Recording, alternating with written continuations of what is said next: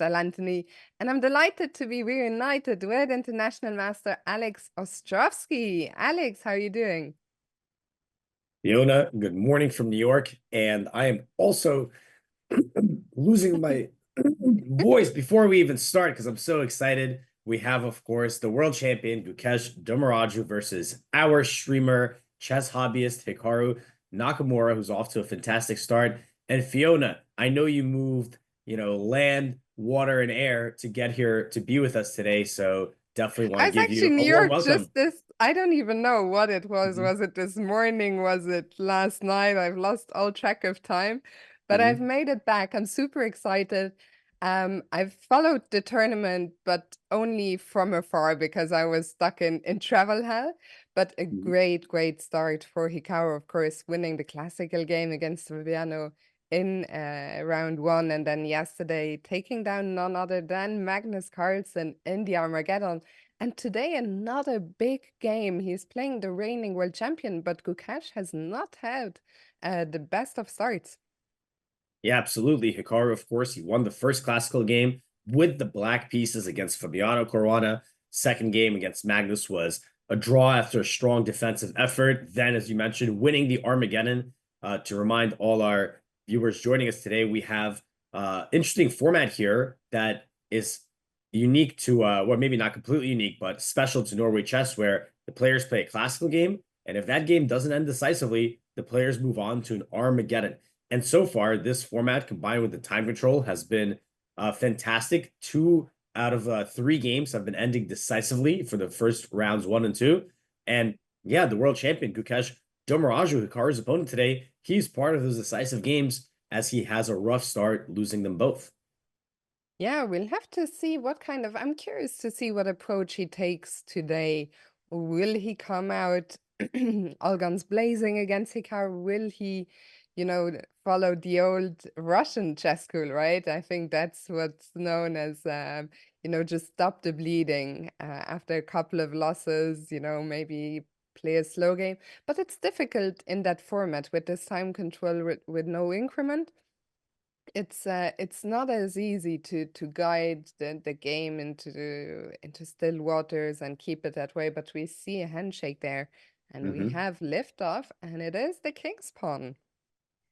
Yeah, it is E4. And speaking of the time control, although the players do start off, as we can see in the screen, with 2 hours in the clock, the time control here is also something that they may not be completely used to in a classical format because there is actually no increment and no second time control. Okay, you do actually get increment on move 40, but it's only 10 seconds. And we have seen how important it is to manage your time well. Hikaru, of course, in the first game, grinding down Fabiano in an objectively drawn but better endgame. And Gukesh also, the first two games, he was against Magnus Carlsen round one, against Arjun Erigaisi, his compatriot, round two. He was also in endgames that, probably if he had the second time control or the 30-second increment, he could have made draws, but Mm. that was his undoing. But saying that, it's funny to imagine that the clock is going to play such a pivotal role, but yet it does, even when you start with 2 hours. It certainly does. And I mean, the time always ticks down so quickly. I think you and I both know it from experience. Anyone who's ever played classical games, no matter how much time you think you have, sometimes, just one or two long things are enough, and suddenly, boom. We have another Italian game. I'm very Mm-hmm. curious to see. I mean, we've seen Hikaru play so many of them, but is this line with H6 still possible? What was Yeah, this thing that Hikaru used to do over and over again with a lot of great results? Yeah, this is a little different from what I've seen Hikaru normally do. Just and the players are quickly playing a lot of theoretical moves. Usually in the Italian opening, Black will have a decision to make with the bishop on f8. I think in a lot of games that Hikaru has played, he has started with h6, often making sure there's no pieces going to g5. And there's several ways to play this. Like sometimes, I believe against Vid and Gudrathi, the candidates, Hikaru played a more aggressive approach where he even played g5 and fianchettoed, if my memory doesn't deceive me. But generally, I remember Hikaru playing with the bishop to c5, which is the most common way and the most active way to develop that bishop.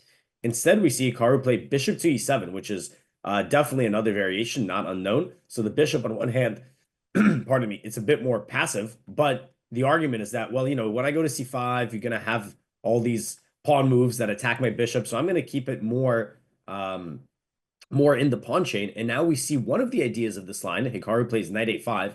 By the way, this was the reason Gukesh played a4. He wants to make sure that his bishop does not get traded off. He is going to play bishop a2. And now, yes, Hikaru beat me to the punch. I was going to say, you can play the move c5, which is a benefit of having the bishop on e7, as the pawns here are going to try to make it harder for white to achieve these pawn breaks.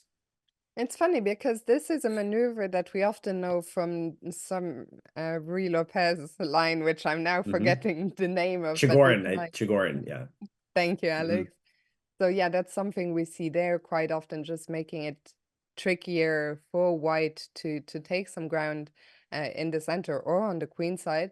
And the knight on a5, yes, that might look silly right now, but that's most of the time just gonna go back to c6. And Gukesh, the first in the tank here. I mean, white has a lot of normal developing moves at their disposal, of course. If you're white here, how would you continue? Yeah, I've had this position actually a couple times with white myself. The normal theoretical move here is c3, which still eyeballs these pawn breaks. And then another idea for white that might look a little funny is that the knight will often go to a3. And from there, it's got a couple ideas. One of them is just to retreat back to c2, which again goes for to support these pawn breaks. And sometimes the knight, either through the c2 or the c4 square, also can make its way to e3. Doing every color of the rainbow here, but yeah, from e3, the knight will have access to the squares in f5. Where's the green arrows? Yeah, where I have to. I don't remember how to do all of them. Yeah, there we go. There we go. Shift. But Gukesh plays a move that, yeah, it's not c3. It's bishop to d2. By the way, I saw someone in chat wrote, "Isn't this the line that Hikaru won in the American Cup?" And I do remember. I believe it was against. Yeah, there was a game where I'm pretty sure Hikaru had bishop e6 and the bishops got traded off. I want to say it was against Linier Dominguez, but maybe I'm wrong. Our chat historians could help correct me if that's not the case. Because I was here for that, but I I've think got we were the both memory. here. I've got the I think it was memory of a both of us. goldfish when it comes to openings. So chat, I help might us want to out. look that up. Yeah, I'll look at it. I'm very curious. But I definitely now when I read that, I did think about it jogged my memory for wasn't this exact line, but I think remember Hikaru getting the structure with his pawn going to e6 after bishop e6. There's another interesting question in the chat from Olive, who's asking, is this year the best opportunity for Hikaru to finally win the World Championship? He's looking in great form, and Magnus won't be in the candidates. Well, it's a big question, right? I think Hikaru mentioned before Norway Chess that, a lot would hinge on this tournament. I think his first classical tournament in a little bit. I think he said that if he was going to do well in Norway Chess, he probably would try to qualify for the candidates tournament. I think he has a lot of routes at his disposal. The ELO spot is not out of the question. He can play World Cup. He can play Grand Swiss.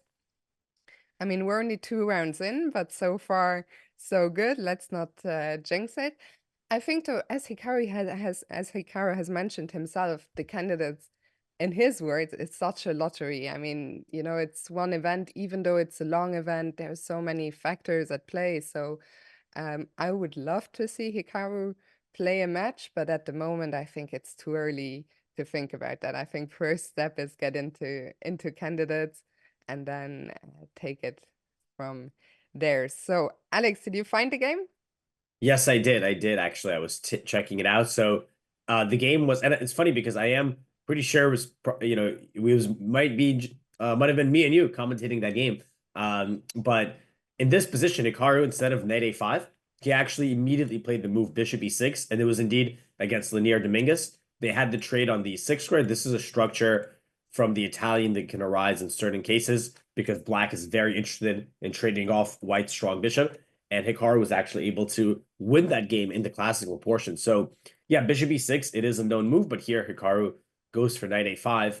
And Yeah, Gukesh does put his knight in a3, which can often, as I mentioned, find its way to the e3 square or sometimes to the c2 square. But there's certainly, I'm sure, some nuance here with Gukesh not committing to c3 just yet. But to your point, Fiona, yeah, absolutely. I know you said it's too early, but I know plenty of people in chat are thinking about it. I even saw someone said this could be a preview of the next World Championship match, which, if Hikaru does go through the whole cycle and make it out at the end, then indeed it will be. But like you said, you got to first make it to the candidates. Of course, Hikaru has several ways to do so. The rating spot looking to be the most sort of likely at this point. But then, yeah, winning the candidates tournament, it is a tall task, but one step at a time. One step at a time. Good to see, by the way, my friend Trufi in the chat, and to see everyone in chat. It had been a while. I'm glad to be here with you all at last. So hello and big shout out to all our chatters. So Hikaru taking some time. Actually, let me pull up the database for a second to see. To see if he has dabbled in this. Yeah, I actually am. I'd, maybe I'll open ChessBase later on. For Mhm. now, I'm just in the chess.com database where I see there's only very few games left in this position, h6. The move that was played 5 times, a6 twice, and bishop e6 once. Mhm. But a very small sample. H6, I guess the idea is that you want to play rook e8 at some point and avoid knight g5, or what's the idea behind h6? Yeah, I think H6 is one of these typically slightly useful moves for black here, where you create left, you take control over the G5 square. As you mentioned, there's no knight G5 this way. There's no, even in some cases, you might not want to allow bishop G5, as strange as it is that the bishop already moved, because if I can trade off this knight, that could give me greater control over the light square. So it's a flexible move. It also kind of asks white maybe to show the idea, but I couldn't resist. I am going into the chess base because I want to see. You mentioned there's not that many games in the chess.com database, and I'm wondering if this bishop d2 move might be on the well. I know it is definitely not the most common move, but I'm curious to see how uncommon it truly is. As we see on the screen, Gukesh in one of his well-known poses for a second there, his eyes were closed. If you're wondering, that's not a sign of him being tired or anything, but he very often just, goes into that deep focus, almost meditative pose. Baby girl Bailey, it's also great to see you. Please, guys, don't ask me to do individual shout outs, but it's great to see every single one of you in the chat. Our super producer, even Jaren has jumped into the chat, of course, all our super mods.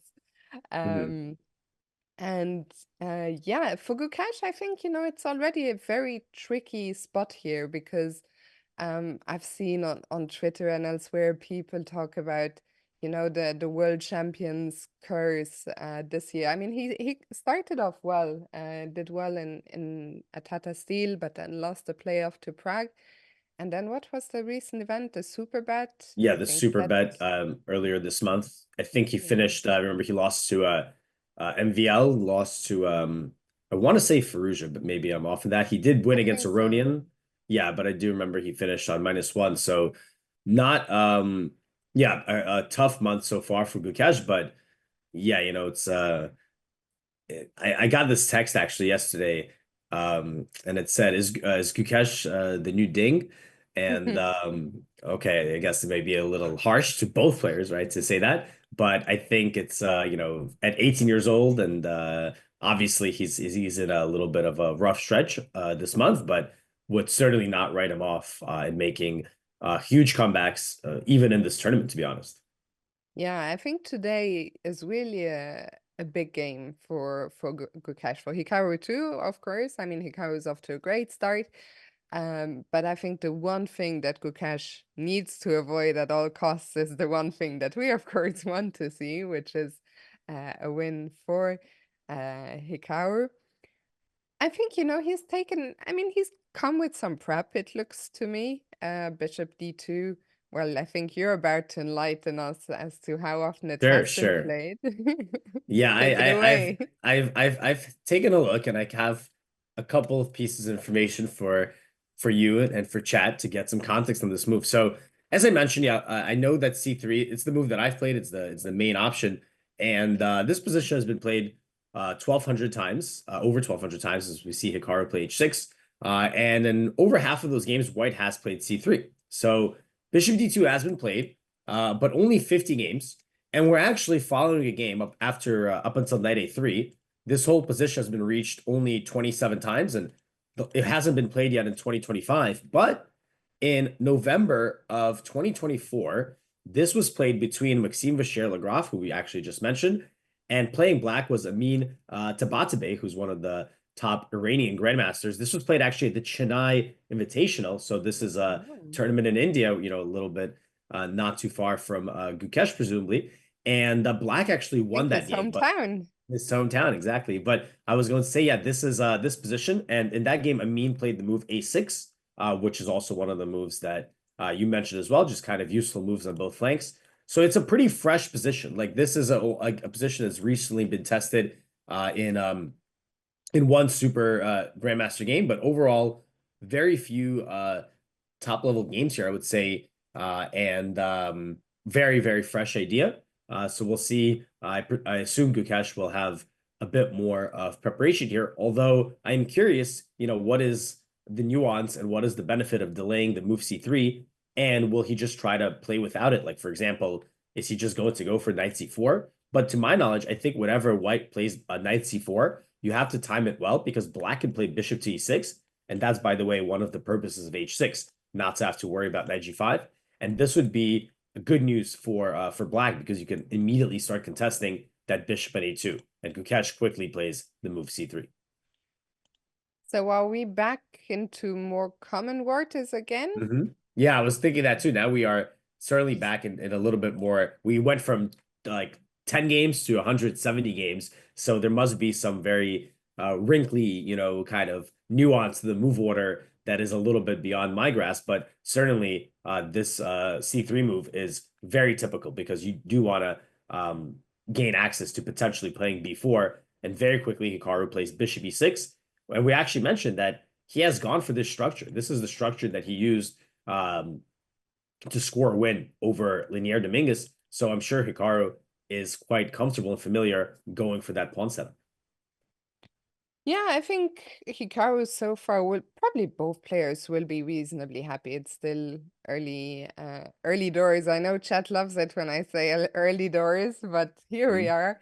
I think Gukesh, probably following his prep. I think Hikaru is very well versed in these positions. By the way, it's funny that I made it home 24 hours later than planned because of the storms in Texas. And now it just started thunderstorming here. So if I disappear off the Zoom call, probably a weather issue, but it doesn't look too bad at the moment. But yeah, storms following me all the way back home. Hikaru has left the board. Are we gonna get the first confessional comment here? What do you think? Yeah, I think there's a good chance Hikaru has been a frequent user of the confessional booth every round, and he tends to, I think, give us a little bit of an early insight in the game. So I don't know We if he will saw that. give it right this very moment, but certainly would expect one for sure from him. You And know, yeah, go ahead, Fiona. I have to say, while I was traveling, I didn't have time to keep a close eye on all the games, etc. But of course, I have been on Twitter, seeing some videos, some interviews, some confessional booth um, reactions. And I have to say, Hikaru, I mean, he's, usually quite confident, but this tournament, it's really struck me, a few statements how he's a better player than Fabiano and he's feeling good. And so I think it's really important for Hikaru. I think, when you feel that way, often you play the way your confident your play often matches your confidence level. So very happy to see that as we see the trade here on e6, and we're about to get a pawn structure change, one that, as you mentioned, Hikaru has experience in. Mhm. The fact that now we suddenly have a semi-open f file, are we gonna try to do some, I don't know, eventually bring the knight to h5? Probably doesn't work immediately. We always have to be careful, of course, when the white queen is on e1, that there are no discoveries. But I guess knight h5 to f4, knight h5 to f4 is a plan at some point here, right? Yeah, certainly with that open F file, black will look for kingside play if allowed. So some ideas can include some simple stuff like doubling up. Also, the queen could potentially go to e8 and, of course, support that knight h5 idea. And in general, just potentially go to g6. I've even seen some other stuff like queen goes to d7, you shuffle the bishop back, and then the knight goes to e7, and suddenly your bishop can activate, and the knight goes to g6. So there's certainly, if you give me the time, and don't put any kind of pressure on my position, I will be trying to use that king side. Even moves like g5 are not out of the question to gain even more space. But from White's point of view, White is going to also try to do something before Black fully has the free hand to do so. And I mentioned the pawn breaks of d4 and b4, and those are going to be very important. For example, even now, I see it's the top suggestion, but also a very logical move is can we just play the move b4? Now, obviously, if it's white to move, you don't want to let me take on c5. Let's say you play a random move. After something like takes, well, apparently here there's d5, but in general, if you don't want to get this structure, is what I would think, since now you have all sorts of isolated pawns on the e file. So b4 could be quite annoying. Black would need to react. And if you simply take, then white can open the c file, perhaps b5, knight c4, and yeah, White's play certainly seems to be queenside focused here. And the question is, should Gukesh do it immediately? And he does. E4, here we go. And just to answer a question from Master Chief in the chat, who's saying Gukesh is likely looking to stabilize, cut his losses with a draw. What do you think? I mean, this is something we talked about earlier already. I think it could be that both players are not unhappy with the draw here. Today, Gukesh, as he mentioned, to stop the bleeding for Hikaru draw with black. Um, on paper against, the world champion is not going to be a bad result. But I also feel that, okay, Gukesh might try. I think as long as he feels he can try without taking too much risk, I think that is his strategy. See if he can get a little something without going all in. Yeah, I mean, I think going into the game, in my opinion, I don't think Gukesh's strategy is to make a draw. Mm. I mean, does that mean he's opposed to a draw? I mean, it depends on the game, right? If the game is kind of not he doesn't have chances or not much happening, he'll take it. But I mean, he's got the white pieces, and I think even though he's had a tough start, of course, with the losses, this is someone who's had an incredible year in 2024. Let's say he won the candidates. He won Olympic gold, individual and team. He won the world championship match. Like in his really, young career, he's already accomplished so Mm. much. And I really doubt that someone, that accomplished is going to be knocked down by a couple of losses or a tough streak. I think he's a player who really believes in his abilities. And if that means he's going to come out and look for a fight. So I actually think we already have a pretty unbalanced position on the board. And I think for Hikaru, he's not, like you said, necessarily opposed to a draw. He's in the tournament lead. He has the black pieces. He preserves, he's 2809 right now. And of course, the rating could come into a lot of significance with the candidate spot. So on paper, he also doesn't mind a draw, but I think he's also doesn't mind getting a game.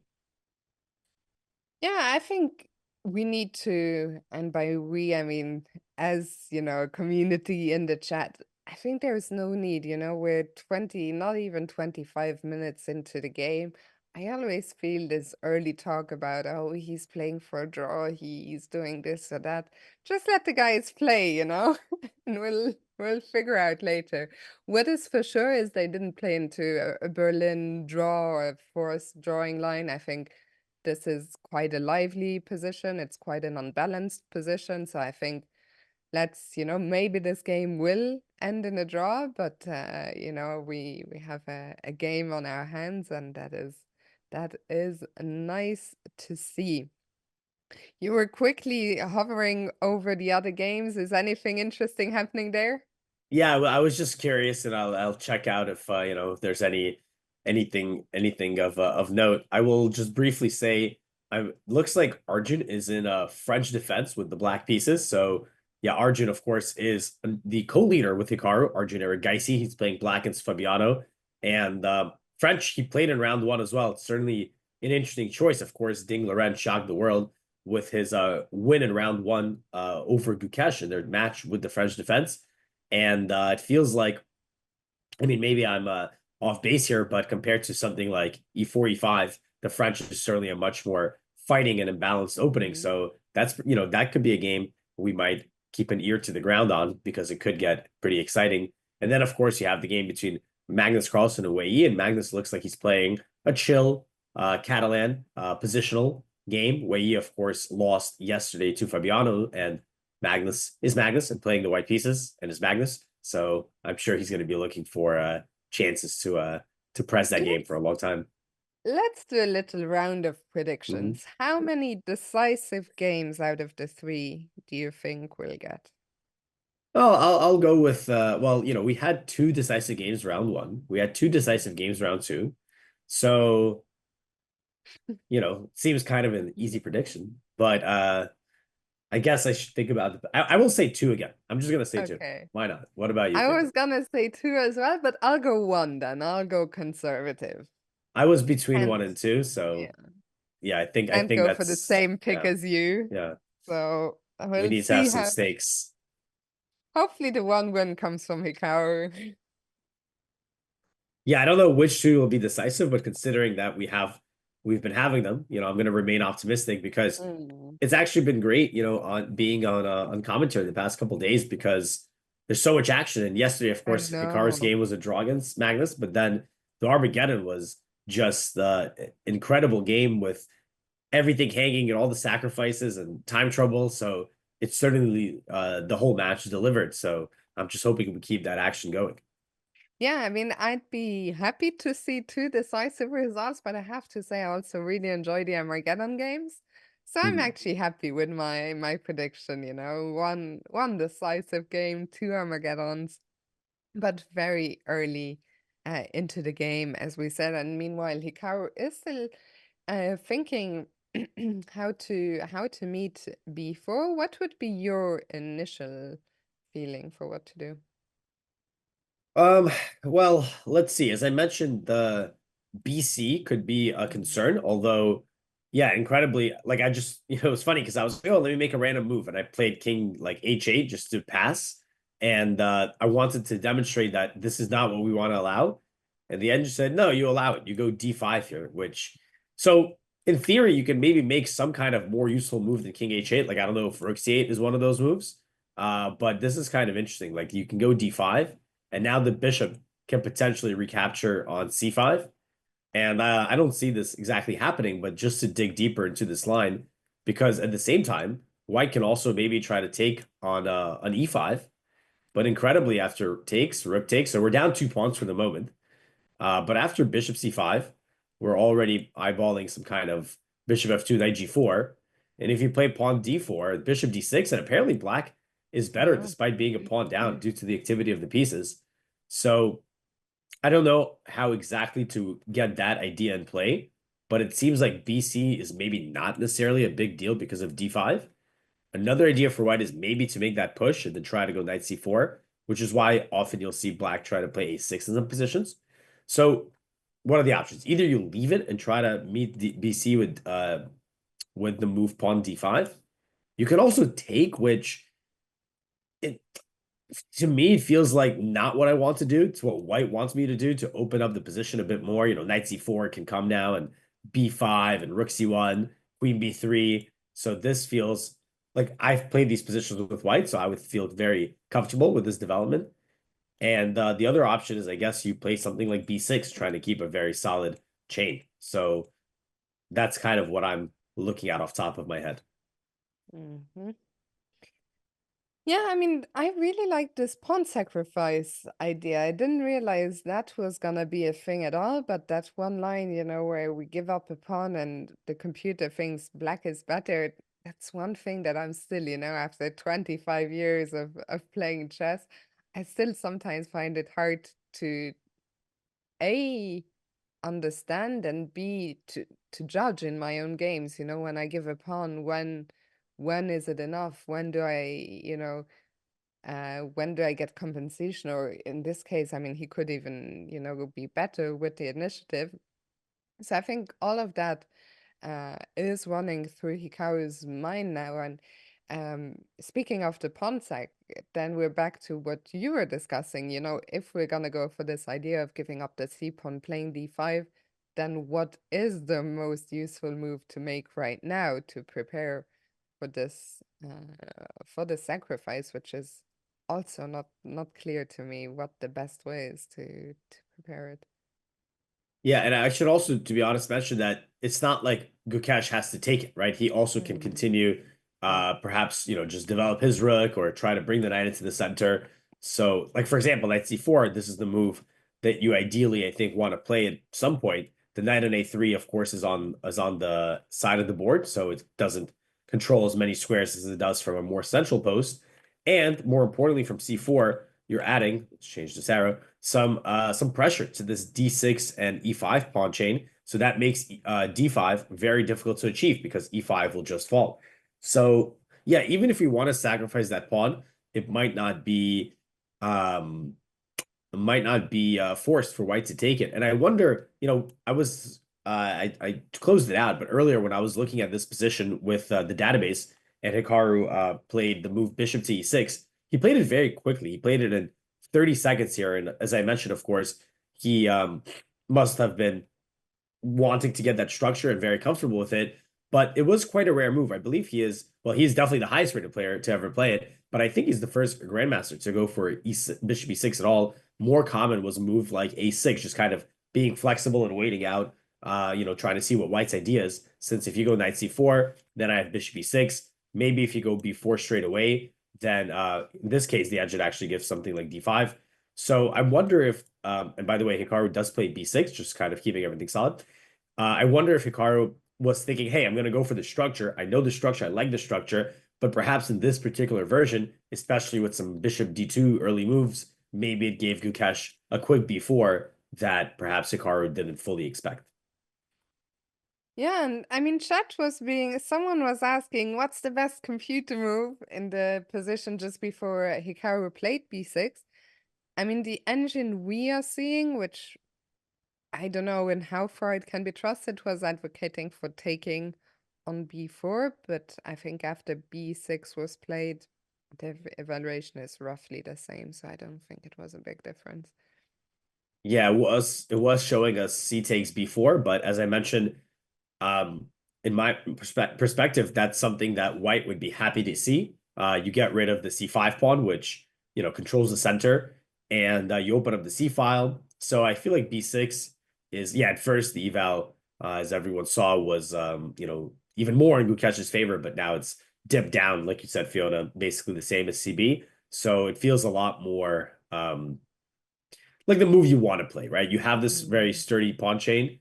Maybe it's not that flexible, like in the sense that you can't push these pawns easily, but you don't really want to push them. You want to maintain them and have them control some key squares in the center.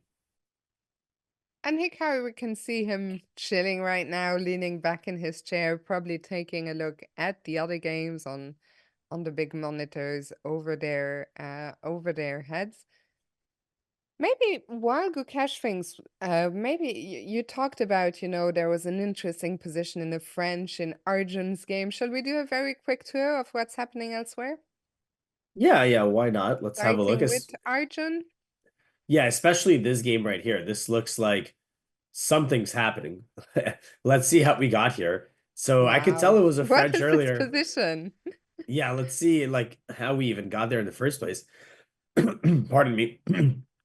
So we have the French, knight c3, the classical, the most challenging line, knight f6. And now we get knight e2 from Fabiano. I believe he has already played this move in the US Championship that he won in October. He played this move against Bhimanyu Mishra and maybe against Levon Aronian as well. Maybe I'm mistaking it. I don't know. Well, whatever. He played against Mishra at least. So shouldn't be a big surprise to Arjun. And now, okay, but this might be a surprise. H4. So I believe the main move here is, or one of the main moves here is just to play knight f3. So just making sure your pawn chain is well supported. H4, aggressive looking move. What do you? I'm sure you like that one, Fiona. I like that one, and as I said, I've been following the socials around Norway chess, and my good friend Simon Williams is on the ground producing a lot of content for it, Take, Take, Take. And funnily enough, one of the videos I saw was that he would have a little Harry the H pawn side competition, and you get the further you push the pawn, the more points you get. So maybe Fabi has been watching that too, and he's like, "Well, I want to make a run for the Harry the H pawn competition." So H4, here he goes. Very exciting stuff. Very at a very early stage. Yeah, it's a move that certainly is not alien to the structure. Like you have the connect four, Hikaru would say, and it's pointing towards the king side, so it kind of seems like that's where our play should be. So H4 fits in with that ethos, but at the same time, you haven't developed your pieces. So it does seem to be, hey, like that is that premature or not? And that's where Arjun he responds very critically. He's saying, "Oh, you're wasting time on some flank moves. I'm going to strike your center and in French style undermine your position."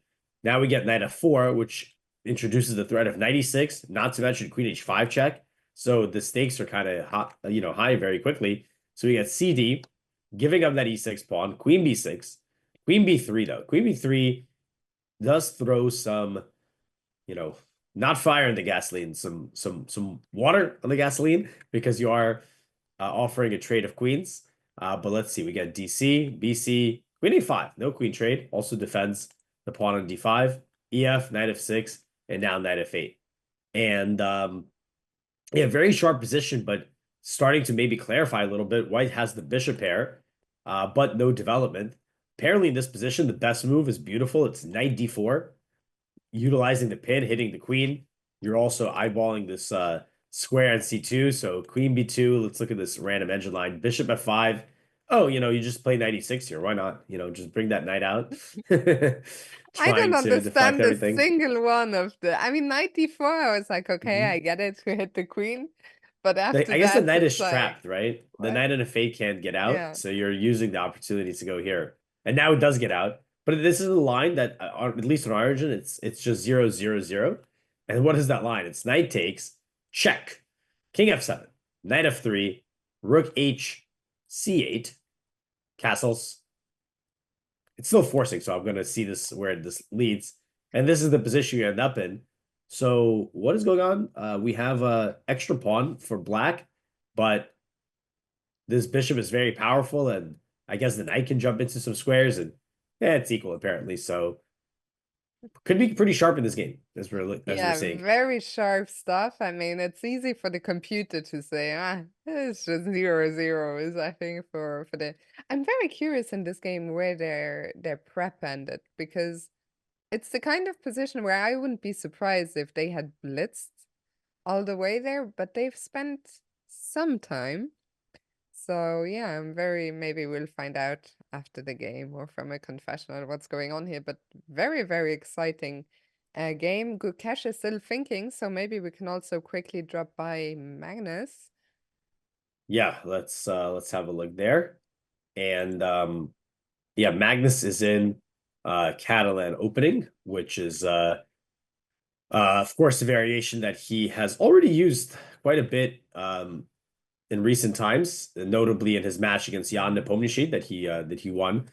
He played the Catalan several of those games, including that famous Game 6 136 move or 37 move victory.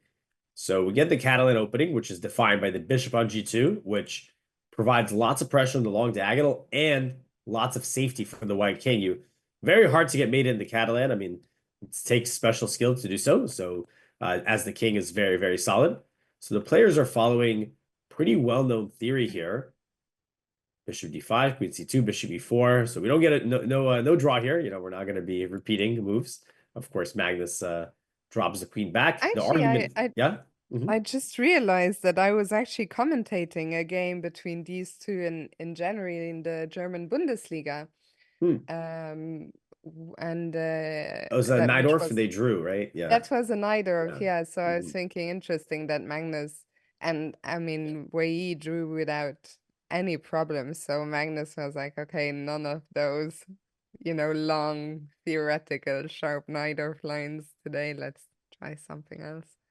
I do, yeah, I remember that game. But I think actually Magnus, he played this slightly uncommon A4 move. Not uncommon, but not the Mm, main move. It was A4. So he didn't, Wei Yi, of course, well known for his brilliant attacking game. So I think even in that game, Magnus was like, okay, Najdorf, but we're gonna play it my way. We're gonna yeah. play it the Magnus way. But Wei Yi was up to the task and defended. Mm. And actually, something kind of interesting. By the way, there's so many queen moves here. Like the queen has gone to C2, C4, C2, C1, now D1.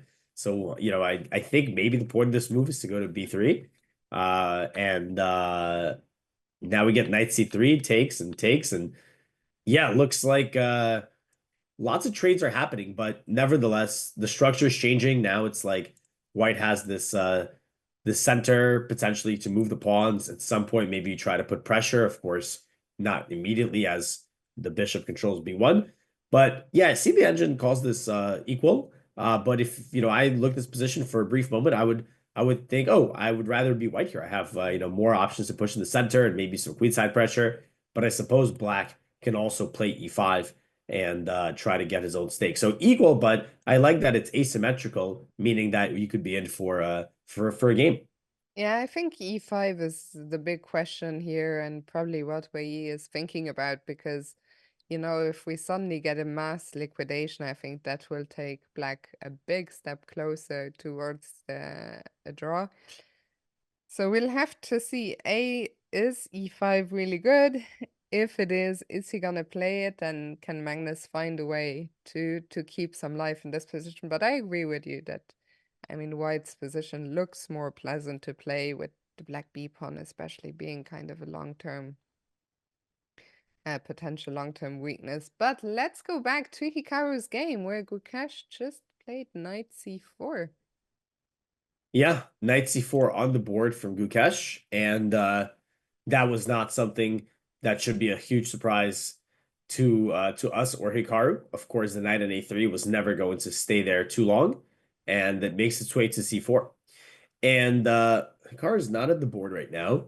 But yeah, it's interesting to see the engine still, our engine at least, it suggests C takes B4. But yeah, it feels like if that's not the move that Hikaru played earlier, he won't play it now either, right? When you play B6, you're saying, I am going to hold the line. And that's why I would be considering maybe some other options. I mean, pretty typical is something like Queen D7 to link up the rooks. Perhaps you can even double. But yeah, I was thinking about this, like how dangerous is this advance? Like it's kind of annoying because my knight has to go to some weird square. So let's say D8, because maybe I can go to F7 and okay, I got a funny one for you. Maybe H8 and knight G6 eventually to get my knights to do something. But you do have to be aware of like what if there's some kind of A5. But saying that, if like let's say like white, okay, so the engine goes like queen to E2. But let's say I go like knight to F7 and like if you give me a lot of time, like what I was thinking is like Mm. I bring the rook, I bring the bishop back, and then like let's go. Let's kind of start doing some action on the king side, kind of like a King's Indian. Of course, that's an opening Hikaru was extremely famous for playing some brilliant attacking games there earlier on into his professional career. But I don't know if black will have time. But if I do, I would love to do something like that where I just like, all right, queen side, we'll hang it by a thread, just put up some blockade there and everything on the king side for a long-term sort of attack. I love that idea, but as you were saying, the big question is if we have time. And here, well, the computer is saying white is also ready, which I didn't expect, but ready to strike in the center with d4. Yeah, absolutely. Something like D4 is always in the air. And yeah, this is kind of the question, and we'll also see. I'm very curious to see how Hikaru wants to set up here. because yeah, like I said, if you look at this king side, ooh, I have this half open F file, and I have all these moves I can play to increase my attack there and and the pressure. Unfortunately, your opponent might not want you to do that, and the way that they can respond is with a pawn break to make sure that the closed position opens up and you start not having all the time in the world to maneuver. So I'm very curious to see how Hikaru will handle this because I feel like that's how he was able to score that victory. Also, another game comes to mind. It's a game that I commentated. Hikaru played against Jan Nepomniachtchi. I think it was in one of these like more rapid formats online. And it was the same structure. And I remember that Hikaru was able to win that game as well with the black pieces. So yeah, he should be quite familiar with the structure, but let's see how he'll go about it and if he can kind of get this kingside play set up in some way or another. I'm even curious because, so full disclaimer for the chat, we only see the top engine line. And the top engine line, as you mentioned, is already is to take on b4. After Hikaru played b6 on the previous move, I doubt, bless you, I doubt Thank he's you. gonna take on b4 now if he didn't do it previously.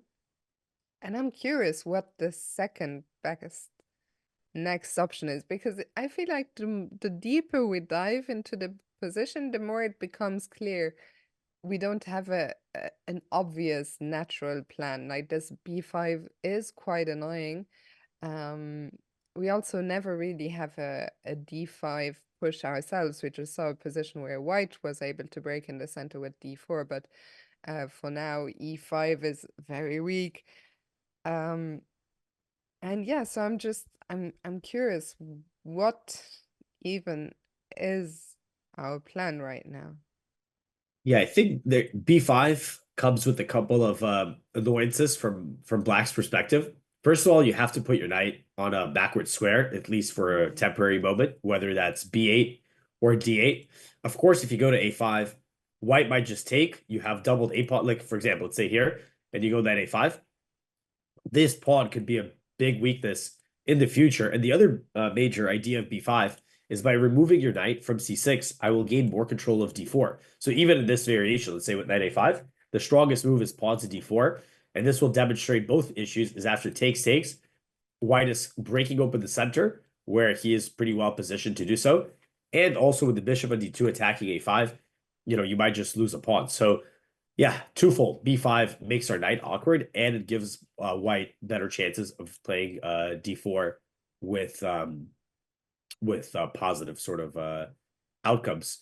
And yeah, I agree, Fiddle. Like I said, it's like like you said, CB. Like you played B6. Like, how does B6 Mm. really help your position here? I mean, the engine goes just Rook C8, and the main point of this exchange is that now when you play B5, the engine wants to have the option of knight D4. Not going backwards, but actually going forwards, and trying to kind of gum up the center here. Maybe if you give me one more move, I will maybe play e5 to make sure that you can't play e5 yourself. So that is the big idea, I think, of CB4, trying to open up that d4 square, but also doesn't feel maybe necessarily what Hikaru's original intention was with the move b6. Yeah, it's always tough psychologically, right? When you've played b6 and then you suddenly realize, well, maybe taking is best after all. Um, I think, Alex, that this might be a good time for us to go on break because I have a feeling that Hikaru is gonna invest quite a bit of time here. I feel like the next decision could also, dictate the the course of the upcoming course of the game. So we're gonna go on a short break now, but the game is shaping up very interestingly, so don't go anywhere, and we'll be right back.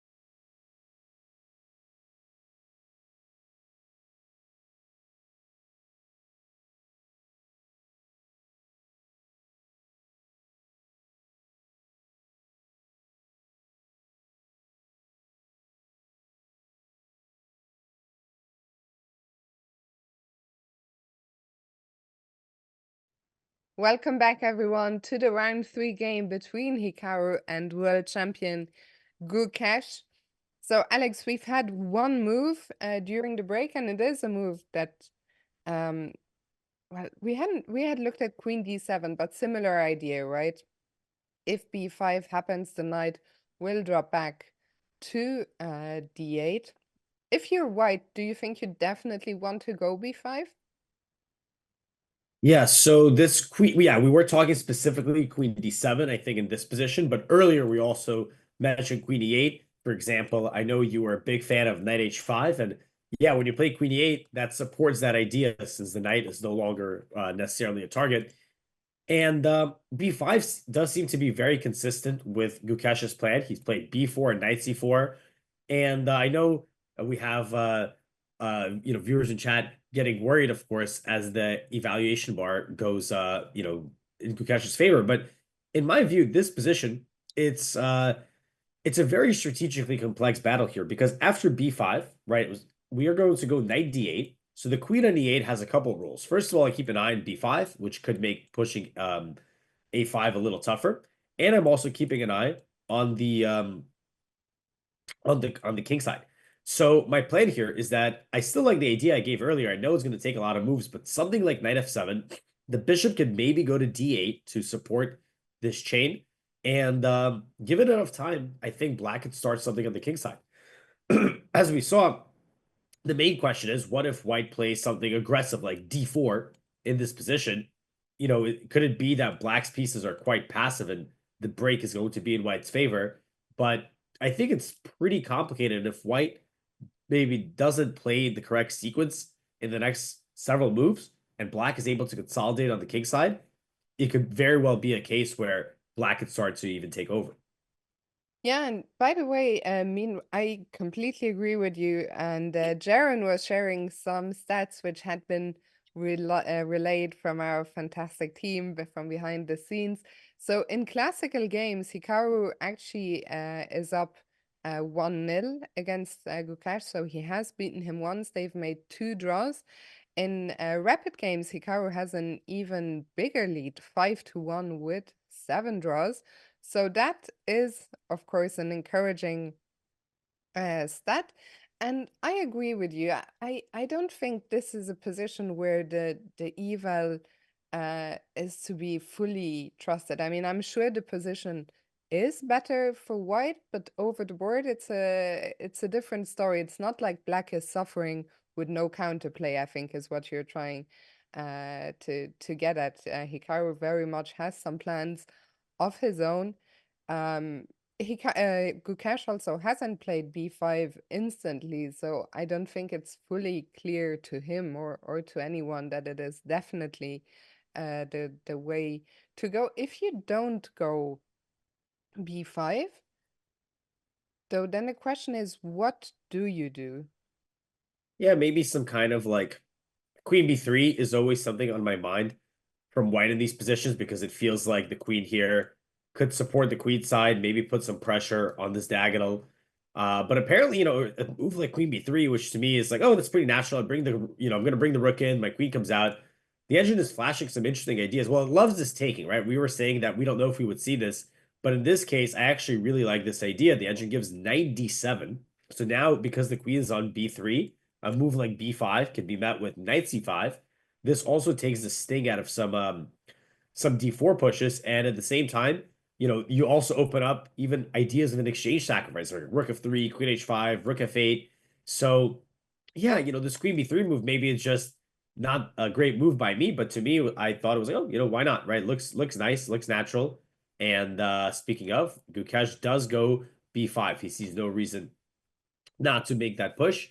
I will also say that I wonder, of course, how much the tournament situation plays a role in some of these opening decisions. Like Hikaru, he's obviously playing the tail ender Gukesh, who has lost 2 games due to, partly because of his time management. So this type of closed position, long game, could Hikaru have been trying to go for something where he thinks the clock, the longer the game goes, the more Gukesh has to think. But with that being said, Gukesh is the one who's actually up on time so far and playing very consistent and strong sort of plan with this knight a3, b4, b5, maybe d4 coming in the near future. Yeah, I hope Hikaru comes back to the board quickly here because I think knight d8 is an automatic move. I mean, a5 we already talked about. We don't want to go there, and to go to b8 and then d7, that doesn't seem like a great future for the knight. Yeah, I do feel like the d8 and then f7 square is more flexible. First of all, you defend d6, which could be useful. And second of all, you kind of feel like you want to bring your pieces more to the king side. By the way, I was thinking about this. Maybe it's a small little trivia. The first one's easy. I think the second one's a little trickier. So we saw the stats, right, between Hikaru and Gukesh. So in the classical portion, it seemed like they've had 3 games. So they had 2 draws. Where were those draws? That should be an easy one. The candidate. Yeah, the candidates, exactly. Yeah, they drew ties. But where did Hikaru beat Gukesh in the classical? That's a great question. I don't know the answer, by the way. Oh, you don't know? I don't know the answer. That's why I said I guess it's harder because I actually want to know. I'm not, I mean, I'm not sure. Did Gukesh play Norway last year?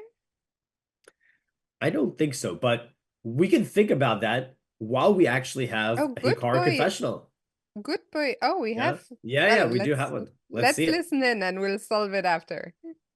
Yes. So they are stealing our thunder here. Hikaru, over to you. All right, so I decided to come in first time today. Likely the only time I'll be here for a couple of reasons. So I think I confused a move order in this opening, and after Gukesh played b4, I think my position looked a little bit tricky. I wasn't super happy, and so I kind of decided to go all in, as they would say, from poker terminology, because a lot of chess players play poker. I went all in with this b6 queen e8. Now the thing is, in a normal situation, I don't think I would have made these decisions over the last 2 moves specifically with b6 and queen e8. But Gukesh is struggling a little bit. Also, when I consider the time control and the fact that my position I think is a little bit easier to play than Gukesh's, I'm really hoping that as the game progresses, hopefully he'll be in the spot where he has to burn a lot of time, and I'm just kind of trying to attack on the king side, or at least that's my hope. Because in all situations, most of my moves here should be reactionary. So if Gukesh ever tries to play d4, I either have to take or play d5 or knight e4. I have to do something immediately.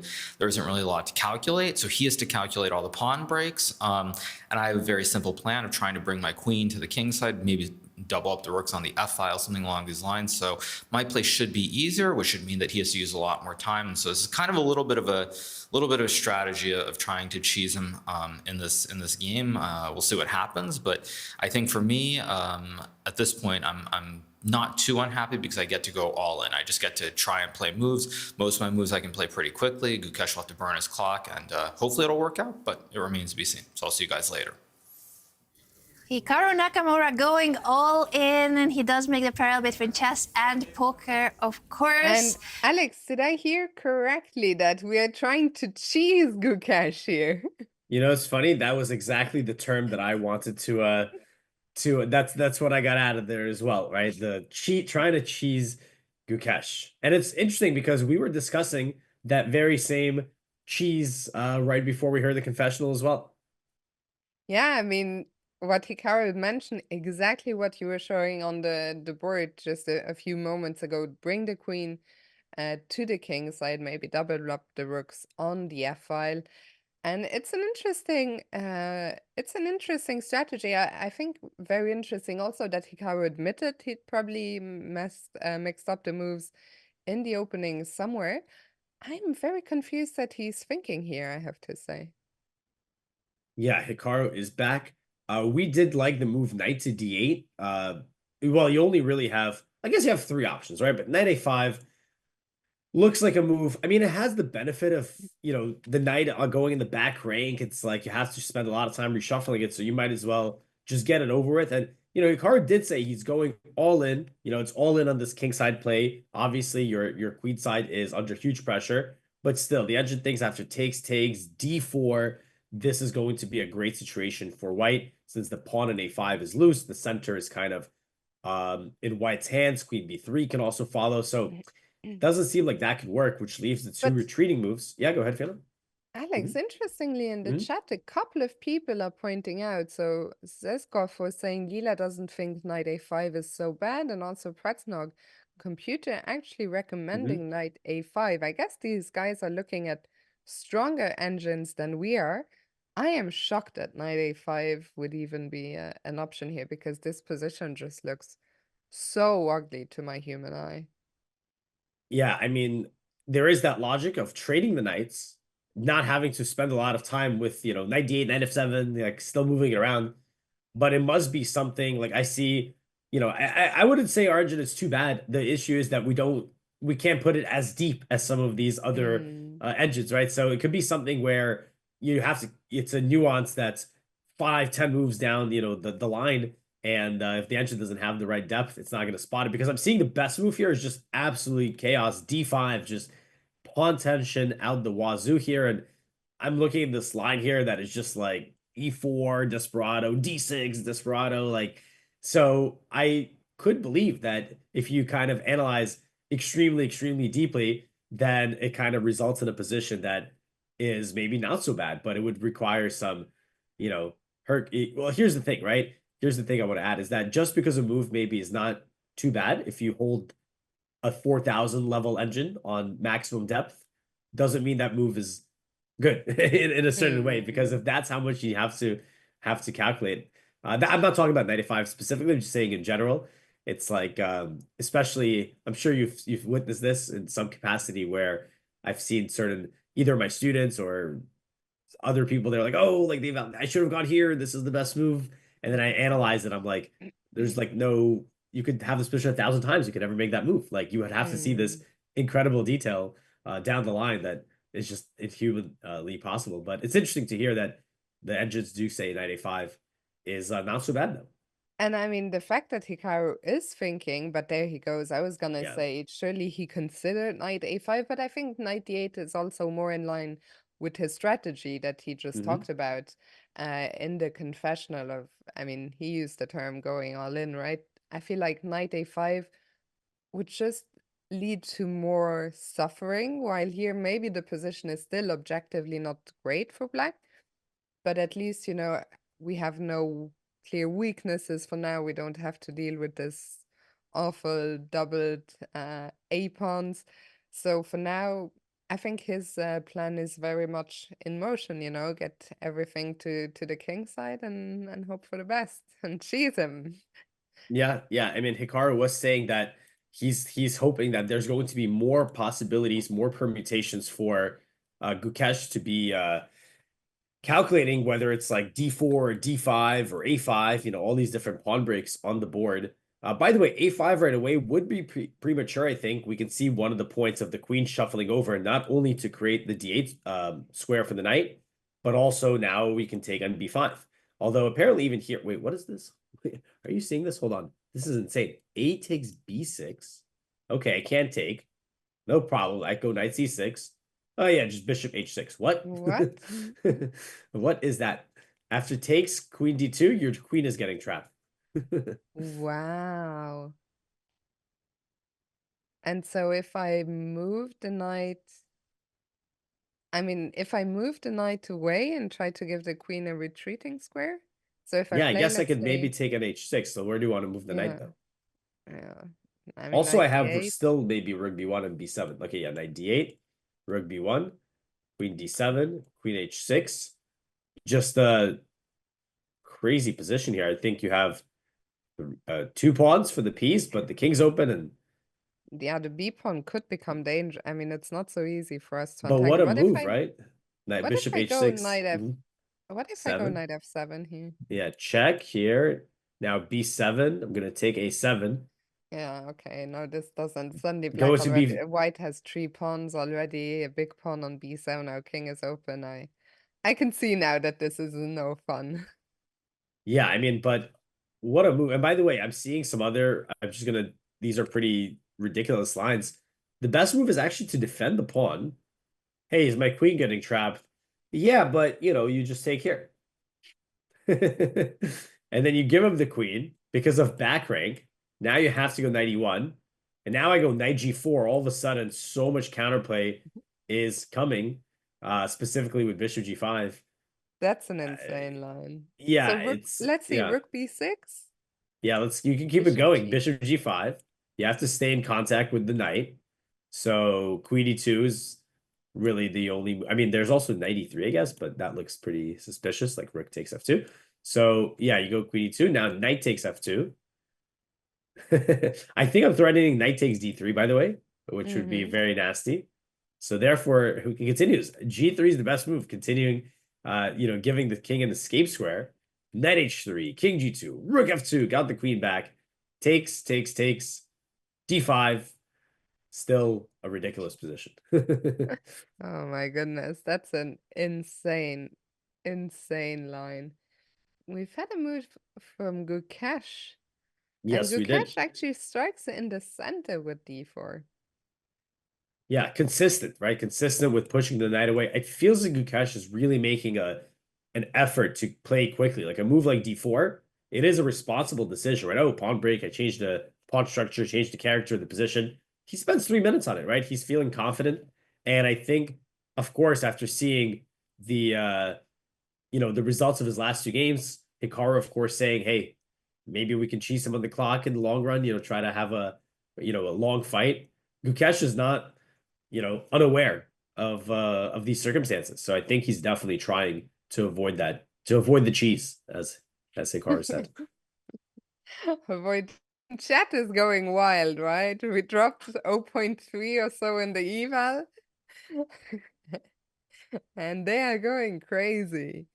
Okay, so d4, I mean, d4 of course means there is a lot for us to consider now, to calculate. And the first question is, do you take on d4 or not? If you take, does it make a difference with which pawn you take? Alex, enlighten us. I'm gonna have a simple observation. The e pawn is hanging, and I Yeah. cannot defend it. Right, it's attacked too many times, only defended once. So it feels like I have to take it. The only other thing to consider is there some kind of d5? And the gut feeling I have is that is going to be very tricky to make work, specifically because of this X-ray. If anyone in chat, you've certainly heard some commentators or some players, some grandmasters refer to this as an X-ray. Why is that relevant? Why is the rook and the queen on the same file a big deal? There's so much in between. Well, it's because of stuff like this, right? If you start having some action and things opening up, then what we're gonna have is potentially some contact with these pieces. So first order of business, what if I take, right? Then they take. Okay, now white has the center. Maybe they're gonna try to make these pawn pushes. Again, the question is, do I keep taking? Do I try to fight back in the center? Do I have the center fork trick with knight takes e4, like something like this, try to make this work? Here, I don't. Nasty move, rook g4. So I'm getting out of the way. But let's see what if we trade everything off? What if white just takes? Now, apparently, the engine's a little bit was flashing the center fork trick, but it's actually the evaluation, the chat's going to be very happy with us. The evaluation is kind of going down, although it seems like white is doing some smart things. Maybe at one moment you could even see some rook lift, right? Looks kind of nice for white, but apparently queen g6, and even with this passive knight on d8, looking all right somehow. I like where this is going, right? I mean, Hikaru used the poker terminology. He was ready for a big fight, and now we're getting something very, very double-edged. I mean, everything is sort of out in the open. There's so many weaknesses on both ends, but this position that we're looking at right now looks so much better than what we were looking at just a moment ago. If I'm white here, I mean, the computer is saying f3. F3 is really not a move that I want to make in general, but if I have to. Yeah, if I have to, then I have to, yeah. I have to, then I have to. I mean, yeah. What about something like queen e2 instead? Yeah, I think this center, this trick with this fork in the center might be the saving grace. I'm going to be honest. If I didn't see the evaluation, I would not think that black here is basically okay. It feels like, I have the knight on d8, which is kind of stuck. I can't move it. E6 is hanging. C6 is an outpost. So I think the crux of the position is that there are some tactics specifically with some central d5 action that make this all good. So for example, queen e2, yeah, this saves the day here. You can actually go for the temporary piece sacrifice. Now you play pawn to d5, hitting the rook and knight. And with the queens off the board, we saw earlier rook g4 was very annoying. I think now it just doesn't matter. We even have h5. Of course, if the queen was still on the board, that could be a vulnerability. So I think it holds on for black due to the positionally, white has the advantage, but tactically, black should be able to kind of hold on. We should mention that we are a little bit away from the yellow brick road because this is the position on the board right now. But we are looking at what if everything gets traded off and how can we continue from there? I think they're fairly natural moves we were looking at. I mean, you made a very good point that e5 is attacked 3 times right now. We looked at e takes. Let's look at c takes and see. I mean, if we take again, then we're in the same game back. here. But Yeah. is there anything else we can do rather than take Well, I twice did at see this? one idea. Yeah, one other idea is takes d5. Again, to me, this looks extremely dangerous. But if there's no refutation, there's no refutation. And now, for example, you have to take, right? Because the pawn is hanging, the knight's hanging. So you take, I take. And I'm actually curious, could there be some extremely ambitious idea? I don't know. It's amazing to me that this is okay. But I was thinking, okay, we go knight to e5. Again, it looks like white is positioned very strongly in the center. I wonder if at any point it makes sense to try to go for c4 and get a passed pawn, or if it's better suited to keep putting. I have a feeling that I want to maintain the tension because you can't really ever take because I'll get 2 passed pawns. Apparently, something like this is okay. Even 96 here is possible, which I would mean, be 96 scared of. is a move Knight I would c6. never make in a million years to just, put the rook in the line of fire, the knight in the line of fire of the rook. With the computer's backing, it's easier to make that kind of move. When you're sitting at the board, I think it's pretty tough. I think it's very concrete. It's like a lot of things here are, at least for us, we're thinking, whoa, that looks dangerous. That looks shaky. That looks, I would never make that. And then it's like these small, like even here, right? 94, and you can't follow up your pressure on the e-file. And if anything, perhaps black, next I'll play bishop d6 or f6. I could either continue putting the pressure here or at the right moment play c4. Maybe I can play a6 to undermine the knight. And it turns out that there's a lot of dynamism in Hikaru's position, which you would not suspect looking here. It's like, oh boy, like our pieces are just so passive and white's the one going forward. But this is kind of, I think we're seeing the crux of his strategy. He coiled up his position, looks passive, but now that Gukesh has played d4, he's surprisingly in a position to strike. And yeah, as unpleasant as it might look at first, it's actually I'm warming up to his position where it seems like if Hikaru plays it in a couple of different ways, he could get a lot of counter chances. I kind of really like this idea now. This d5, this looked very unbalanced. It also is very forcing. Yeah, and I wanted to ask you in this position, so we look at knight e5, and I wanted you to make the c4 move just to see how bad is it. Yeah, it doesn't get a lot of approval here. And I No. think it's mostly because it's not that flexible. And now when we can't attack d4, this knight is permanently wedged there. And look at this beautiful move, queen to b1. Not only does it eyeball this weakened diagonal, I think there's also some bishop b4 type ideas potentially in the air. Like I'm threatening some knight g6 and bishop to b4s. So it is definitely an idea in the position, but perhaps just premature at this very moment. Yeah, so knight e6, I mean, if Hikaru can find something like that, but as you said, right now, they are still a few moves away from that. So I think, calculating this whole knight e6 business from a distance is, it's a tall order, and wouldn't be surprised if Hikaru spends quite a bit of time here. Once again, shall we quickly see how the other games have progressed since we left them off?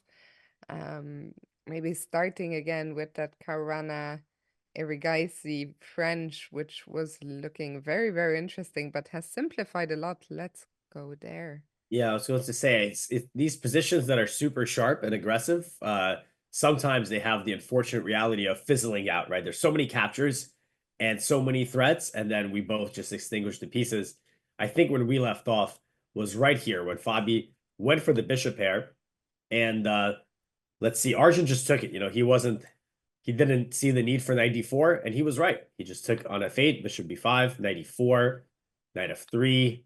So we get the queens off the board. Now we get the bishop and knight off the board. And here's where we're currently at. Arjun's actually up a pawn. He is up a pawn, but Fabi's got tremendous dark square play. Of course, he's got the only dark square bishop on the board. And perhaps ideas like knight to e5 and f3 and put pressure on the c6 pawn. So great compensation for Fabi for his pawn. And also he's up on time. I was just gonna say that, yeah, Arjun is up a pawn, but he's down 23, 24 minutes on the clock, which I feel in this time control is already fairly significant. The yawn moved 20, but still, I kind of like Fabi's chances. One thing that's worth noting as well is the two bishops that are left on the board are of opposite colors. So if we see a bunch of trades, I think a draw is the most likely result here. But I think from a practical point of view, I fancy Fabi's chances here. Yeah, I think that this position, of course, you mentioned the opposite color bishops, it's got some danger. Like, for example, let's say you were worried about your pawn on g7, and this is not a good move, but let's just play it for illustrative purposes. Let's say you go g6, right? Just moving that pawn.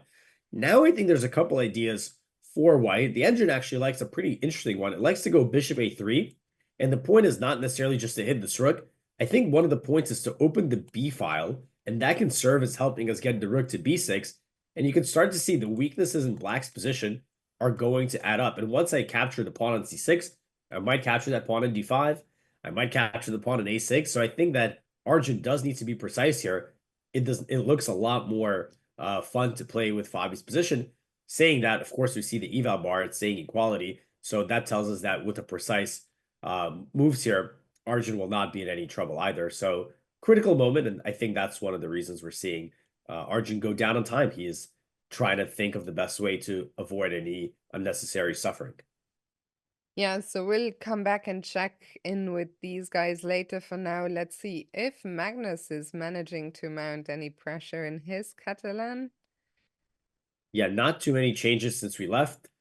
We did not get e5 from Wei, which we thought might be a good idea to fight back in the center. But instead we get knight a5, which also makes sense. The knight is covering some important light squares, might jump in them in the near future.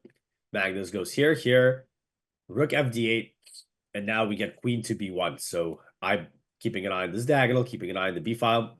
To be honest, this looks like not the position you want to be in against Magnus, if I'm Wei. Yeah, this is no fun to play. I think Wei has to play extremely accurately here.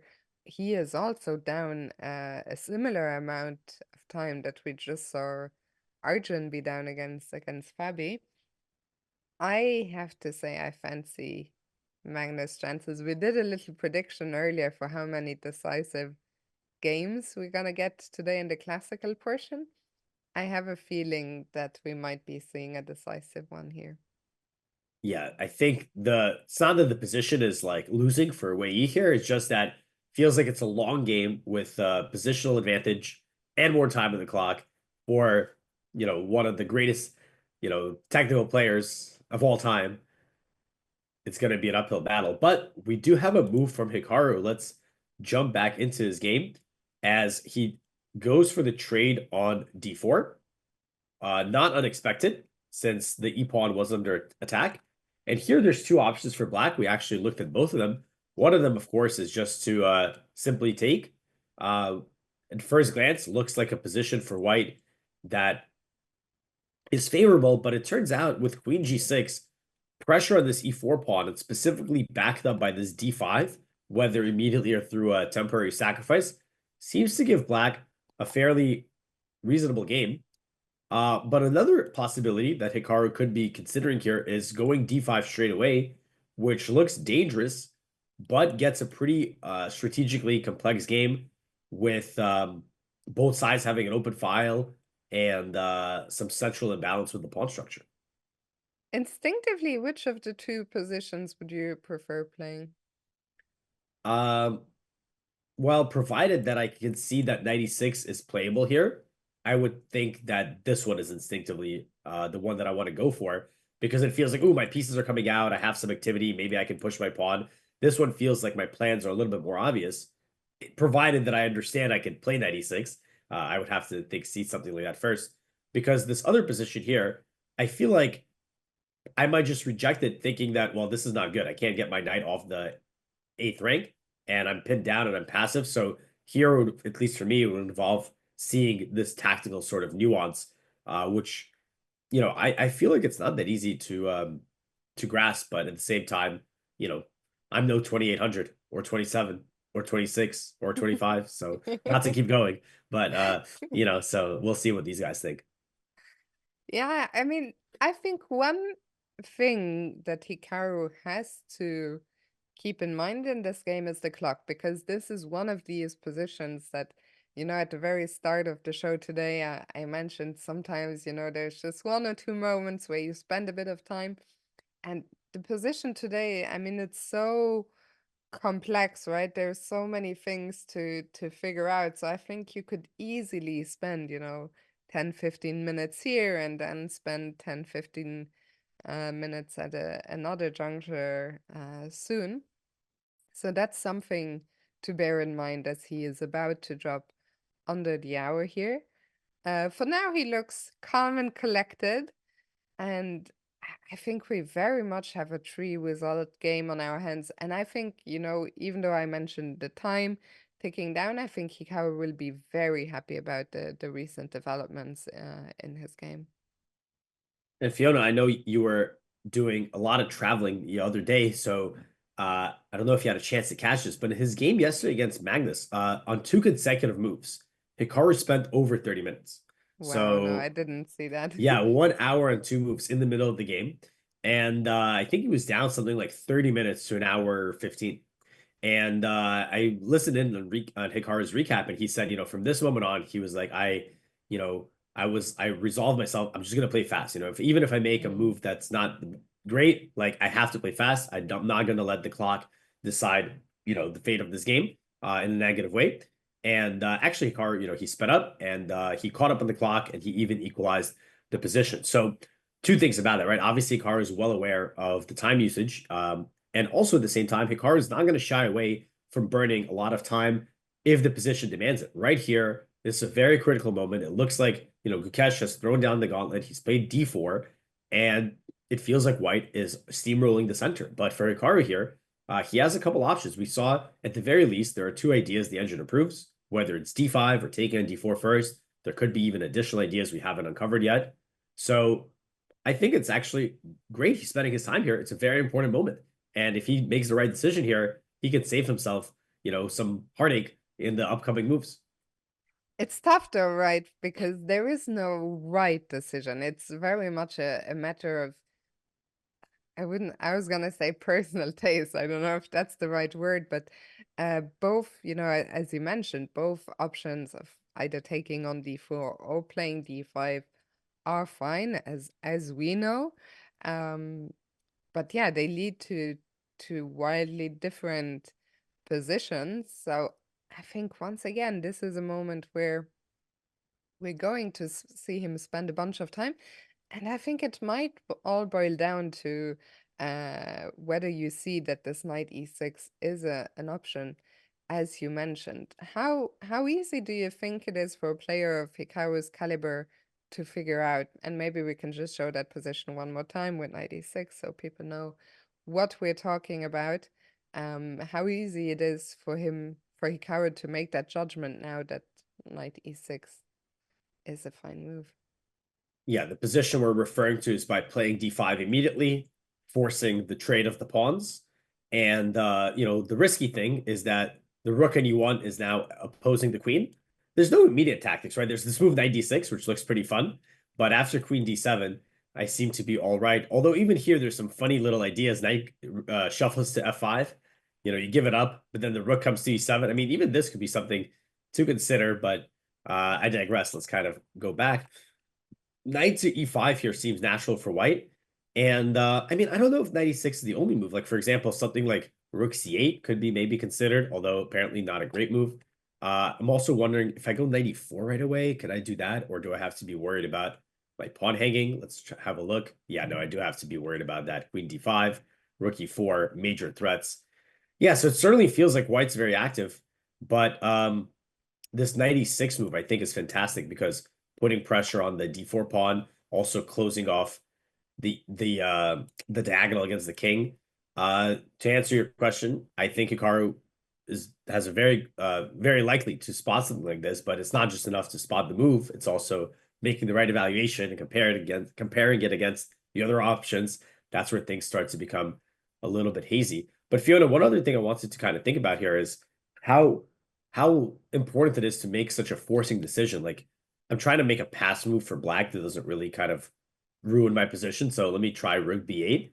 And funnily enough, this move does have a drawback because this rook is on this diagonal. But yeah, for instance, I was thinking about this. They could take, and now let's say you go d takes, then e5 even in this position. Oof, this is ugly. You take, knight f takes.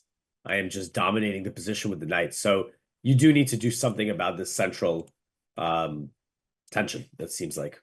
So you think that Hikaru is going to play one of the two moves, basically because all other moves are bad?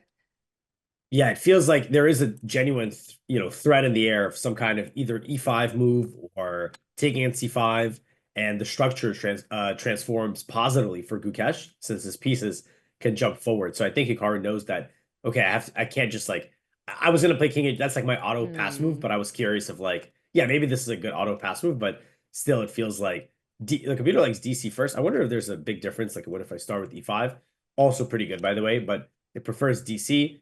If you take with a d pawn, there's a couple of downsides here. The biggest one, of course, is that after knight fe5, the knights here are just so powerful, and maybe there's even some kingside attack brewing with the rook lift. Maybe there's a queenside attack with a5. So you don't want to allow that. And if you take with the b pawn, then e5, and you still have to allow it, right? It's still an issue. And by the way, I saw Hikaru raising his arm. He might be ready to show us what he's got. So what's it gonna be? Hikaru, is it gonna be d5? Is it gonna be cd? The head bob is good, I think. I don't know if this is I just saw in the chat. I don't know if this is true or joking, but depth 56 equals 000. I saw from Sezgao. And what does that mean? I think Depth we can 56 trust him because he referenced Leela earlier. Okay. So on depth 56, Leela, or perhaps another engine, it says the game is equal, dead equal, actually. There you have it. Draw, we go to Armageddon. Actually, Alex, I realized we never got to the bottom of where did Hikaru beat Gukesh. There were a couple of suggestions. I found it, actually. I know the answer now, but yeah, go ahead. What were the suggestions we got? There was Norway Chess 2023 was a suggestion, and Olympiad 24, but Olympiad 24 I don't think so, because Hikaru didn't play. Oh, he didn't play. Yeah. And also Gukesh won like all and his Gukesh games didn't lose. pretty Yeah, much. so Hikaru didn't play and Gukesh didn't lose. So that kind of rules it out.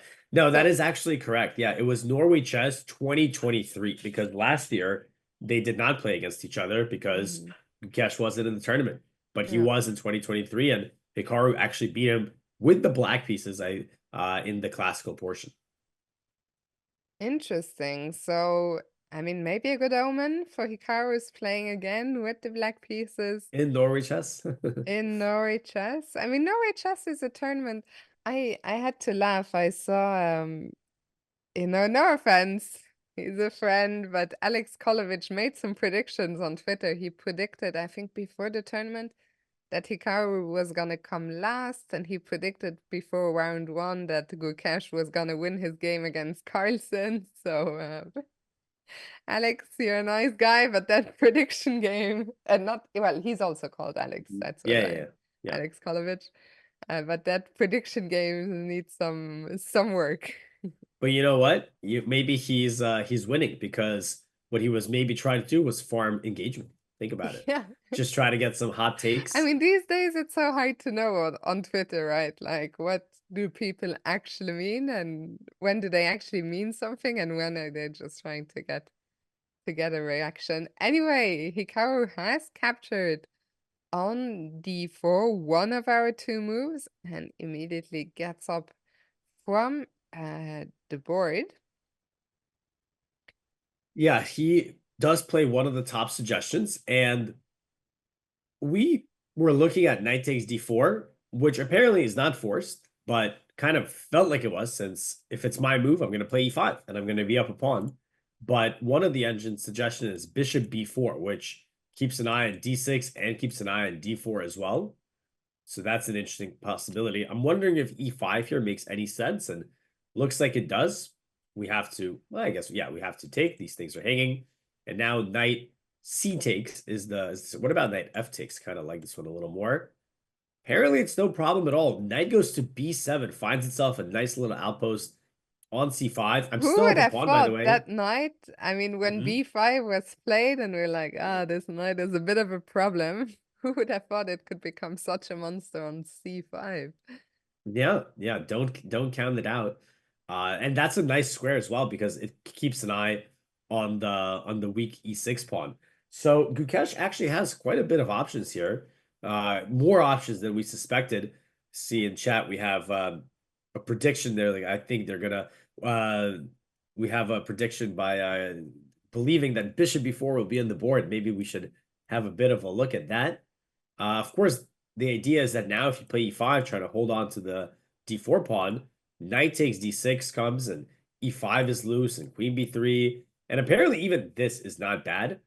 So e5 could be a real move for Hikaru. You don't want to take because now this pawn really is in trouble, and your rook is hanging. But apparently after queen f5, things are okay. Well, I don't know. It looks weird, but sure. So e5 is possible. I was wondering if the knight e4 move is possible. Yeah, something like this. Honestly, I'm shocked Yeah. that there are so many, because to me it felt like a position where, okay, you step wrong once and you could get punished immediately, but it looks like, which is great news, like a lot of the options we're looking at, you can get away with, and in some cases even more than just get away with. Yeah, I mean, this is one sample variation where both sides, or white, I should say, plays very forcing moves, and I don't see any danger at all in the position for black. The knight's coming to c5, wonderful outpost. The rooks have open files. I mean, this is just no issues at all for black. So, yeah, this is definitely looking like perhaps the move d4 from Gukesh. We were saying he's trying to play fast. He plays it in 3 minutes, right? d4. Not a bad move, of course, and a very natural one, but it turns out Hikaru, he spends 13 minutes on e takes d4 and another 10 minutes on c takes d4.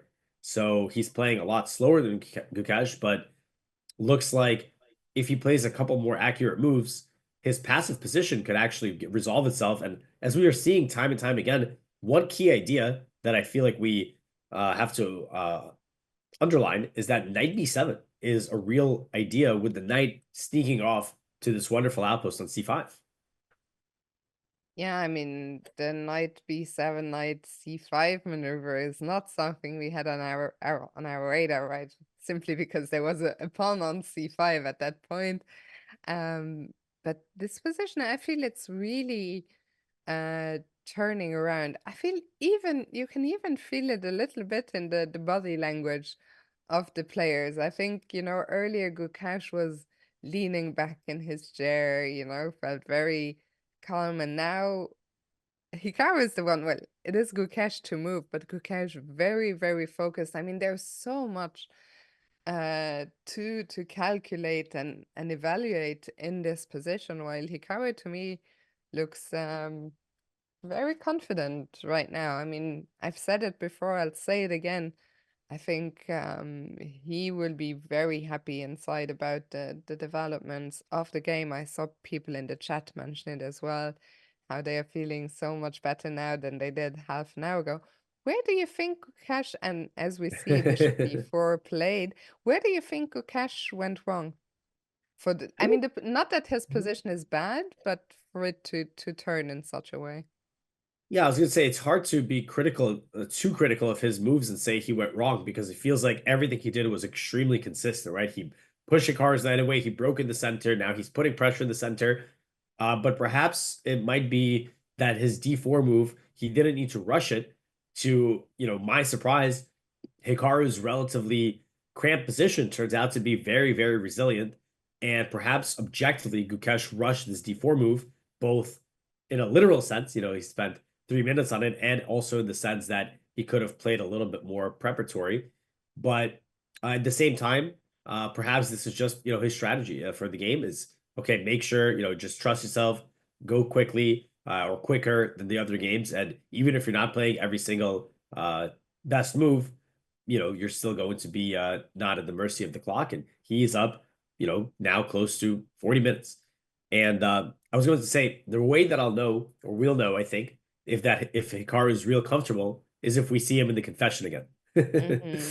Because he said he only one time, I think he said, right? So we'll see. Yeah, he said it could very well be that this was gonna be his only appearance. Honestly, I don't see him going back. I think, 51 minutes in that position, I doubt there is ever gonna be another moment in this game where he feels like, oh, now is a good time to invest a few minutes of time that I could be spending.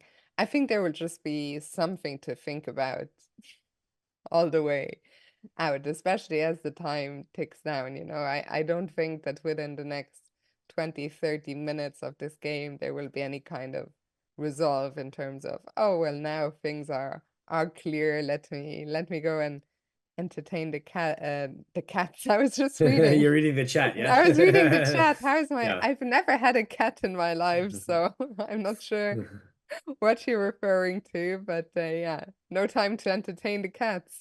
Yeah.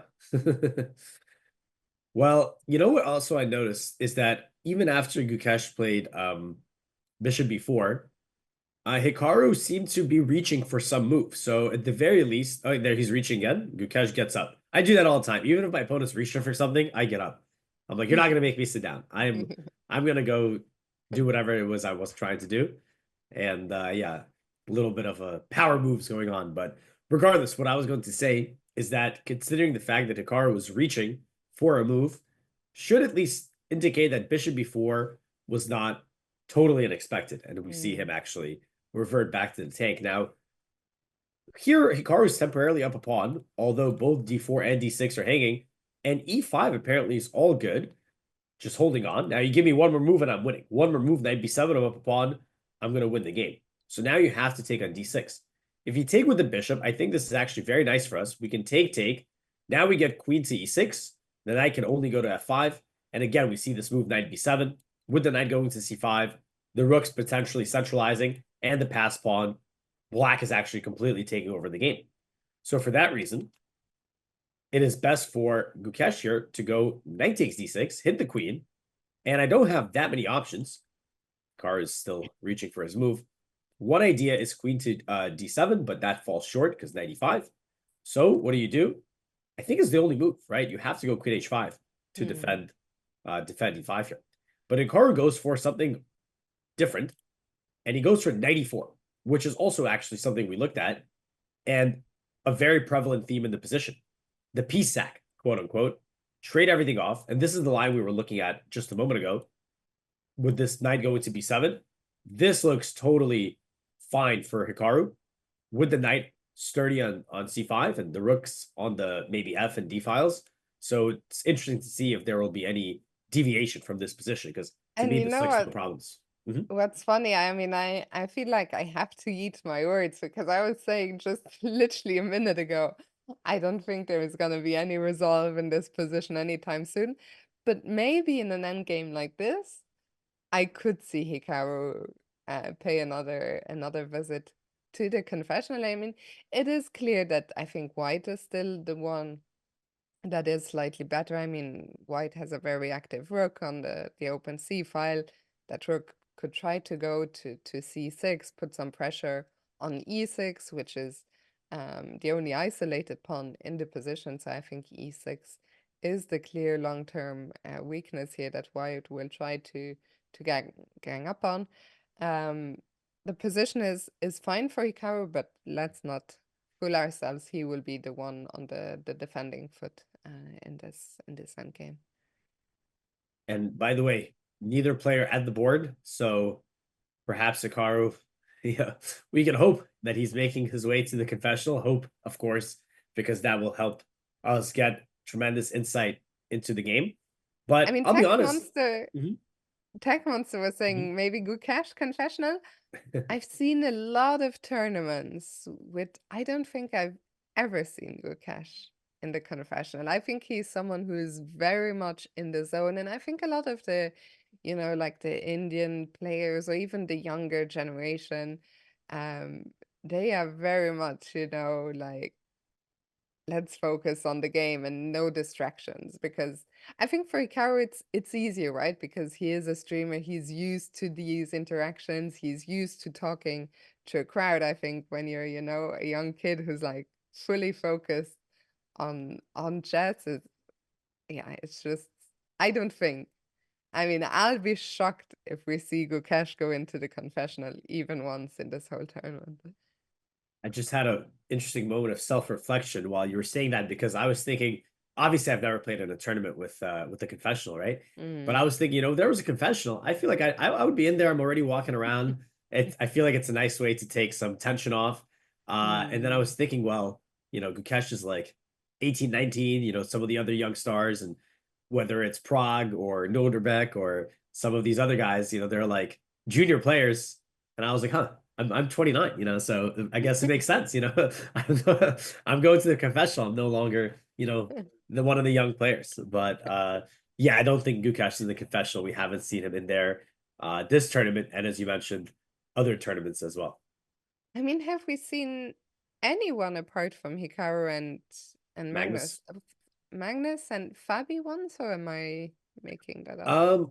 Well, I'm not. We've had the Magnus and Hikaru confessionals brought up, so I don't know if we've missed any, but definitely those two.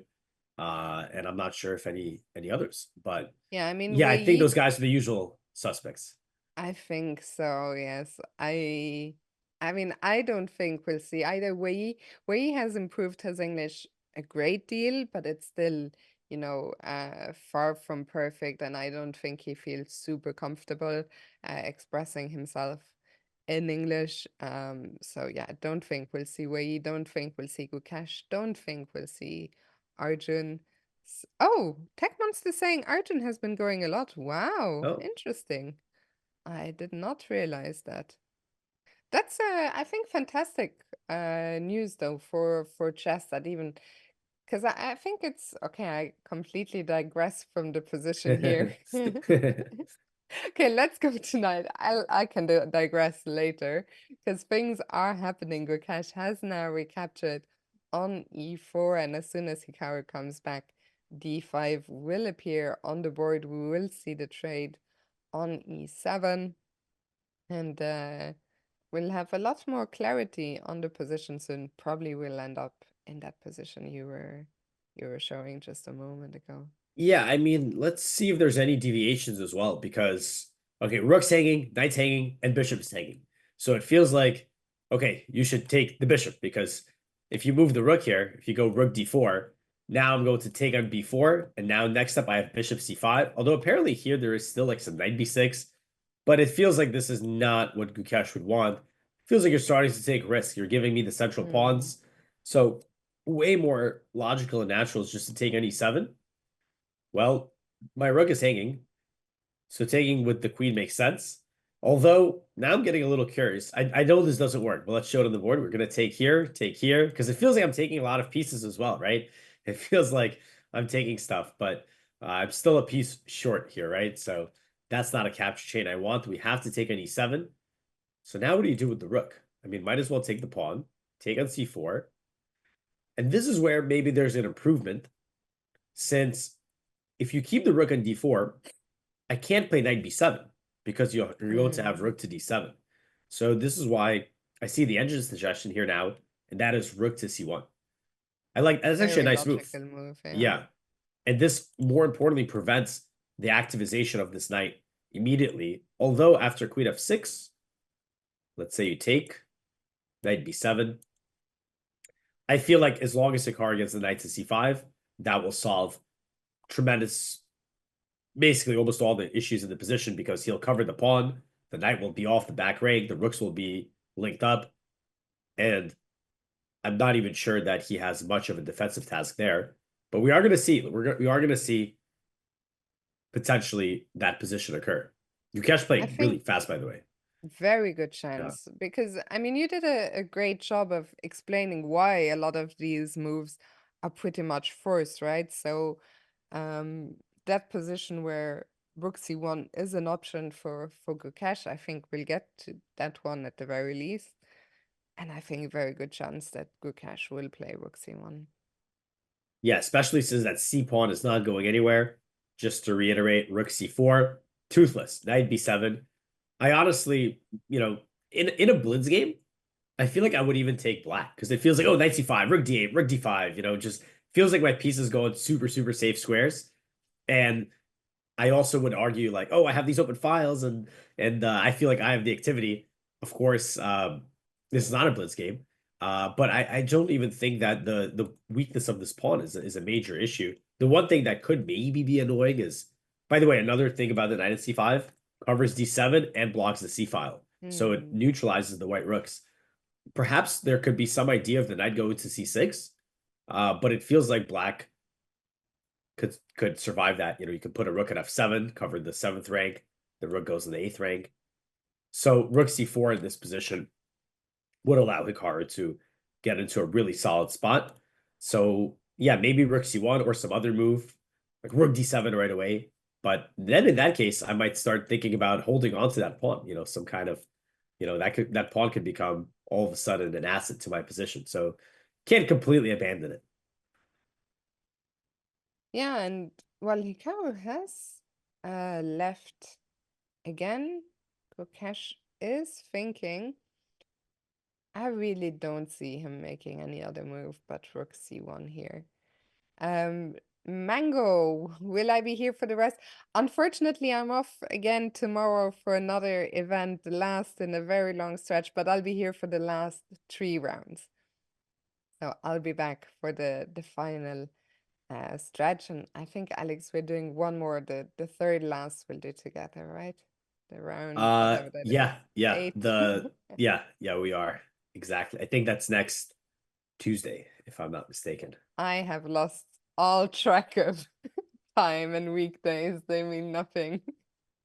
They mean nothing to me, but I trust you on that. So yeah, and Alex, I think another question is, are you here for all of them? You're not here for all of them. What are you doing? You're doing I think I'm here for 6 of the rounds, so more than half.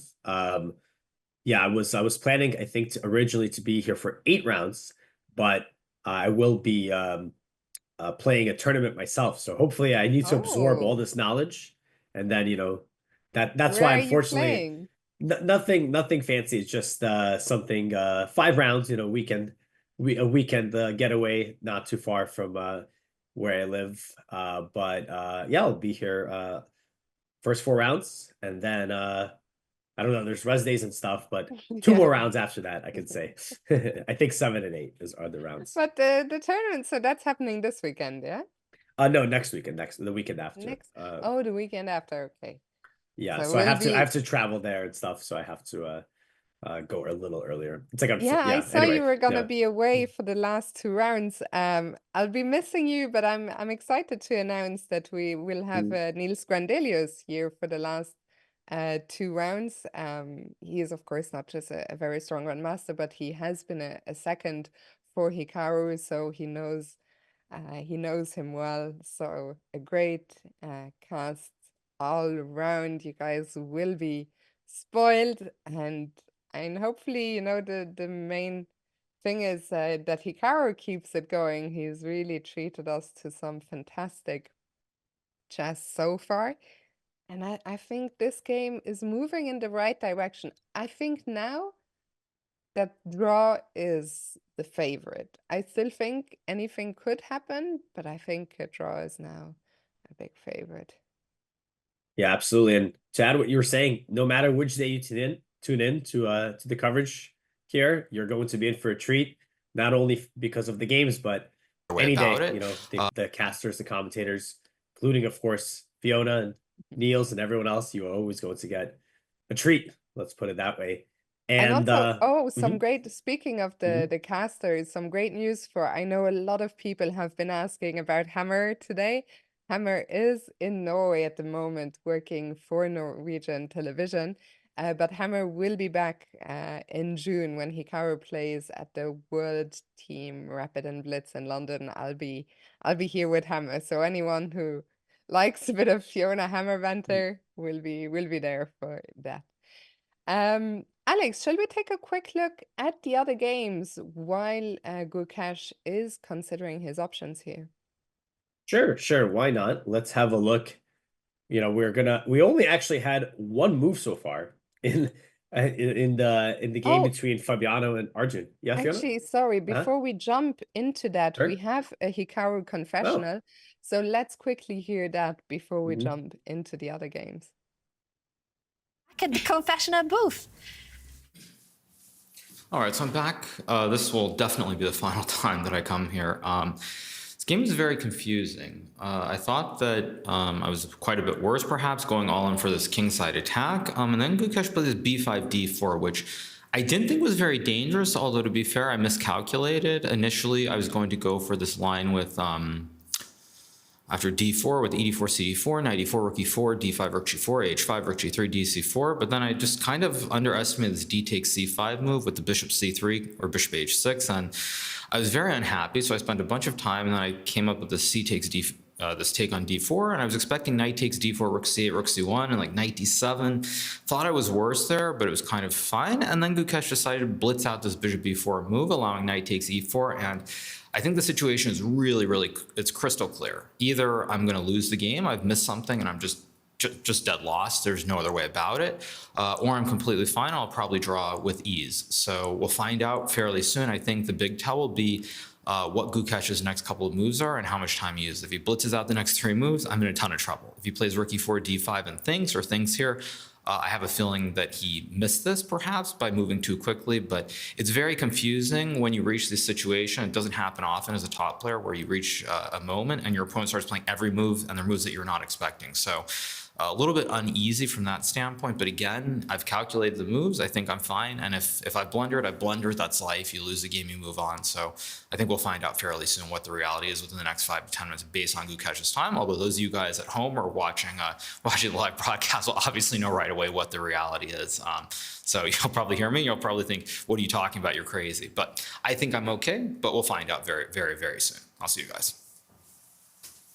That was very quick. I just felt like coming back, mainly because I felt like finishing the thought from earlier, but also because at this moment, I'm a little bit low on time, and I don't want to be in here for 5 or 10 minutes. That'll cost me majorly later on due to the time control. But initially, the line that I was really worried about here was this move knight e5, queen f6, f4, rook e8, rook d7. But after queen takes f4, if queen h5, I have rook f8 back.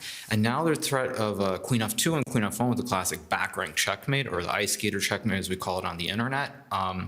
So I saw that, and I thought that was scary at first glance. But then after rook f8, I have knight f7. I've got the passed c pawn. It feels like I should have enough counterplay for the very passive knight on d8. So I think I'm okay there.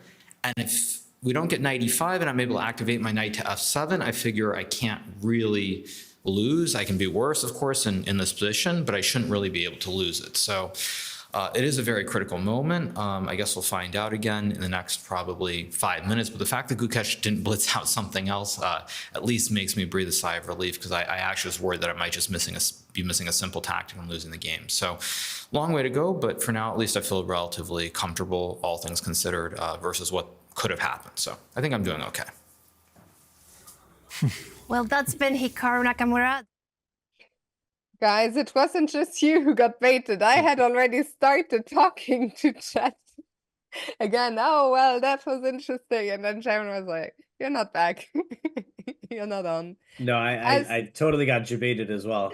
I even was like, I was following the first line, and then when Hikaru came back, I was like, wait, what? Like, which part are we on now? So I was also struggling to keep up there. So he got us good. So, Alex, I trust you can show us all the lines that Hikaru was rattling off there. I'll do my best. I'll do my best. And yeah, let's kind of go one by one. I was really appreciated Hikaru giving us his insight. As he said right here, he was a little surprised by this B5, D4. And as he said, either, he's missing something or he'll have an easy sort of way to equalize the game. And what Hikaru was talking about here was an idea we mentioned as well. It was going for this idea with 94 straight away. And Hikaru was saying, I was calculating this line. So obviously there's always these 94s in the air. And he was saying D5, rook G4. So now if you take on C4, there is some kind of bishop H6 potentially. So Hikaru was saying, hey, I'll go H5. But then after rook G3, DC4, the move that really was troubling him was D takes C5. And for instance, let's say you take, I don't know, with the bishop, he didn't specify. Now he was worried that this bishop is coming to C3. And in the resulting position, his king side would be in a lot of trouble. I guess in this particular case, he's even up a pawn, but lots of weaknesses. He's got these isolated pawns, and this was a line that Hikaru rejected. So then he said he came up with this idea of CD, and to him, bishop b4 from Gukesh was not the move he expected. And he says, hey, maybe he just missed 94, or not missed necessarily, but underestimated this. And this is where I started to lose the thread just a little bit with, Hikaru's juke back and forth. But I believe he was saying that in this position, the move that he was thinking about was 95, if I'm not mistaken. And pretty interesting, logical move. The knight activates, you threaten the fork. The knight's also eyeballing these squares on c6 and d7. I heard something about an ice skater. I heard something else, but the exact line escapes me. I hope I'm even on the right moment here. But the first part is what I got. And actually, one thing I will also add from Hikaru's confession that I appreciated is, he had this, he said it, I think, already a couple times. He's like, oh, this is what I looked at and calculated. And I don't know, it looks like it works. If it doesn't, I lose. That's life. And, funnily enough, I've actually had this thought myself so often lately in my games where sometimes I'm doubting my, what I looked at, or if I calculated something correctly, and that causes me to spend even more time. I'm like, okay, hold up, let me triple check. And I've been forcing myself to move faster because I was like, okay, you know what? I calculated this. If it doesn't work, it doesn't work. I lose the game. I've lost like thousands of games. Why am I so worried about losing this freaking game? Let me just trust myself and go for it. And it's actually been, I haven't blundered anything yet doing this, but I did find it interesting to hear Hikaru say something similar. Yeah, honestly, I think it's such a great perspective, and it will help people in the games. I mean, I've been largely inactive, and I've struggled with this coming back now, playing a few games in May, that I just doubted myself way too much and would double, triple check every single move. And I mean, almost all the games I lost was because I was too short on time in the end. So I think it's important, to find the right balance of course, don't play everything instantly, but don't doubt yourself too much. I think all in all, Hikaru was spot on with all his assessments from the confessional. Also, when it comes to this final position, he was saying, well, either I've missed something and I'm just lost, or I'm just gonna be fine and it will probably be a draw. And he did say that was more likely because he has calculated the lines. I think the fact that Gukesh is spending so much time here is also something, well, that Hikaru mentioned, right? He said if Gukesh starts thinking here, that's gonna be a good sign and will, I think, comfort him or confirm that, his feeling is right, that he hasn't missed anything. Before we check out the other games, someone was asking, why is rook c1 here better than taking on c4 immediately? We discussed it before it, but basically one of the main ideas is that Hikaru wants to play knight b7 to c5. So by not taking on c4, you effectively stop knight b7 because it would run into rook d7.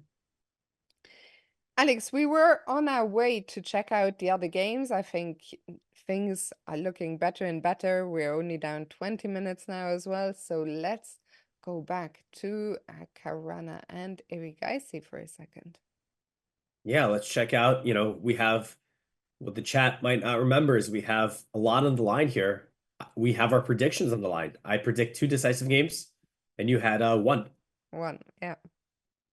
I'm feeling quite confident so far, I have to say, about my prediction, because I still think that a draw is a big favorite here. A draw is a big favorite in the Hikaru game. Magnus will get to that in a second, but for now, let's see what have the developments here been. Not too much has happened. Yeah, I think maybe 1 or 2 moves. One Yeah. move while we were on Hikaru's game, one more move during his confession. And Arjun, he found the best move, pawn to c5. And I think he has a very ambitious idea. 2 pass pawns, push him, right? Let's get it to d4. Let's block this bishop. Another nice idea here for Hikaru. Oh, sorry, not Hikaru. Hikaru is in my head. For Arjun, of course, is that he can also maneuver his rook to the 7th rank and place it somewhere to support the pawn. So I like that move for him. He's not playing defensively, not even bothering to defend the pawn on g7. Although, to be fair, if you take it, is there some like rook g8 idea? And then maybe some bishop h3. So for that reason, Fabi doesn't even take it. Yeah, it looks.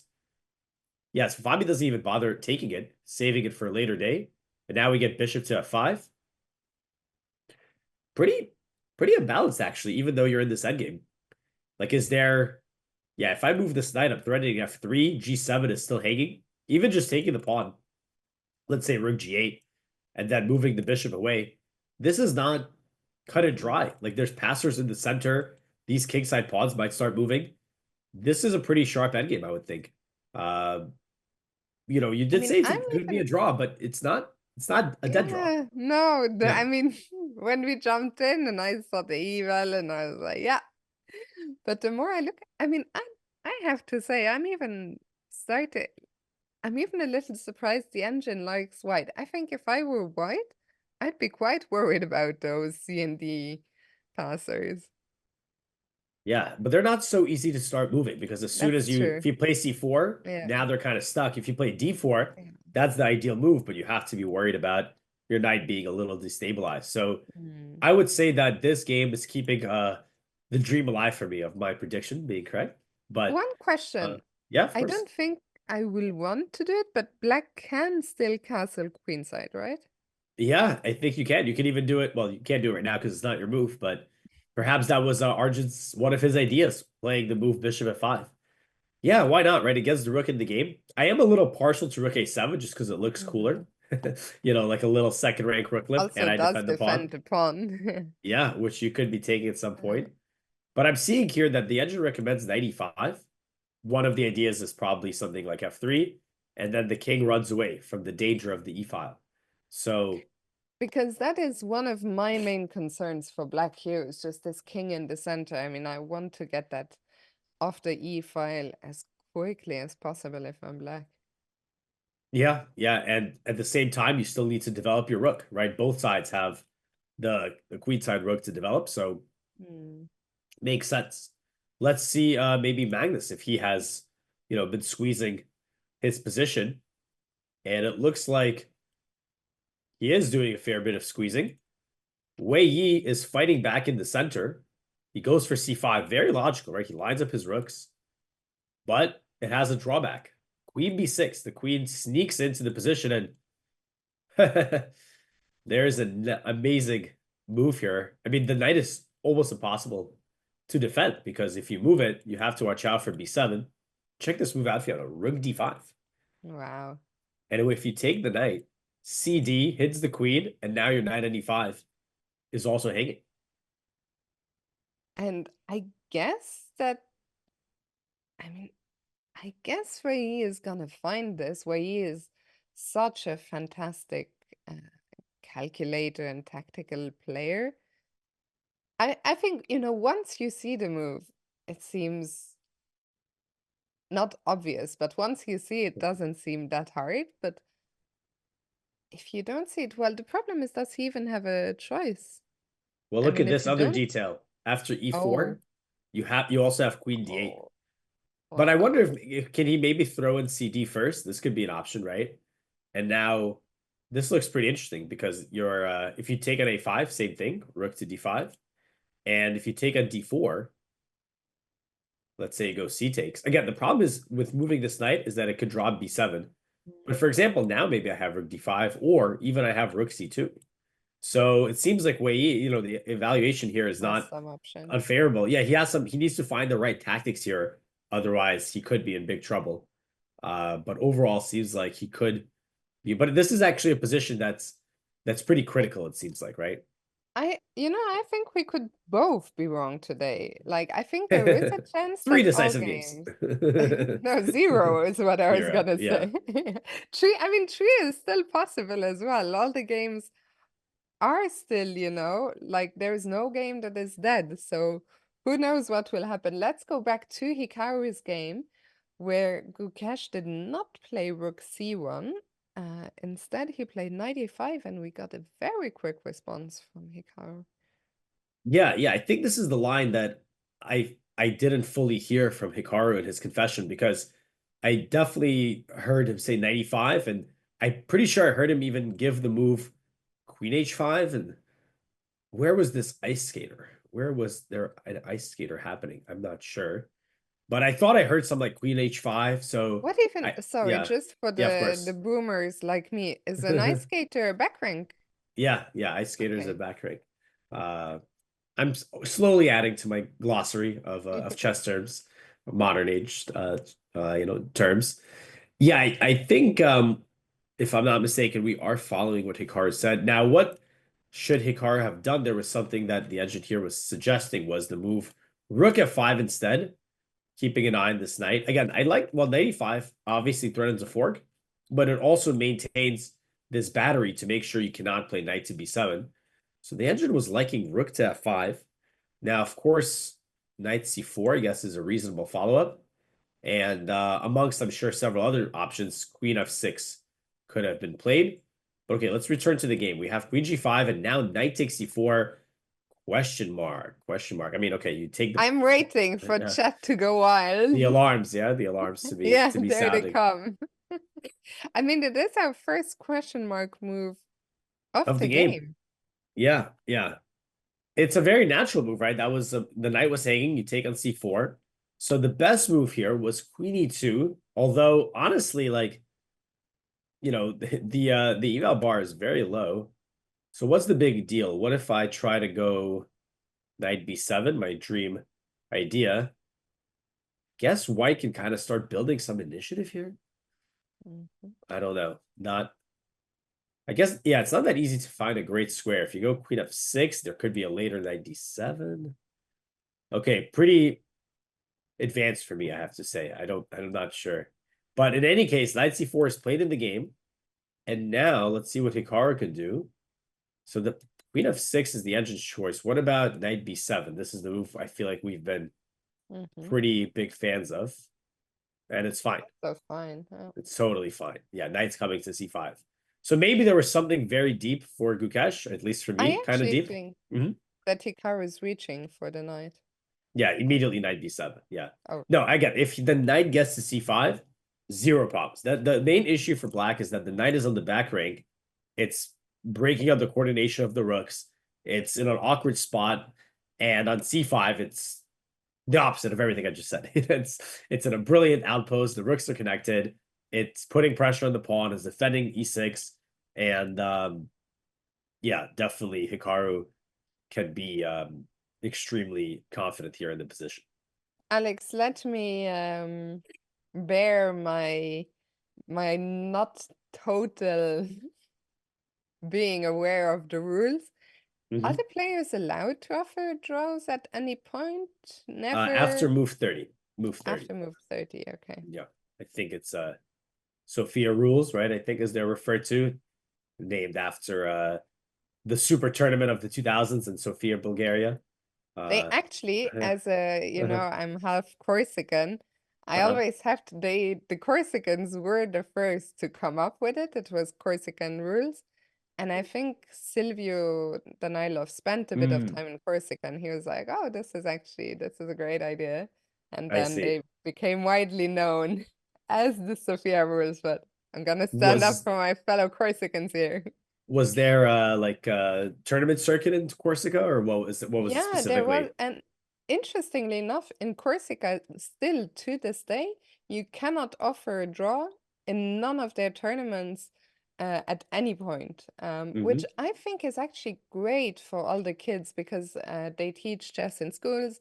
I mean, chess is huge in Corsica, and I think for the kids is such a good thing to basically grow up never even thinking about, oh, do I offer a draw here? Like the kids there barely know what a draw, what a draw is.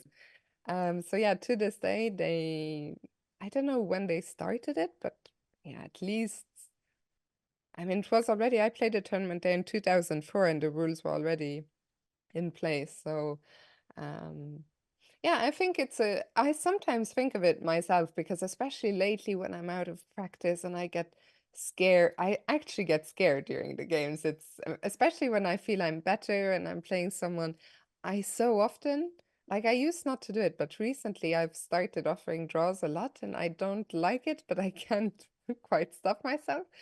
And I often think if I didn't have the possibility of offering a draw, that would remove so much, mental baggage during the game of like, do I offer a draw here?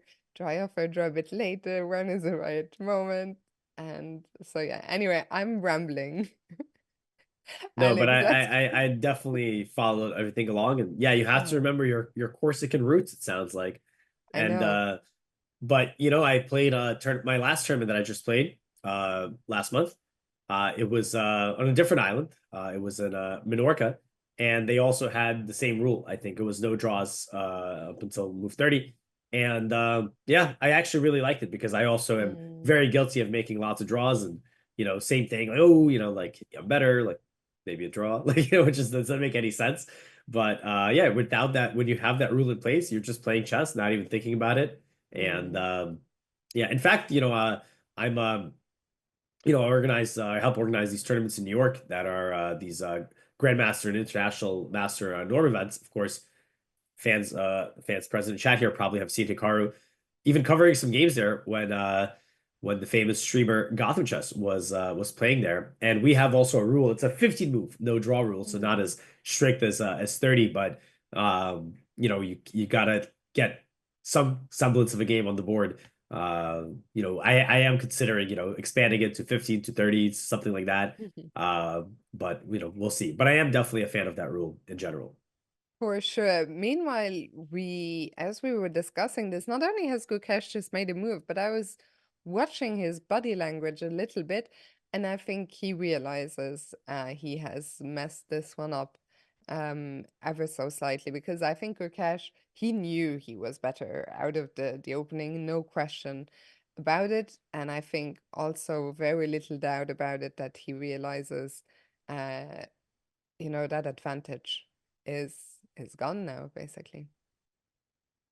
Yeah, and Hikaru is back immediately with knight c5. I do think, maybe I'm not completely correct in this, but this is my impression. I think that Gukesh's primary goal for this game was to avoid time trouble and just play faster. And he has achieved that goal. He hasn't.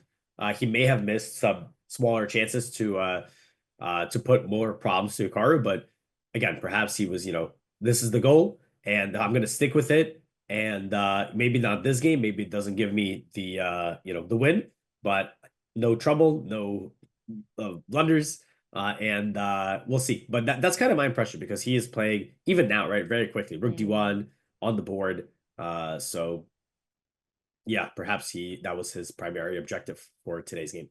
Rook d1 on the board very quickly. We could see a weird exchange of pawns now. If Hikaru decides to grab the pawn on a4, I'm only saying that because the computer flashed it up.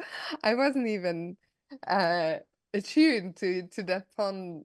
I mean, it looks scary, grabbing the pawn on a4. If it works, though, I'd be very happy to get rid of my isolated e-pawn.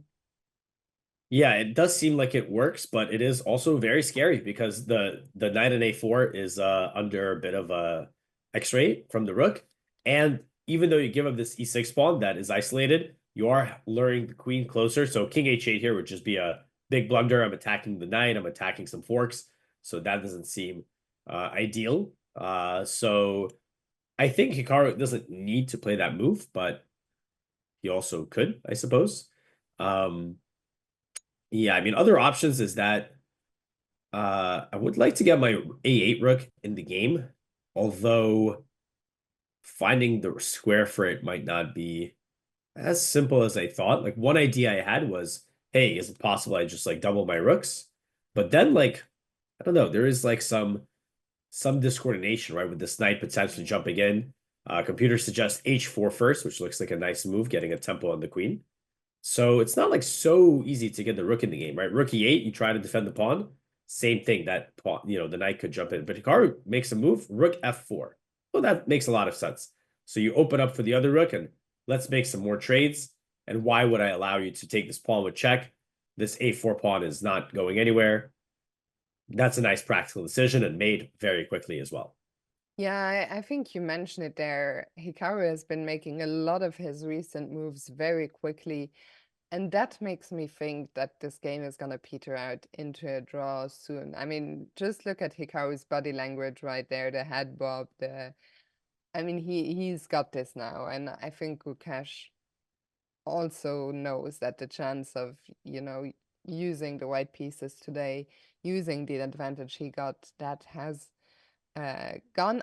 I say this confidently. I mean, I understand that we're still the ones with the weakness on e6, but I am what's giving me confidence saying this is the way that Hikaru is playing, the speed, the body language.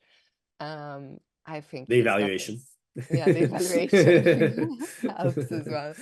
So I think I don't know how quickly the draw will come, but I'd be shocked if anything, if much more excitement happened in this game. I mean, Hikaru even looks like he was kind of looking our way there for a second. He's like, okay, this game is done. And I think it is important to remind our wonderful audience that, yeah, the format of this tournament, if the game does end in a draw, any of the games, of course, it's not over. You are due back 20 minutes and you're sitting down again and you're playing Armageddon. You are playing one more game. The colors remain the same. There's no no bidding for time. It's just Hikaru will, if they draw, Hikaru would get black. Gukesh stays with white. 10 minutes for Gukesh, 7 minutes for Hikaru, and the must-win situation for white. So yeah, if this game does continue going in this direction, we may very well be seeing Hikaru on his second Armageddon of the tournament. I think the tiredness is starting to kick in now for me because I saw somebody in the chat say Carmageddon. And I was thinking, I watched on the flight over, I watched Despicable Me 4. And at one point in the movie, they are singing Chameleon or whatever by Boy George. I was thinking, surely there's a word play here, like, come on, Carmageddon. Okay, don't mind my singing. But anyway, okay, let's move on to another game before I lose my mind completely. This one is boring you out now, yeah? You want to check some I'm other done. ones. It's under Well, control. Fabiano's game doesn't have a move since we checked it, so we'll maybe skip him. And Magnus's game also doesn't have a move since we checked it. So, but maybe we should. Between the two, I would go to Magnus's game because it seemed like here is where things are a little bit interesting. With the knight at a5 under attack, if the knight moves, you lose the pawn on b7. So like a move like knight c4, you don't want that. You're going to be down a pawn. Same thing if you go knight to c6. In this case, well, actually, I guess after queen b7, knight e5, well, you're still losing a pawn, right? Yeah, you still lose a pawn.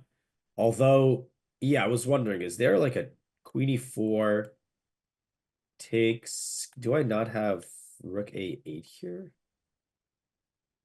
Ooh, rook d4 in between move.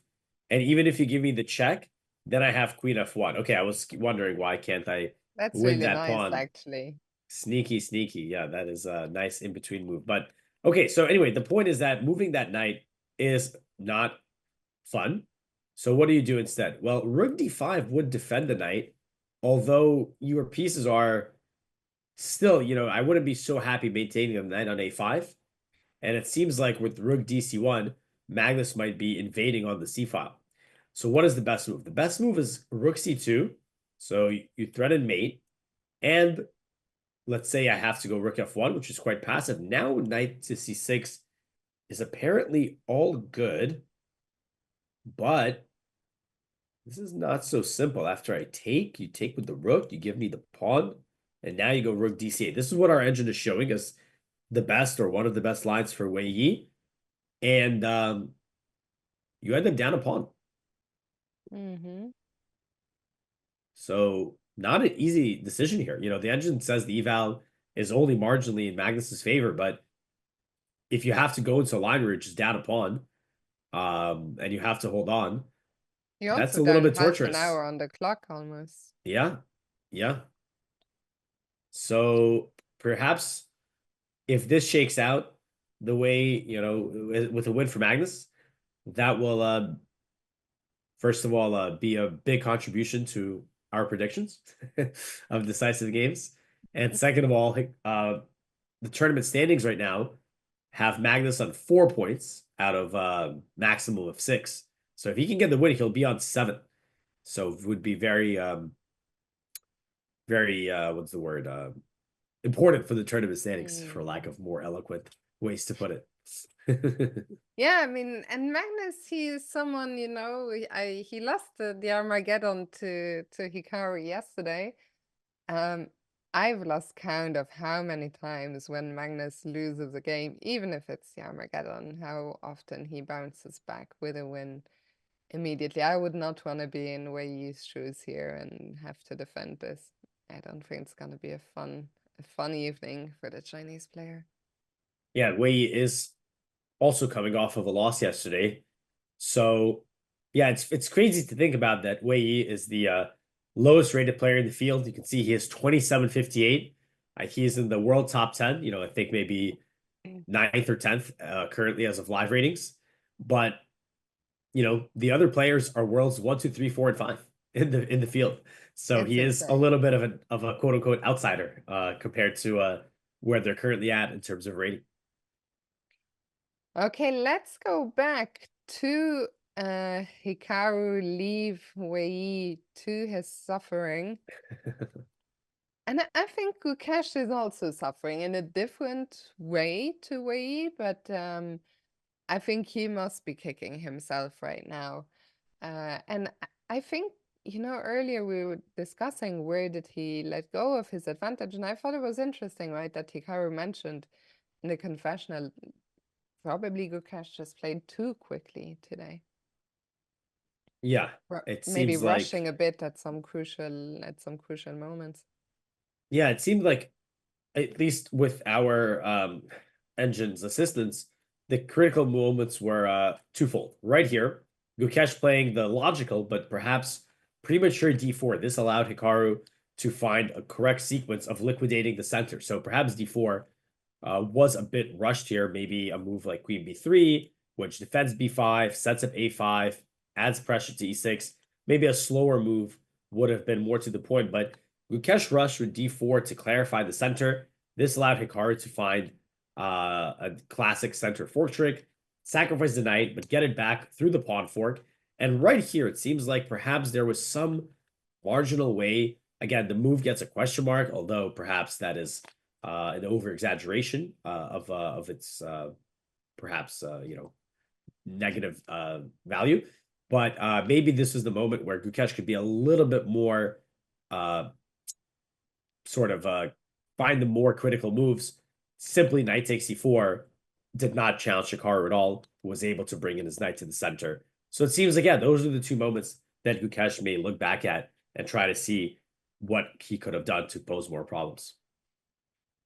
Yeah, because I think now that train has left the station of causing more problems. I saw a question in the chat. Someone was asking, I think someone said I can't find the question now, but because of Gukesh's standing in the tournament in last place on 0 points, could he do something risky here and maybe Hikaru will still get a chance? I don't see it. I mean, I'm not even sure how you're gonna, overpress here as white, how you're gonna do something reckless, but maybe. Do you see something, Alex? It's hard to be reckless even if you want to be, right? Like, I mean, truly reckless would be like G4, H4, but obviously not really in the position. I mean, the only thing is that, well, you have this isolated pawn on E6, but it's defended by the knight on C5, which isn't planning to move. So perhaps in the future, some kind of A5. I could see some A5, get that pawn to A6, and hoping to have some sort of long-term opportunities to make something happen on the queen side. I think that would be perhaps the most, maybe most and logical and one of the only plans at White's disposal. But one thing I will also add as the material simplifies down more and more, we could even have a situation where, let's say we can liquidate the queenside pawns even at the cost of losing the E6 pawn. So you can get into a position with King Rook and 2 versus King Rook and 3. And that is just at this level, especially, extremely easy hold without any particular trouble. So yeah, the margin of safety here is extremely high for Hikaru. And I don't think Gukesh will necessarily be like, oh, wait, I'm 0-2. I need to, now's the time I need to do something over the top. I think he will, if there's nothing there, he will not do it. And well, maybe we can look at a couple of moves. Someone was asking what would happen if Gukesh trades the rooks. So let's look at that first. Yeah, I was thinking maybe G3 for Gukesh instead, but this looks fine. And I feel like G3 is a move that you might as well throw in at some point because you can get an escape square for the king. But yeah, black would have several options. We shouldn't forget that the pawn on A4 is also hanging. Just because we didn't take it earlier doesn't mean it's not going to be there for the taking. And I think there's basically no bad move for Hikaru here that saves the queen. But the engine even suggests queen E4, trade.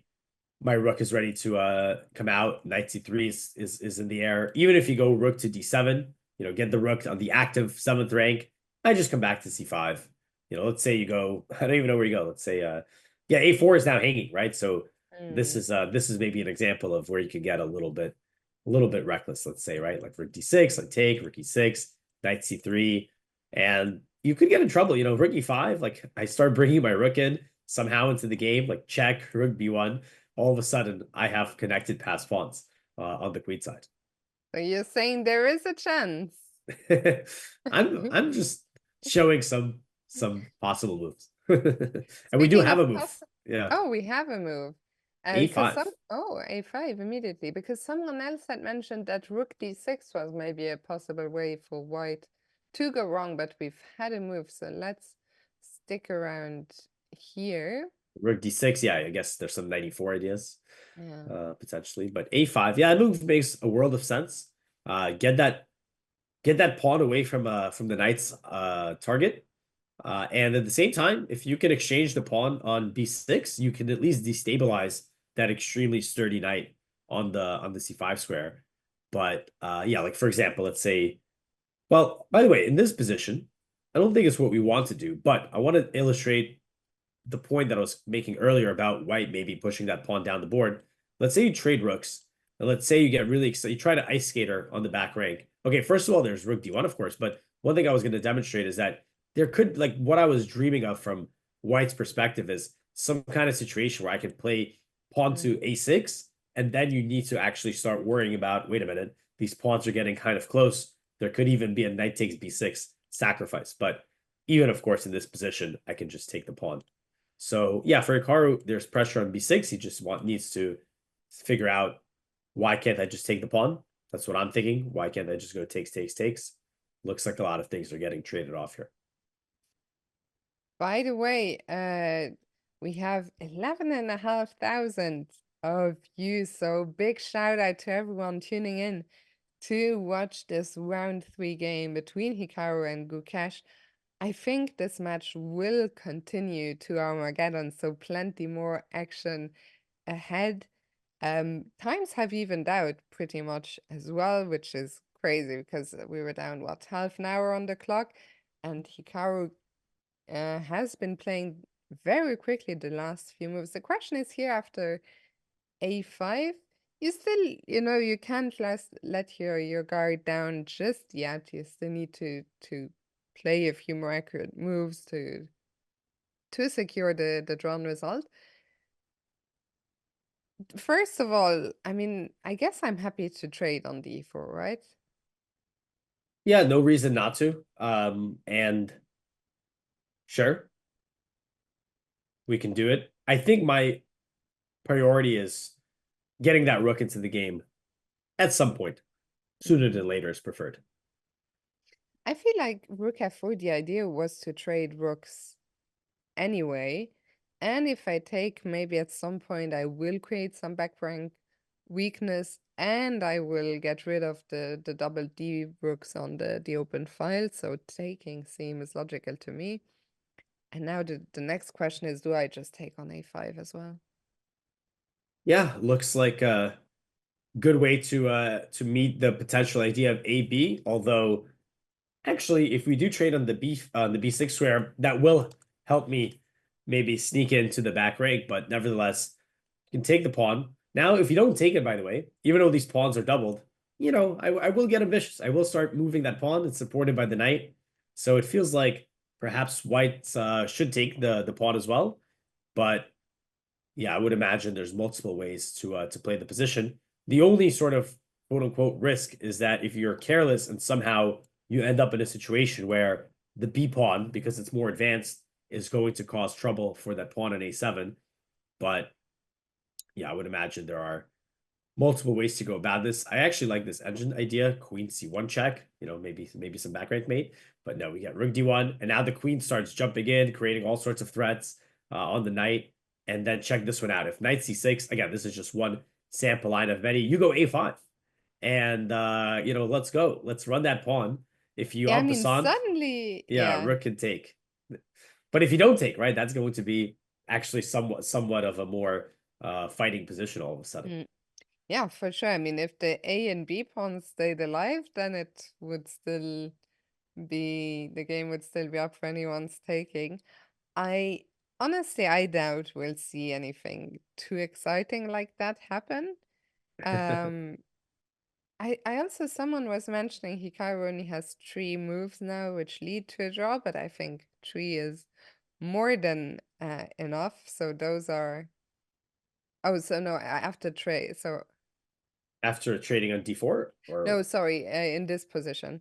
So either rook takes d4, b takes a5, or rook a f8. And honestly, I don't see Hikaru make a move that's not one of those 3 moves.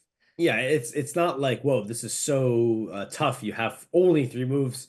My pawn is hanging, right? So I need to make moves that are going to address that. So obviously, by making either of these captures, white's not in time to take the pawn. Let's take a quick look at rook a f8. What's that Yeah, about? we hit the f2 pawn, I suppose. So okay, but yeah, after takes. Okay, this move, I guess, technically does not lose, but what is exactly the strategy here if they start taking our pawn? So you have some piece activity. So this is not going to be the preferred way, I think, of going about the situation, because while you still are within equality, now you have to play some precise moves not to be down a pawn. Like, for example, rook e4 is in the position, and the line that I'm seeing here is queen b2, knight d3. So the point is that there's an ice skater in the back rank. and you're holding the position through very active piece play, which just doesn't seem necessary when you have simpler solutions such as taking the pawn. But I think Hikaru is looking ahead past that moment. Yeah, to me it feels like possibly one of the last long things of the game, but let's quickly go to Wei, where I saw in chat someone mention Wei found rook d5. So We let's found, and Alex, okay. can I Mhm. leave you just for 1 second as I run to the bathroom very quickly? I will do my best. Okay, as Fiona was saying, we can look at the Wei Yi game, although Hikaru saw him reach. Okay, let's stay with him just a moment longer because Hikaru does end up taking the pawn on a5. That is certainly one of the most straightforward solutions to meet the threat to the a5 pawn. And yeah, Gukesh should take it sooner than later because otherwise that pawn, as much as it is a double pawn, it's still an extra pawn. So perhaps knight a5 will follow shortly. And yeah, rook d4, rook d4. I would assume the margin of error here is extremely high. But saying that, from White's perspective, perhaps playing a move like knight c6, adding pressure to the pawn at a7, at some point playing h4, which would also give love to the king, there would be still some ideas for White to cause some trouble. And the fact that the b pawn has been traded off the board does make the knight on c5 a little bit more loose. Of course, the queen on g5 does a great job of protecting it. But hypothetically, I add the pressure. You have to move the knight. Now e6 is hanging. There is still some slight preference in this position for White. But of course, if you look at the eval bar and if you check with your engine, there should be multiple moves for Hikaru to be very safe. Fiona, we did not make the switch because right as you got up, there was a move. So we didn't want to Oh. miss the insane action happening here, but it was simply a train of pawns on the a5 square. And what do we think? So we're on move 27. I think there might be a draw for around the 30 move mark. Do we expect another trade on d4 here? Yes, there it is. Yes, we do. And yeah, I was saying that if you really dilly-dally with some moves, I could definitely see White, if you give me 3-4 moves to improve my position, they will happen. Like a move like knight c6. I was also mentioning h4 just to clear out, make sure there's no back rank. And then my goal is to A, attack c7, and B, attack the knight on c5 so that I can hopefully remove it from defending e6. Hikaru, he plays rook to d8, just going for the vacuum strategy where you get all the pieces off the board. And yeah, why not? The rook in a8 was not developed. The rook in d4 is centralized. Looks like a very reasonable move, even if not perhaps the top engine move here. And I'm just looking at Hikaru's fiddling with, what is it, a pawn? That reminds me of a video we made at the Isle of Man Grand Swiss a couple of years back, inspired by Boris Galf and the legend of twirling pieces. And we asked, I think it was Leonard's idea, shout out to Leonard, asking the players see how often they could twirl a pawn within 30 seconds or something. I think Hikaru was one of the guys who did very, very well in that competition. Anyway, apparently there is action elsewhere. I'm reading in chat that Arjun may have blundered. Shall we quickly go and catch up on the action there? Yeah, let's do it. I did see the eval bar sneaking around, sneaking upwards. We do have a blunder. Sound the alarms, question mark, move. And we did not get a long castle, which we were considering. We instead got, well, what did we get? We got rook ac1, king d7. Now we get knight e5 check, king d6, f3, and apparently knight d2. Up until this point, things are all pretty chill. But knight d2 is not the best for reasons. Let's figure them out, maybe. Reasons that are not obvious at first sight. But okay, I mean, Yeah, the king, the problem with that black has is the king has gotten off the e file, yes, but it's still not out of dodge. yeah, Suddenly the d apparently, file could become a problem. yeah, this is apparently the way to exploit this inaccuracy. Now the knight can only go to b3. And, ooh, you know what? You know what? The computer says g4, and perhaps this is a move that was assumed not possible due to bishop c2, because all of a sudden the rook is trapped. You have no square for the rook to go to, but it's +4. Why? Check. Now you have to keep in touch with d5, king to c6. Now I go check, and you got to give me that pawn. King d7, rook d6. So that just goes to show, as you were saying, Fiona, the king of the d file is not always going to be safe. So apparently rook d1, knight b3 is forced. Now pawn to g4. And there is some difficulties here with potential of this discovered check. This is I mean, not a turnaround because Fabio was always the one with the pressure. But yeah, Arjun maybe in some serious trouble here. We'll come back to this one. For now, let's quickly check in with Magnus, and then we go back to Hikaru where we're seeing some moves as well. Another sound the alarm. Rook d5. Of course, neither of these, moves that we've seen in both games are losing the game, but do seem to give Um, advantage. Yeah. I just realized before I left to the bathroom, I said, "Oh, he found Rook d5," but I still had that old Rook Yeah, the old d5 rook d5. in mind, where it was a brilliant move, but I not mean, you so weren't here. wrong. You didn't say that he did find rook d5. That's what you said, and that's what happened. Now, we didn't say anything about rook d5 being a good or bad move, but yeah, what you were saying is that rook d5 here was actually brilliant. Rook d5 at this point seems to not be accurate. Rook c1, nice move. Now, if you take, that looks horrendous. My rook is invading with power. And queen d8 was played. Magnus plays queen b4, and yeah, the coordination here is questionable. The knight at a5 is really a cause for concern. At some point, if I can play the move e4, you are going to lose that knight. So just to make a random move, I'll play h5. Like takes, e4. The rook cannot keep contact with your knight on a5, and you are losing material. So because of Magnus's superior coordination, and not to mention way down under 20 minutes, he seems to be in actual real trouble here. Suddenly, your prediction looking good again, Alex. Just following the trend. I mean, also in Hikaru's game, the eval bar has suddenly gone up a tiny bit in Gukesh's favor, and I'm reading in chat that maybe Rook d8 was not the most accurate by Hikaru. So rook d8, wow. Somehow while we were gone, this move got a question mark because it didn't have one when we were there. Right? Yeah. Otherwise, Yeah. we would have been seeing the alarms going The off. alarm. Again, No. yeah, didn't seem like a ridiculous move. I mean, you are getting your last piece into the game. What's so bad about it? So takes knight. I don't think, I mean, look at this. This is one of the things where, I mean, the question marks and the exclamation points are influenced by the evaluation. So look at the eval bar here. It's well, it's not even plus anything. It's 0, 0, 0. So I think that question mark is a little strange.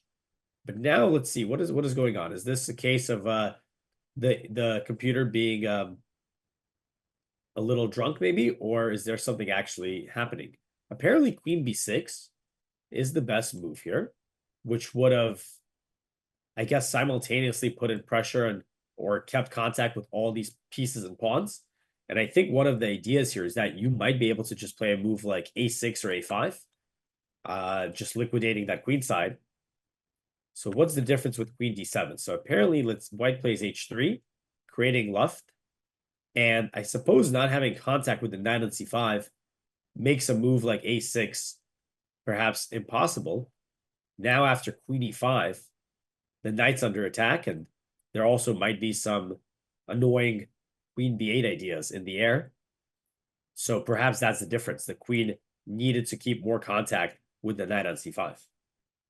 And maybe I spoke too soon. I honestly, I didn't realize that there was still, especially after both pairs of rooks came off, I didn't think that there was still gonna be any danger here. But that tells you, how you can never let your guard down. I think I'm gonna have to eat my prediction of this ending in a draw shortly after move 30. I don't think it's the end of the world. I don't even know if the players sense that slight switch in the tide that we are seeing with the evil bar. What do you think? Do you think that after Queen D7, Gukesh feels like, oh, maybe I get another chance here? I just saw him closing his eyes a couple of times, and you could see he is.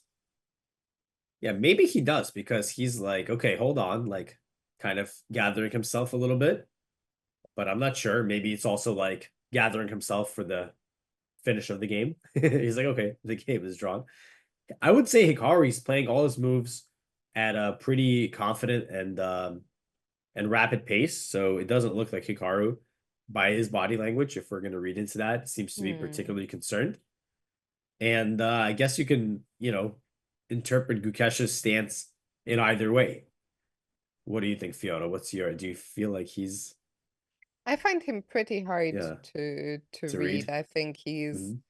very even. In fact, he's someone, I've said it time and time again, impresses me so much with his maturity, considering, I mean, I sometimes have to remind myself he's only 18, I think. And I thought honestly during the match it was so interesting that he did all this work with a mental coach and then talked about it quite openly, because I think it's something that's definitely lacking in the chess world. I think no matter how good you are, I think you can always benefit from working with a good sports psychologist or mental coach. And I think with Gukesh, we're really seeing, I think he was already very strong mentally even before that, but yeah, and he's also, I mean, he's also a fighter on the board. He's not someone who's ever like, oh, let me just get to move 30 and make the draw.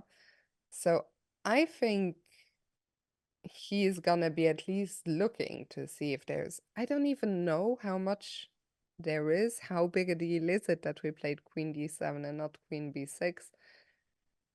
Um, But yeah, at least I don't think this is gonna end soon any longer, let's say. Yeah, definitely Gukesh, very stoic, still very young. I think the beard might be a little bit throwing some of us off, in No. addition to his very stoic mannerisms. And yeah, I mean, don't get me wrong, this position, regardless of this was not the most precise move, it's very defensible and it is drawing. One idea I'm seeing here that does look a little bit uh, unpleasant to play, but also does make a lot of sense when you kind of see it, is let's say white plays h3, whatever, just some left. One idea the engine gives is knight a4. We were lauding the knight on c5 for a while, but without the support of the b6 pawn, that knight is no longer on such a golden outpost. So now where is it going? Well, it's going to the b6 square, where it is on an outpost. Well, if you can call it that. Maybe it can even go to d5, or as ugly as it looks, even knight c8 becomes an idea, because the pawn in a7, that is really why white has any sort of chances at all in the position. If you remove the a and b pawns, that is just a very, very simple draw, not much imbalance. With the pawn in b5 giving this knight on c6 a foothold, white has that slight pressure, especially because the pawn is under fire. But another reason, why did Hikaru play queen d7, not queen b6? This is also very logical. He's maintaining contact with the pawn on e6. This allows the knight to move around. It also still keeps an eye on the c6 and b5 configuration, where he can potentially play a6 at the right moment. So it's not like the move is extremely understandable. And Gukesh does play h4. So similar to h3, maybe even a little bit more precise, Yeah, I as the think pawn chat was takes some saying space. that that h4 was the top move. Yeah, I think multi-purpose. It gives space, and you could perhaps push h5, which is going to do a good job of just gaining that extra foothold against the black pawns. But yeah, let's see. I think Hikaru does have a good chance of probably moving his knight around, as his queen on d7 seems to be occupied with some important tasks. So knight a4 is the engine's move. I wonder if there's anything else he will consider. And I'm also wondering if we'll see any betrayal of his inner thinking here, if he I thinks that think the we position see is it fine. already. Yeah. I think I saw a little, yeah. Yeah, I think we're seeing it already. I wonder if he saw it while Gukesh was thinking and just didn't want to let anything on, or if he's just seeing it now. But I think actually Hikaru fell for exactly what he had, mentioned about Gukesh early on, playing too quickly. I think Hikaru, and we're all human, Hikaru is the second best player in the world, but it happens even to the very best that sometimes we just relax just a little too soon, we've made all the right moves. We're like, okay, I've got this in the bag now, it's gonna be a draw, and then suddenly we just make one further move too quickly, and suddenly we have to deal with the consequences, which is never a fun feeling. At the board, Gukesh just restocked on his water, so another indicator this game is not ending anytime soon. Chat is saying that knight a4 is actually the only move here. Yeah, I did see that, but at the same time, I may just be threatening to play queen e3 potentially, and that's gonna keep a strong eye on this configuration, not to mention queen e5 as well, hitting the knight, hitting queen to b8. So for those reasons, it is not surprising to hear you might need that move. Again, I'm going to make a nothing move like king h8, which actually might just be also a bad move on top of a nothing move, but indeed queen e5 here would be very troublesome. If you lose the a pawn, now the b pawn is going to be a menace. So knight a4 here, it's like scurrying over to potentially guard this square, but let's look into this a little deeper. So if queen e3, attacking this pawn, actually here you have a6, which is quite nice. What about if queen e5? This is the move I'm a little afraid of. And apparently it's not to be too scary. Knight b6. But now I go check. So you cannot block. If you block, that's going to lead to a classic tactic with the fork. So you go knight b6. You allow queen b8. Now I'm attacking a couple of different things. You have to go king h7.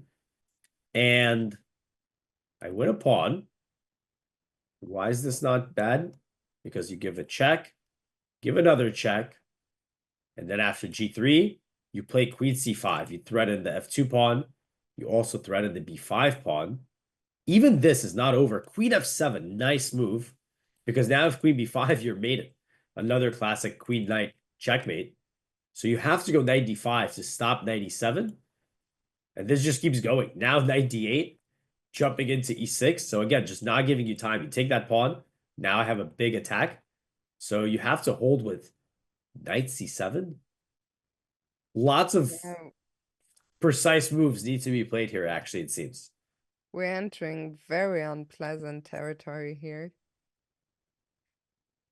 Yeah, and apparently it's, we see that the knight a4 is the best move, but it's also perhaps we're seeing the only move, which I don't know if it's true. Does it mean only move like knight a4 is 0.5, but everything else is 0.6 is the only move to maintain that disadvantage? Or is it really like, if you don't go knight a4, you just lose? Lucinios is saying that at deeper depth, anything but knight a4 is +2, so I think it is quite serious.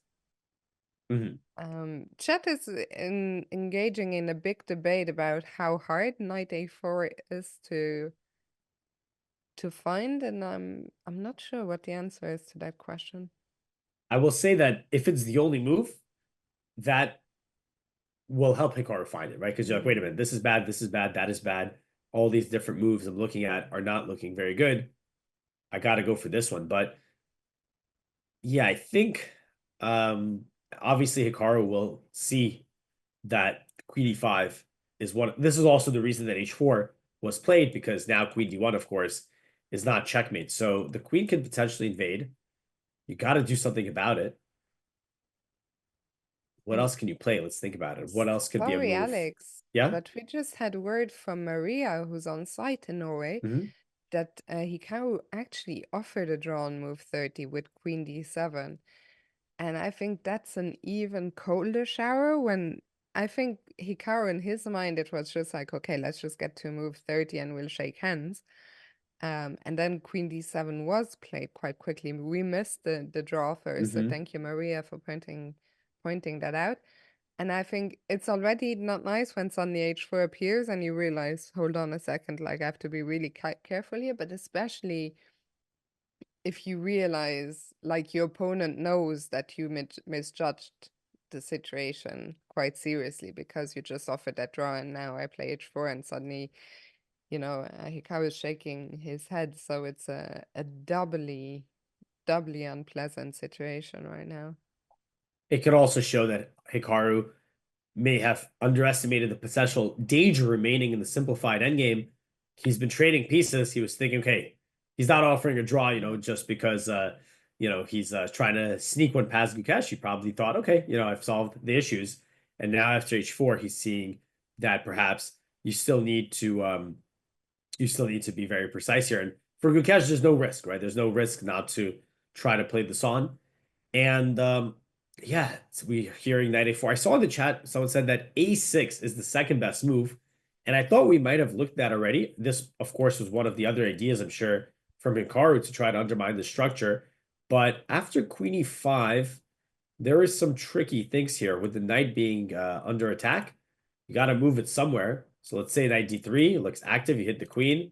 Now check, and yeah, incredibly, there's like some pretty dangerous tactics. Like watch this one. If you go. Let me show you one. Let's say you go king to f7. Yeah, I think there's more than one way to win. Like also maybe there's a knight d8 check I was thinking. But b takes a6 is really nasty. You go here. So if there could be some check or something, but queen b7 and the knight is too far. That a pawn is running. So instead you have to go like king h7, and now comes another sneaky move, queen f8. And the point is that all of a sudden out of nowhere you are launching a mating attack with the queen and knight. So yeah, we could also see the point of this h4 move. Like in some cases, maybe not this one, but in general, maybe I even have this mating net with the knight sneaking over to g6. So, the queen and knight, they're a legendary combo for their coordination and creating lots of threats. So you can definitely see that on full display. So a6 doesn't work tactically. And yeah, knight a4, apparently the only move. Tough move, the knight's going all the way to the side of the board. Got to make sure you're not blundering anything. And the tricky thing in my eyes is that after queen e5, you have to kind of, I don't know if it's the only move, but it seems to be, you might need to understand that you can go knight b6, allow this check, you have to go king h7, and you lose this pawn. And apparently this is not the end of the world. But again, since we're only looking at one edged line, I don't know if it's like an extremely narrow path for black, or if maybe Hikaru has several outs on the way to the draw. Well, the jacket has just come off, so well, we knew it already, but Hikaru definitely realizing he's gonna be here a while longer. Chat keeps it. I mean, some people think yes, knight a4 is possible. I think knight a4, even if you don't know how hard it is to spot, I think this is a position where you can proceed kind of by process of elimination. When you have all your candidate moves and then you go through them one by one, of course, well, you have to correctly assess that all the other moves are just gonna be losing, or at least very, very bad. And then hopefully that way you realize that you have to bring the knight all the way back. But yeah, it's knight a4. I mean, if you showed me this position in just an instant, like knight a4 is not a move I would, not that I'm the benchmark here, but it's certainly not a natural move. That's for sure. Yeah, I think Hikaru is considering that a move like a6, right? I think it's a little bit more natural. You're just trying to force these pawns off the board, solve that last issue of the position. And I think he's probably trying to make that move work, realizing it's not working. And now you need to go back to the drawing board. And it is for sure unpleasant if you can't solve this position by force, because it feels like, well, if I can't get those pawns off, now I have to actually contend with some dangerous threats. And yeah, Hikaru definitely is looking like he's recognizing the real danger in the position now.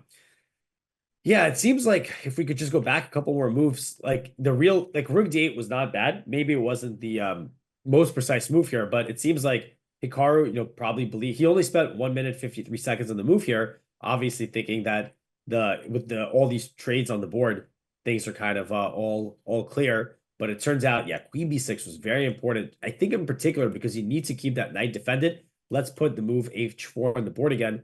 And I wonder if we could just play 6 now. Even here, actually, apparently it's not so simple with 97 check. And if I go here, knight c8, just some sneaky moves here. Oh my goodness, I think I see what's going on here. If I go queen b8, like keeping an eye on everything. Well, by the way, you can't go queen b5. Surprise, you got a little fork here. That knight is just doing crazy work. And if you go like queen c7, I can take queen takes c8, a7, and because the king is on f7, I'm able to force that queen through. So just tremendous tactics with that a-pawn. So that's why it's not a6 that's the best move. It's a5. It's a5 that's the best move. And then this pawn is giving you counterplay. Not obvious either, by the way. Yeah, I mean, I'd have to just completely take back everything I ever said about this endgame of like, oh, it's just an easy draw now. And I think again it's a good teaching moment for me, maybe for some people in the chat as well, that things are not always what they seem, especially when you have access to the engine and you see a simplified position with limited material where the computer says, oh, it's just equal, but sometimes the path is a lot narrower than what meets the eye. Yeah, so That is a good, yeah, go ahead. What worries me as well is the time now, because H4 and then understanding that you have a lot of problems to solve is a cold shower anyway, but then I think this is exactly the spot where suddenly time starts ticking down very, very fast. And I see there is some discussion in our chat. Oh, Hikaru's got to move. He's got to move. But I agree with the comment I read that, of course, he needs to move, but he needs to find the very critical move, knight a4. We're seeing there's so much danger in the position. It seems like, unfortunately for Hikaru, it's a situation where if you're not finding the best move here, you actually have increased your losing chances, tenfold. It seems extremely dangerous. You need to actually find this move.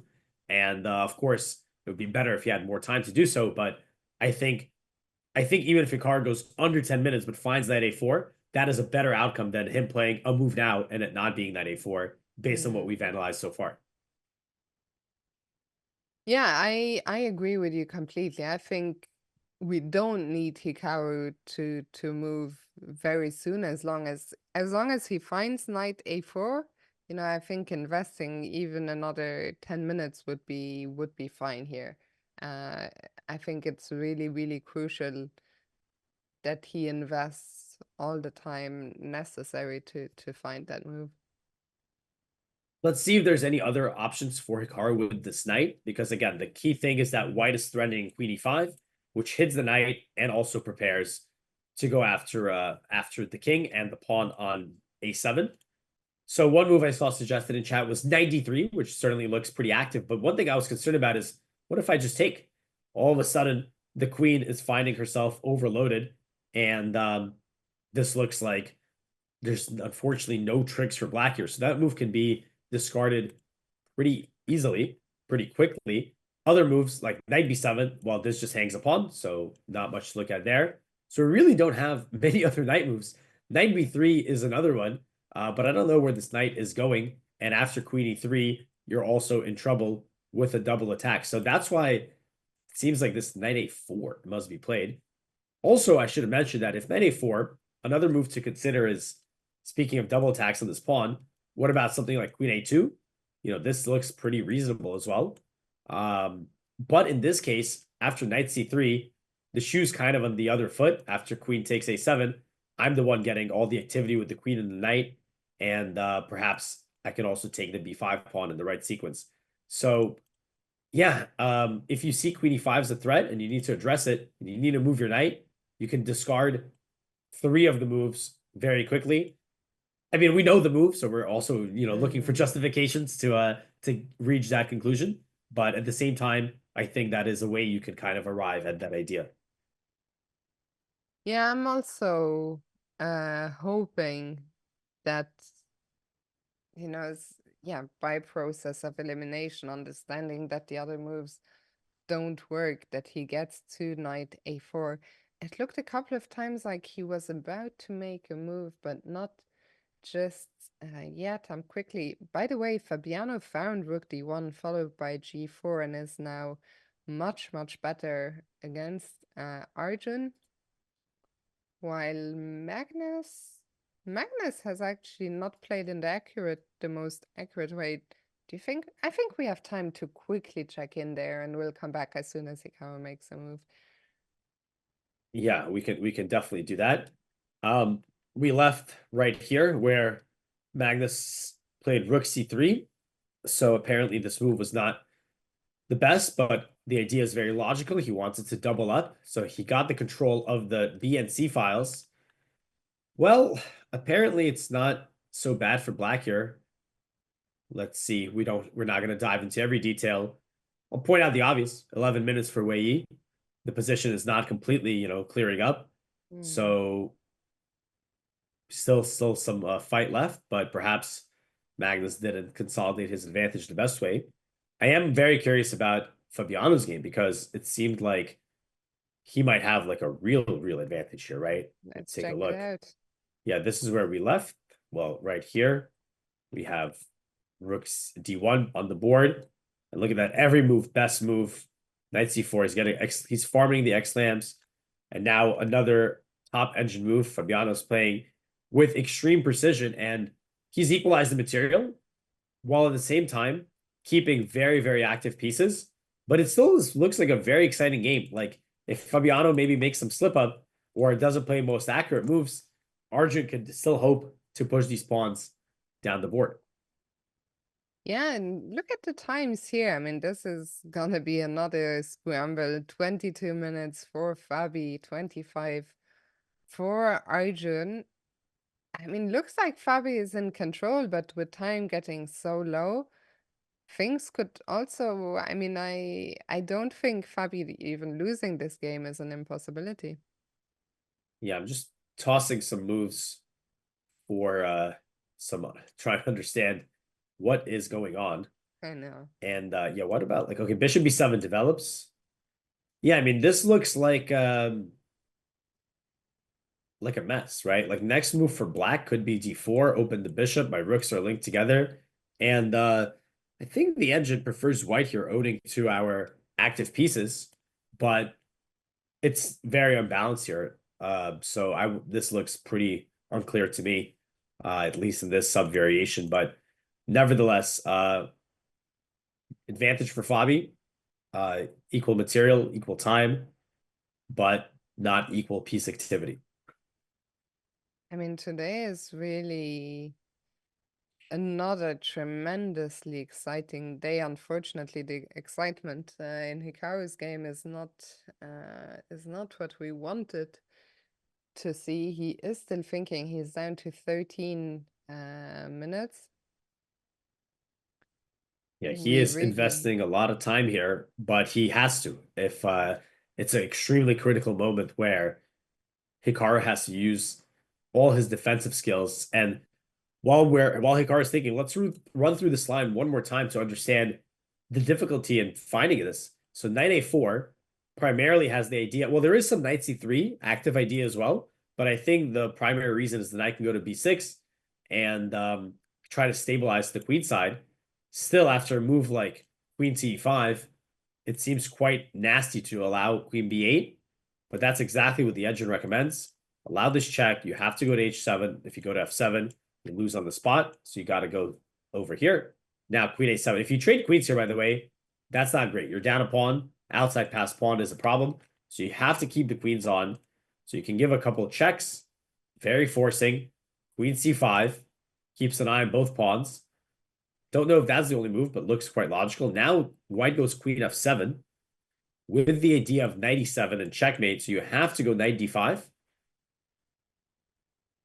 Now, knight d8 is a beautiful idea, attacking the e6 pawn. knight to c7 is the entrance move. And yeah, it's holding. It's holding. Apparently, although white is still up a pawn, the b pawn is well in our sights, and the f pawn is hanging. And yeah, I don't know. Let's say white plays like king. Well, I can't go king g2 because of check, so I have to go king g1. And apparently, this position here is drawable. Knight, queen d6, knight c6, knight b5, knight e7, queen d8. But even Queen that takes. position looks really scary. It's all dangerous, yeah. But this is holdable despite the pawn disadvantage with everything on the same side of the board. Not fun, but looks like it can hold. But this just shows how much pressure black is under and why Hikaru is investing his time. Even if you do find that a4, you might need to foresee a variation like this where it looks like you're on the brink of losing multiple times. But with the eval bar, it's like, oh, 0-3, 0-3, 0-3. And obviously doesn't feel like that during the game. I also, unfortunately, I agree with a chatter who was just saying, you know, if Hikaru had spotted knight a4 already or figured out that it's the best, he probably would have played it. I think, unfortunately, he's probably still going through all the lines because there are a lot of them to get through. I mean, even if you find knight a4, it's still not easy figuring out. I mean, the position is still not fun even after knight a4. So even if you find a4, knight a4, you still want to keep looking and see if there is maybe something better. But now Hikaru is down to 10 minutes and the situation is getting really critical. He still has to make 10 moves before the 10-second increment kicks in. The good news is, if you saw that line we looked at with knight a4, that was about 10 plus moves. So you're going to get those moves on the board quite quickly. So yeah, Hikaru is, yeah, it looks like I'm looking at him on the stream and yeah, he Nice, queen d6. He goes queen to d6. Queen to d6. Okay. So gets a question mark. Obviously, white can take on a7. So what is Hikaru's idea? He sees that. He knows that a7 pawn is hanging. What is his plan? Perhaps he just couldn't find anything that stops queen e5. Yeah, exactly. He was like, this is the move that stops queen e5. And I don't know, maybe he goes e5, e4, or just e5 in general. But obviously we can see now that we're no longer talking about pressure. We're talking about a real, tangible, serious advantage for Gukesh. He just needs to take that pawn in a7. I mean, I think he will. And, you know, as much as this is difficult to watch, I think for everyone who plays classical over-the-board games, I think we could all learn from watching what Gukesh did there. You know, Hikaru just had a, I don't know, 20-minute thing. Gukesh did not get up from, not only did he not get up, but he was, as the chat was saying, locked in on the game. Because especially in these spots where there is no increment, you can use the clock as a weapon as well. And the lines that Hikaru was going through, well, Gukesh was going through them as well, because he understands one of the moves he's going to be looking at is going to come on the board. And so I think really something we can all learn from there. I don't see why he would not take the pawn on a7. So let's see, if knight takes a7, so you're thinking e5, yeah? I am just trying to throw a move out. I'm not sure. It could just be like Hikaru's like, look, I got 9 minutes. I don't know what to do. Queen e5 is a threat. All right, queen d6. But hopefully it's more than that. Hopefully it's also some idea here. I mean, I would like, since the knight is a little bit out of the central role, I would love to use my queen and knight to coordinate. And again, I'm thinking about the move knight a4 because I want to go knight to c3. Okay, apparently knight c8 here just wins, but let's say we get knight c6. I'm trying to see if I can kind of coordinate them as such, but looks like even these efforts will fall short. So I don't know. I don't know what the exact idea is, and I don't know if there's a reason why Gukesh wouldn't take a7 here. But perhaps, yeah, like what could Hikaru, let's put knight a7 on the board again.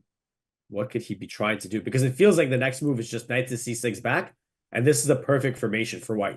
The queen defends the pawn, and the pawn defends the knight, so it's going to be tough to put any real targets on those pieces. Maybe knight d3 here. Maybe knight d3, just trying to. It looks active, right? It looks like an active move. But let's say knight c6 here. Yeah, knight f4, temporary activity. Queen is well centralized, etc. This looks I tough. mean, it's so crazy how that little move h4 changed everything. It's hard to believe, but the white king is just completely safe. Like I'm also looking at surely we can do something. I mean, both our queen and our knight are quite actively placed. Somehow everything is just under control in Gukesh's position.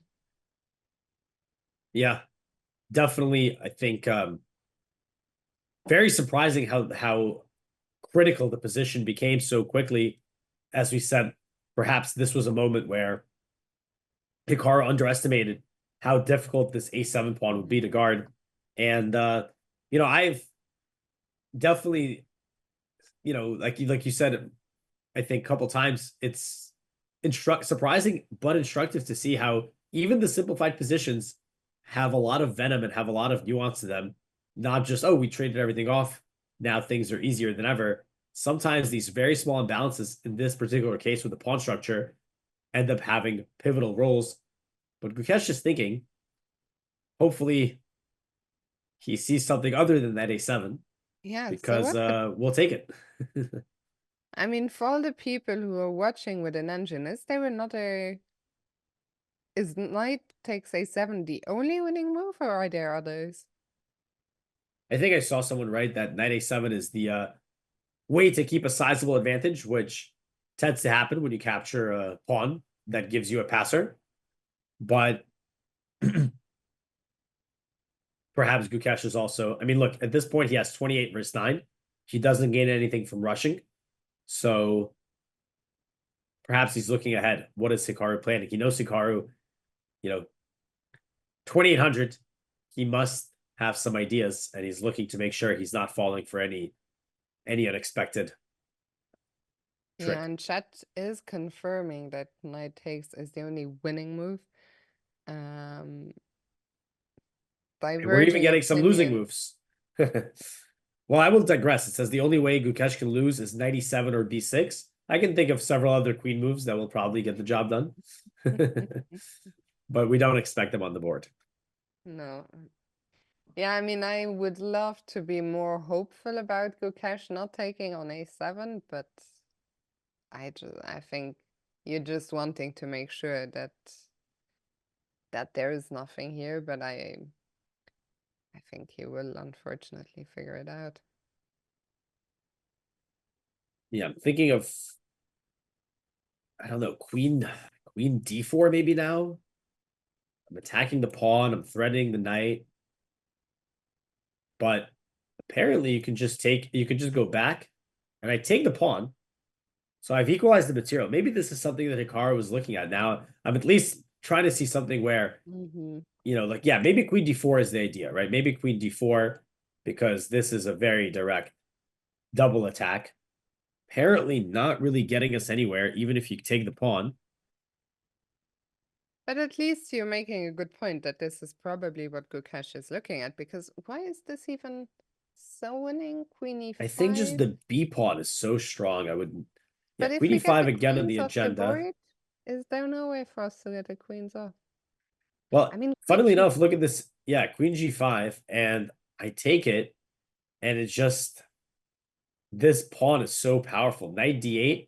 This no, has the some queen nasty is ideas. Let's say you strong. go king f8, b6, king to e8 or something.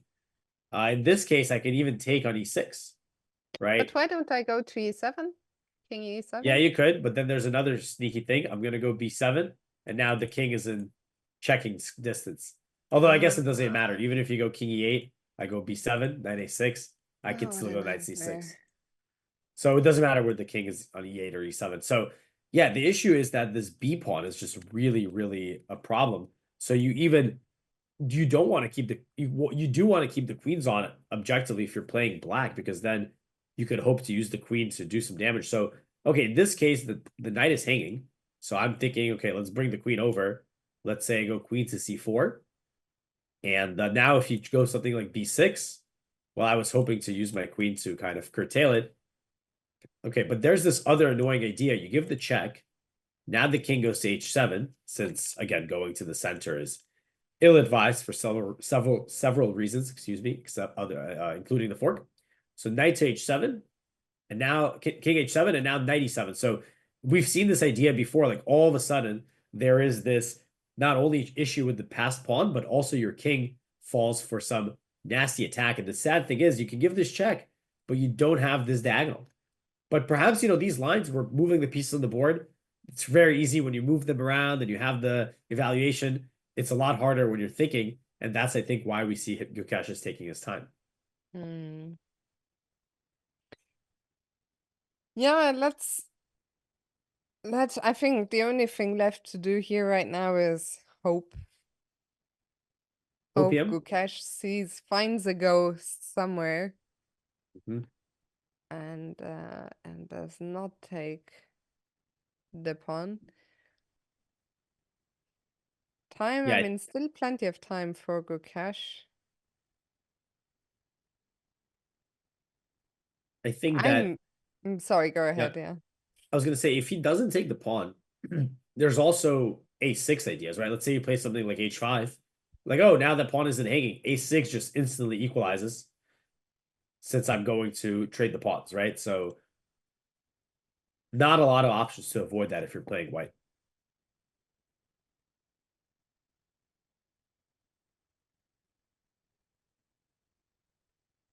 Can we find another ghost that Gukesh might be seeing after knight a7? I feel like this is a pretty decent ghost. That, I'm at least winning the pawn back. My other ghost was queen f4, but it's not as effective. But I guess similar. You can go g3. Yeah, I mean, this check is very temporary in its effectiveness. So I believe, at least to the best of my abilities, because the engine says like king h7, like it's just like not like queen d4 is not the best move, but it's the move that actually poses some kind of problems, right? So this is, at least you have the equal material, but even if you don't see a win for white here, it's hard to imagine not going for this, because you'll just think that, okay, equal pawns, but I've got the pass pawn. And in a queen endgame, it's well known that the quality of the pawns is more important than the quantity. You can be down a couple pawns if you have a strong passer that can save you the game or even win you the game. So, Alex, yes. I was just gonna say, we've gone on for quite a long time without a break. Unfortunately, things haven't gone too well during that stretch of time, but hopefully Gukesh is gonna spend a bit more time here. We're gonna take a very quick break, and as soon as something... Oh, well, as I say it, he takes on He does take. a7. He was like, no, guys, you stay right here. Stay right where you are. Yeah, 10 minutes, 11 minutes there for Gukesh. I think, yeah. Okay, I think we're gonna see a quick move by Hikaru. Because surely when he played queen d6, he was expecting knight a7. Yeah, you would think so. And again, reminder of the time control. You don't get a second time control, and you do get increment once you reach move 40. So Hikaru obviously will want to avoid a situation with seconds on the clock. But yeah, I'm curious if he'll play queen d4 or he has some other idea that we haven't considered. Yeah, unfortunately, his body language right now does not inspire confidence. He's just shaking his head. I wonder if Hikaru himself maybe saw a ghost, saw something after queen d6, knight a7 that he now realizes isn't there. Right. Let's see. Like you said, a quick move would be expected. And yeah, I see Hikaru, he's visibly unhappy. Of course, he understands that losing the a7 pawn was not ideal. He goes knight d3. We did consider that move. Looks active, and the engine is spitting out all sorts of ideas for Gukesh, but even though it looks like it's not the best move, I was wondering, what if I just bring my knight back? That seems quite reasonable, but the engine's coming up with some miraculous knight c8 moves. You hit the queen, queen goes back, now you go knight e7. And I don't know what's so strong about. I mean, of course, if I trade the knights, then White's happy to simplify. But what if I go king f7? Now you go knight c6, and you're doing so with the king on the worst spot. So that's pretty nuanced, but I think knight c6 is simple but strong. Alex, I think maybe Gukesh will take a little moment debating between the different knight moves. So we are going to go on a quick break now. We'll be back as soon as something happens. Unfortunately, this game not looking good right now at all, but we'll see you back in just a few.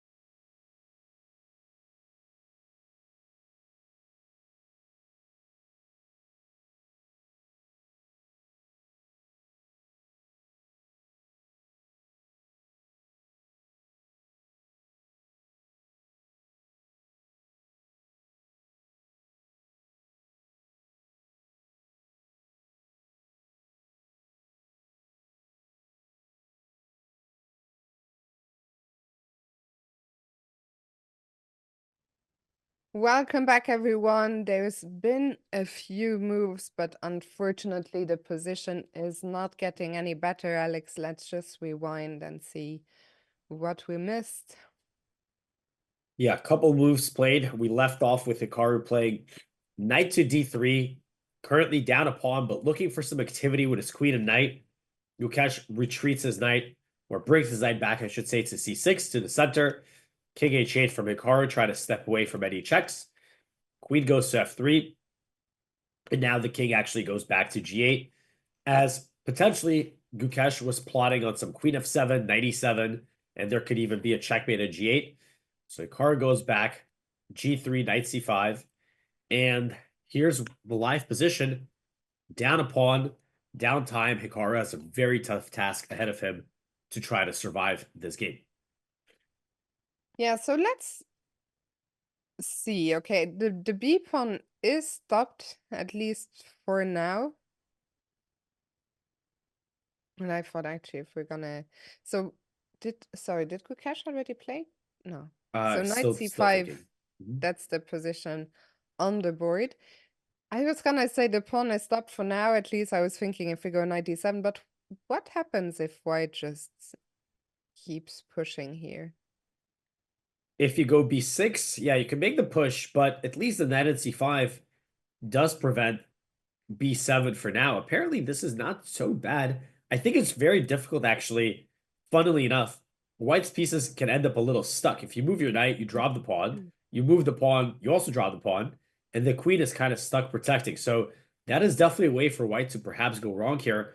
You don't want to potentially rush moving that pawn too quickly, because it seems like currently you kind of value having that knight anchored on c6. Might give your queen a bit of flexibility in terms of where it can move. Maybe there is still some hope here, actually, because now at least we're not, all these positions you were showing earlier with the white queen and knight ganging up on our king just looked kind of hopeless. But it looks like for now we have at least stalled white's progress, which is something. I think what we need is Gukesh to invest a bunch of time and this to go down, excuse me, to go down to a scramble. when I think there will be chances to maybe hold this. Yeah, we have seen in the first 2 rounds, the time trouble has caused Gukesh to go from a drawing endgame to a losing endgame. So perhaps if he gets into a time trouble here, he can take a winning endgame into a drawing endgame, right? So he has been giving up half points. But here for now, it is Hikaru who is down on time.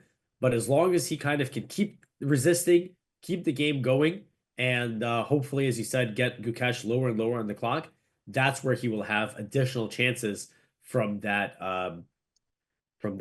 potential tension and mistakes of the time trouble. We are now on move 35, so 5 moves away from the 10-second. I always think this time control, it's so brutal because you're scrambling and scrambling to get to move 40, and then you get there, and all you get is the 10-second increment, which is barely enough to survive. Okay, Gukesh, you know, he's spent a bunch of time already, and I don't know, could he have done something better than what he did in the last few moves? Oh, that's not sorry. That's not That's not what he did. I was even confused how we got that move. But yeah, what could he have done better? I mean, it doesn't look like he did anything bad. You know, he brought his knight in. Again, there was this ultra precise knight c8, which he could have considered. Sorry, in this position. But hold on a minute. What is the mover seeing now? King g2. Yeah, that's a good move, right? Just get that king off the back row so that there's no checks, and pass the move to Hikaru, who has in the past couple moves mostly just shuffled his king. So okay, but at the same time with the king on g2, you move the queen. Maybe I get a little check here. It's not much, but you know, it's a check. Maybe in in some these cases, positions, yeah. anything is something almost. I mean, Yeah, maybe you try knight d3. You know, hey, maybe he'll miss it.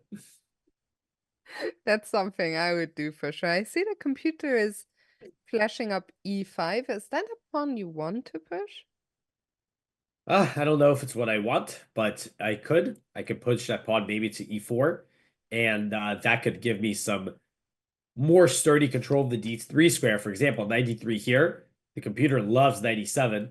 With the trade of the knights, it should be relatively straightforward to promote the pawn.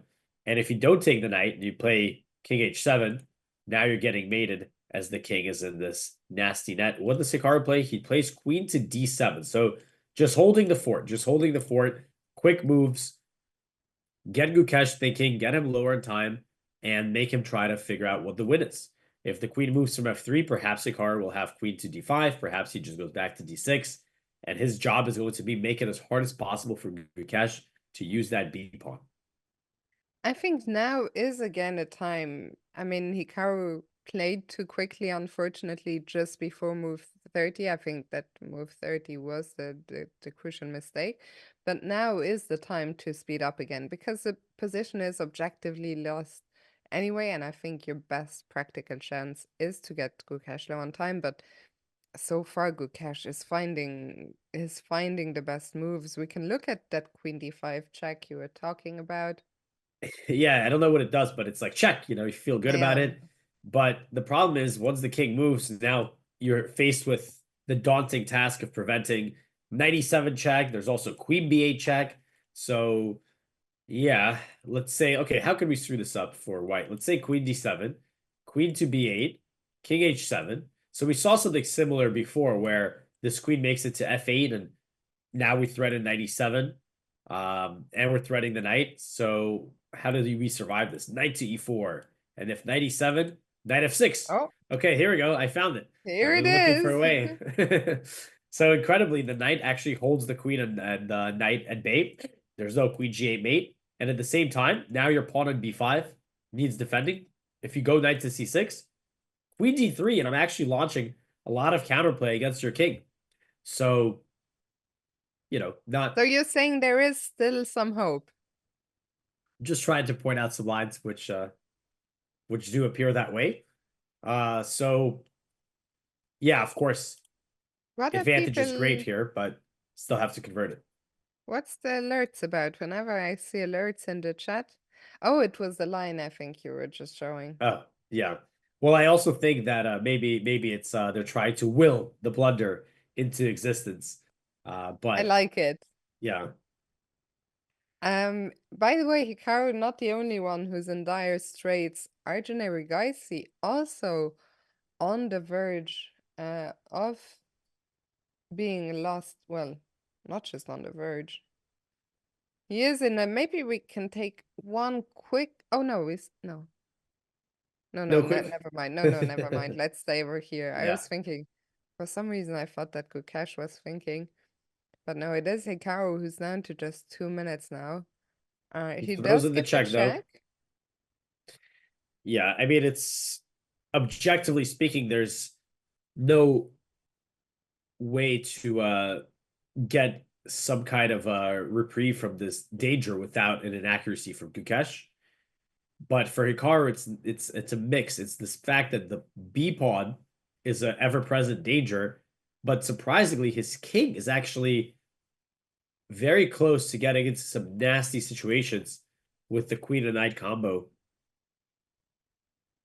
Yeah, it looks like knight e7 here.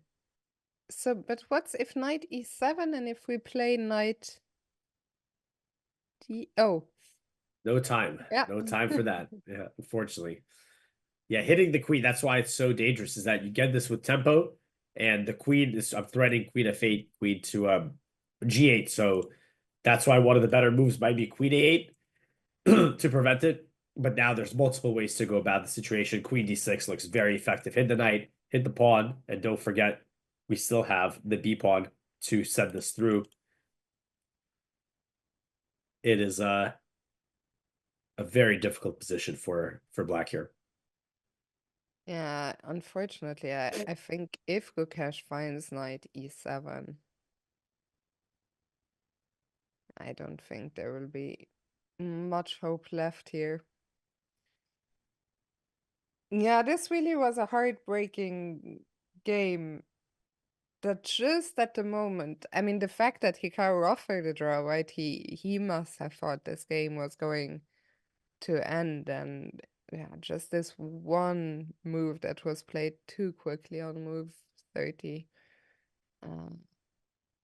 Yeah, Hikaru was in as he said himself in his confessional, he expected there, unless he was blundering in that late middle game or middle game situation, he said, hey, if I can just get my pieces out, the knight comes out to c5, it's all good, right? Unless I'm blundering something. He was completely right. His position had been very safe at that point, maybe one and a half more precise moves, but of course, credit also to Gukesh, the world champion, despite his tough start with 2 losses, when he had that opportunity and Hikaru offered him a draw, but Gukesh says he had some chances.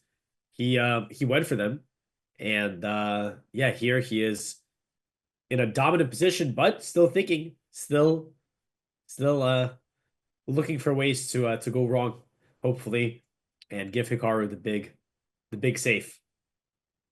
Yeah, I think as you said, from the moment Hikaru went wrong on move 30, Gukesh has just played a flawless game. Of course, we're all hoping for him to go wrong still, but he is reaching out, and if it is knight e7, it's queen f7, but looks equally strong. Yeah, queen f7 has the same idea, threatening knight to e7 with queen to g8 checkmate. And yeah, doesn't really give us too much time to look for counterplay, but that's what Hikaru is doing. Knight d3. Now, I guess knight e7, you could go queen d8, but at the very least, Gukesh can take the pawn on e6. So knight e7, that's mate. Your queen's hanging. You have to go to d8. We go takes. Maybe there's knight f2. Check. Yeah, it's the knight's hanging. King h8. Check. This doesn't look great. This would be, let's see, we are getting the moves. Hikaru goes queen d8. Yeah, I think just queen e6 here. 2 extra pawns with the continuing attack. That will be too much.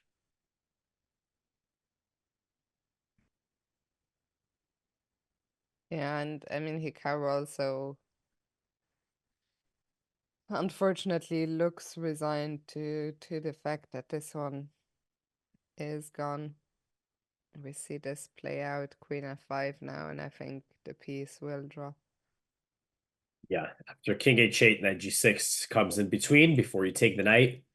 And yeah, Hikaru extends his handshake. And yeah, I mean, this is a tough tournament. You know, you did not get an easy game, and Gukesh's credit, he took advantage of the opportunity he was given. Obviously, Hikaru will be a bit frustrated that he basically played a lot of great moves, got into, you know, solved the tricky difficulties in his position, and perhaps one more move on move 30 had he played like queen b6, perhaps slightly underestimating the danger to the position. That was ultimately what cost him. And yeah, if we go back, you know, this moment right here where, you know, I saw a lot of people in the chat were asking, why did he give up the pawn? Why did he give up the pawn? It was very difficult. There was an only move that Hikaru had to find, knight a4, just rerouting the knight to the edge of the board. And based at least on the analysis we were able to do, it seemed like there was a string of basically 10 only moves for Hikaru to hold a position. And yeah, surprise, surprise, without the all-powerful engine, these decisions are difficult to make, and the position turned out to be indefensible. Yeah, tough loss for Hikaru, but well converted by Gukesh. When he was given a chance, he took it. Let's go to Fabiano Caruana, who I think is also about to win his game against Arjun Erigaisi. Fabi, who by the looks of it really played a fantastic game today. Yeah, we do have the two other games still ongoing as we switch over to Fabiano's game against Arjun. Well, let's maybe stay with them for a moment before catching up on the moves. And what is going on? Arjun's close to promotion, but the bishop will be ready to give itself up. And I don't know if the same could be said about the black pieces, because those pawns are ready to go. If you promote with c1, I'm going to take, g6, take, and can even just go h6, sneaking it through. So no way for the I guess you have knight d3, knight e5, knight f7, but the h7, knight f7, and there's a lot of ways to it. Even rook b8, that's kind of funny, and I pick up both pieces. So it is going to be these pawns that decide. We get c3 from Arjun. Fabiano down to under 2 minutes, so perhaps if Arjun can find some kind of trick, like a knight d2, you know, severing this bishop, but doesn't seem to be working. If you go knight d2 now, amongst many other things, I can play rook takes d2. And now when you take, this is check. I covered the queen. If you actually try to sneak a promotion, I have check, and I pick up the queen. So these pawns, if they were side by side, Arjun probably could be winning. But since they're doubled, it is Fabiano who will be getting the victory. And here, I don't know if taking on g6 also works, but it looks like just going by... Was that... He made the move, yeah, it wasn't you. So Played h6, yeah. Played by Fabi, and I think we'll see a resignation here momentarily as well. And Fabi, that means with a victory in this game, he will take down one of the co-leaders. Arjun and Hikaru were in first place going into today. And Fabi, he will be on 6 points, getting 3 points for his classical victories. So that would put Fabi at 3 decisive games. He lost to Hikaru in the first round, but now is bouncing back with 2 wins in a row. And with 6 points, he is guaranteeing himself at least shared first place going into this. Oh, no, sorry. If Magnus wins, he's not in shared first, but okay, he's guaranteeing himself at worst clear second place heading into tomorrow. Magnus is still playing. I mean, I think we should wait. I think this game will end in a second. But yeah, Magnus has a weird endgame where, honestly, I'd rather play from the black side. But we'll get to that in a second. I guess Fabi will just keep pushing. And yeah, Fabi has a minute. And well, let's see what's going on here. After h7, you cannot stop the pawn, but you have your own pawn here. And also, other than h7, there's rook b8, right? You could, might be very simple, right? Just win the bishop. Honestly, I would play maybe even rook b8 here, and that is what Fabi does as well. Yeah, because it's like, why don't I just win the bishop?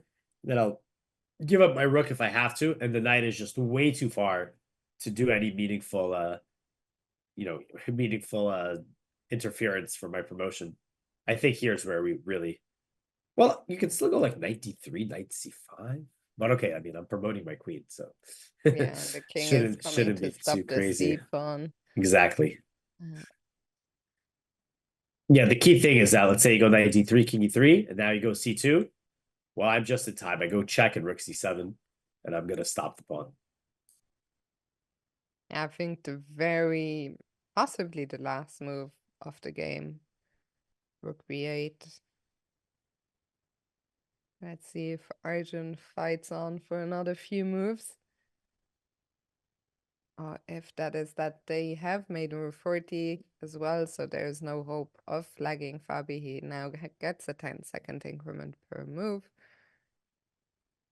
And perhaps a small condolences for Hikaru's, loss today is that, he is ranked number 2 in the world by rating, and the number 3 player is Arjun Erigaisi. And with Arjun looking poised to lose his game as well, this actually still maintains Hikaru's 20-point advantage over the number 3 slot, which of course these ratings will be brought up quite frequently as everyone is so interested to figure out who's going to make it to the candidates.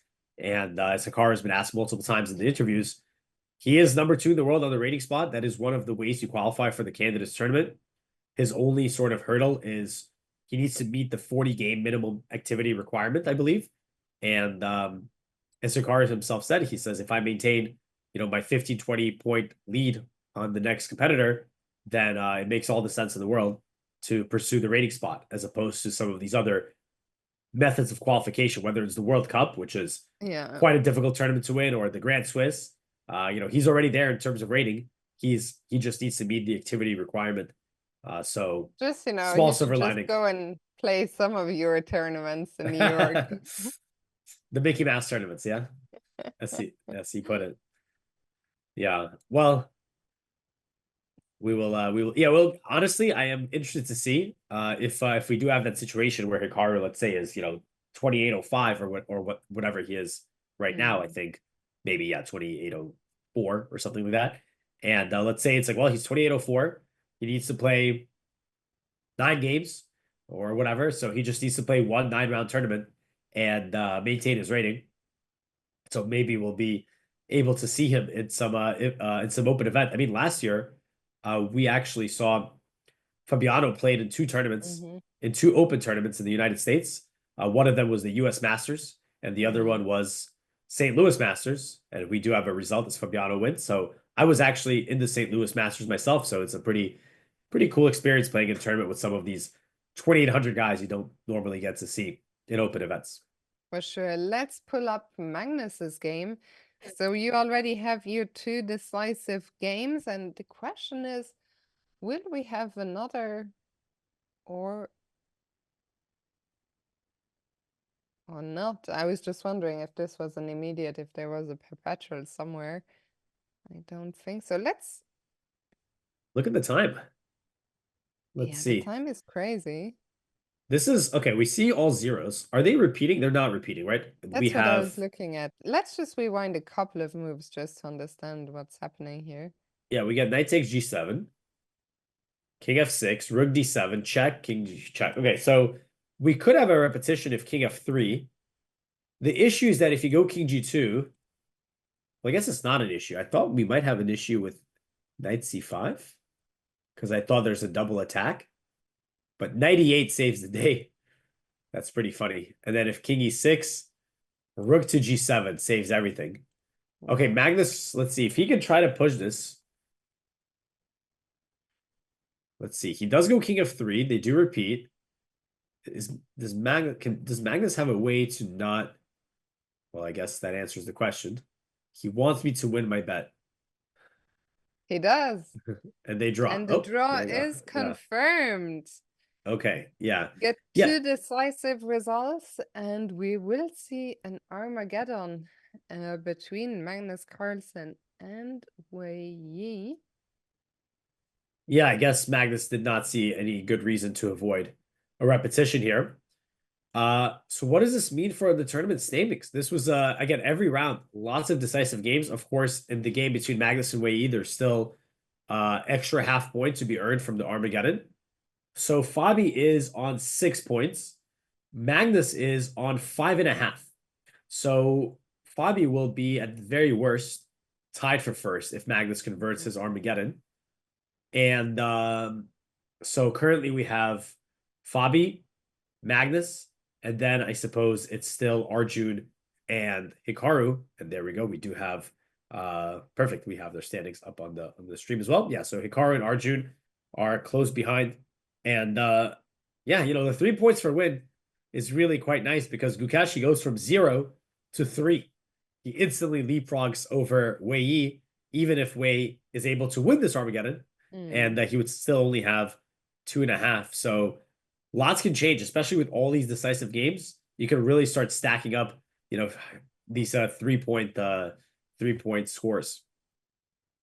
Yeah, and I think chat is pointing out, that Magnus might be kicking himself because he definitely had some chances today earlier in the game. Let's do a very, very quick recap, maybe of see if we can find a missed opportunity. Then we'll go on a break before the Armageddon decided between these two players.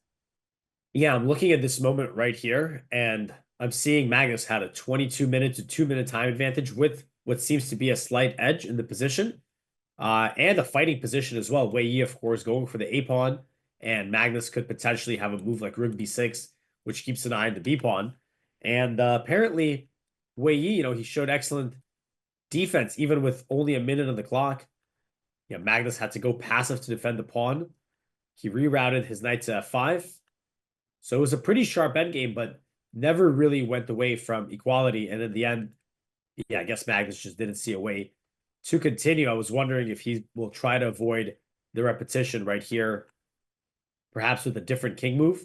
But you also have your F2 pawn hanging. So if you go like King H4, that's not what you want. You even can get mated on the next move. So King G2 was the only move that I was wondering about, but this also doesn't seem to be quite effective after, for example, Rook A2. Now the pawn on F2 is hanging. So yeah, Magnus just had no way to avoid it. So it looks like it was great defense by Wei Yi. He was under pressure. Magnus was trying, but it wasn't there this time around. So a draw. Maybe he won't be kicking himself too hard, since his opponent didn't really make mistakes. Yeah, impressive defense by Wei Yi. So these two go to Armageddon. I think that will start roughly 15 minutes from now. I guess maybe 20 minutes past the hour is my best guess. So we're gonna go on a break now. If we have any interesting interviews, we will play them for you. And yeah, we'll be back for the Armageddon decider. So we'll see you there.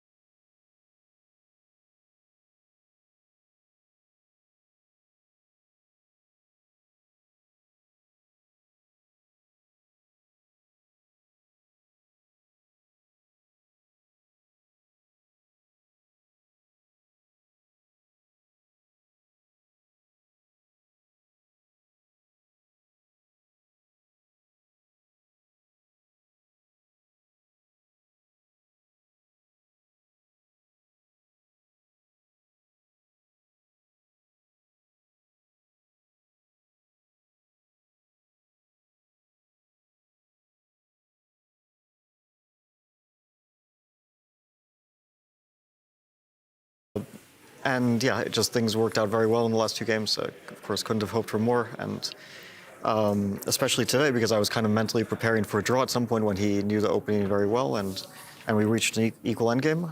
But he thought he was slightly better, he told me, and maybe that optimism led him a little bit wrong.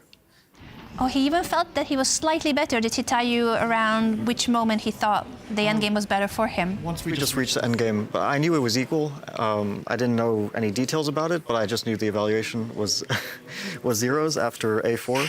And then I was trying to figure things out on my own, but at least knowing that I'm not worse is very helpful. And I understand why he thought he was better. I mean, he is up a pawn. He does have 2 connected passed pawns, but my activity and his weak king in the center does give me enough compensation.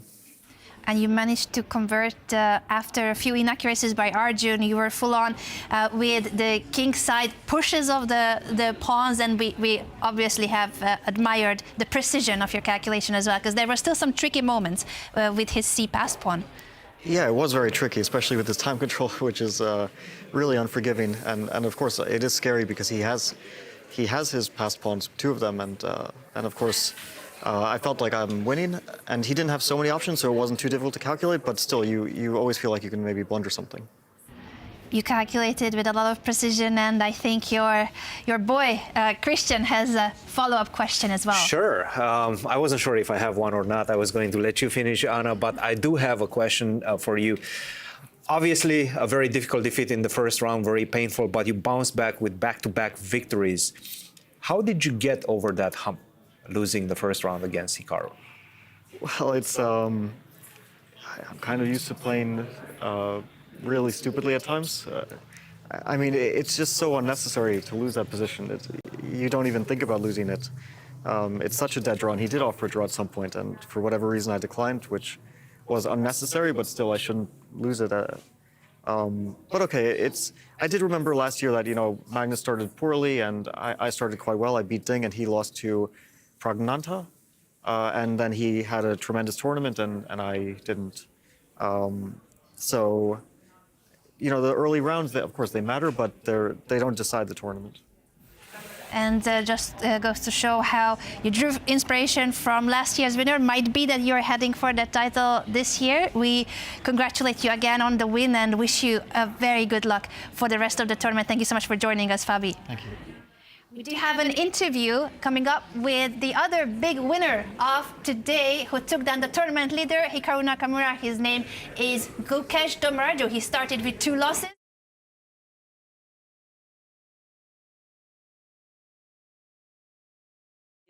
Victory for you. How do you feel right now? Yeah, feel quite good. I think my time management was much better today than before, and okay, he had some drawing chances, but I guess overall it was a good game. When he played Queen to D6, it was a blunder, the pawn on A7. Was that the moment that decided the game? I mean, I was already thinking it's at least close to winning at that point. I mean, probably his best defense was Queen B7, when I wanted to go Queen C4, Queen B6, Queen F4, King H7. But yeah, after Queen D6, I thought it should be over.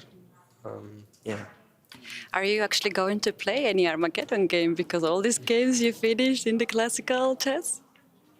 Yeah, I mean, at some point it'll come for sure. But yeah, right now I'm just happy with this game. Gukesh, you have a birthday coming. Tomorrow you'll be 19 years old, but in India it's already your birthday, so happy birthday. A lot of people are congratulating you. Is there any special plan for you besides winning a chess game? I mean, during tournaments it's always about the game, so yeah, just want to play a good game and looking forward to seeing the wishes. Once again, congratulations and best of the luck in the rest of the games.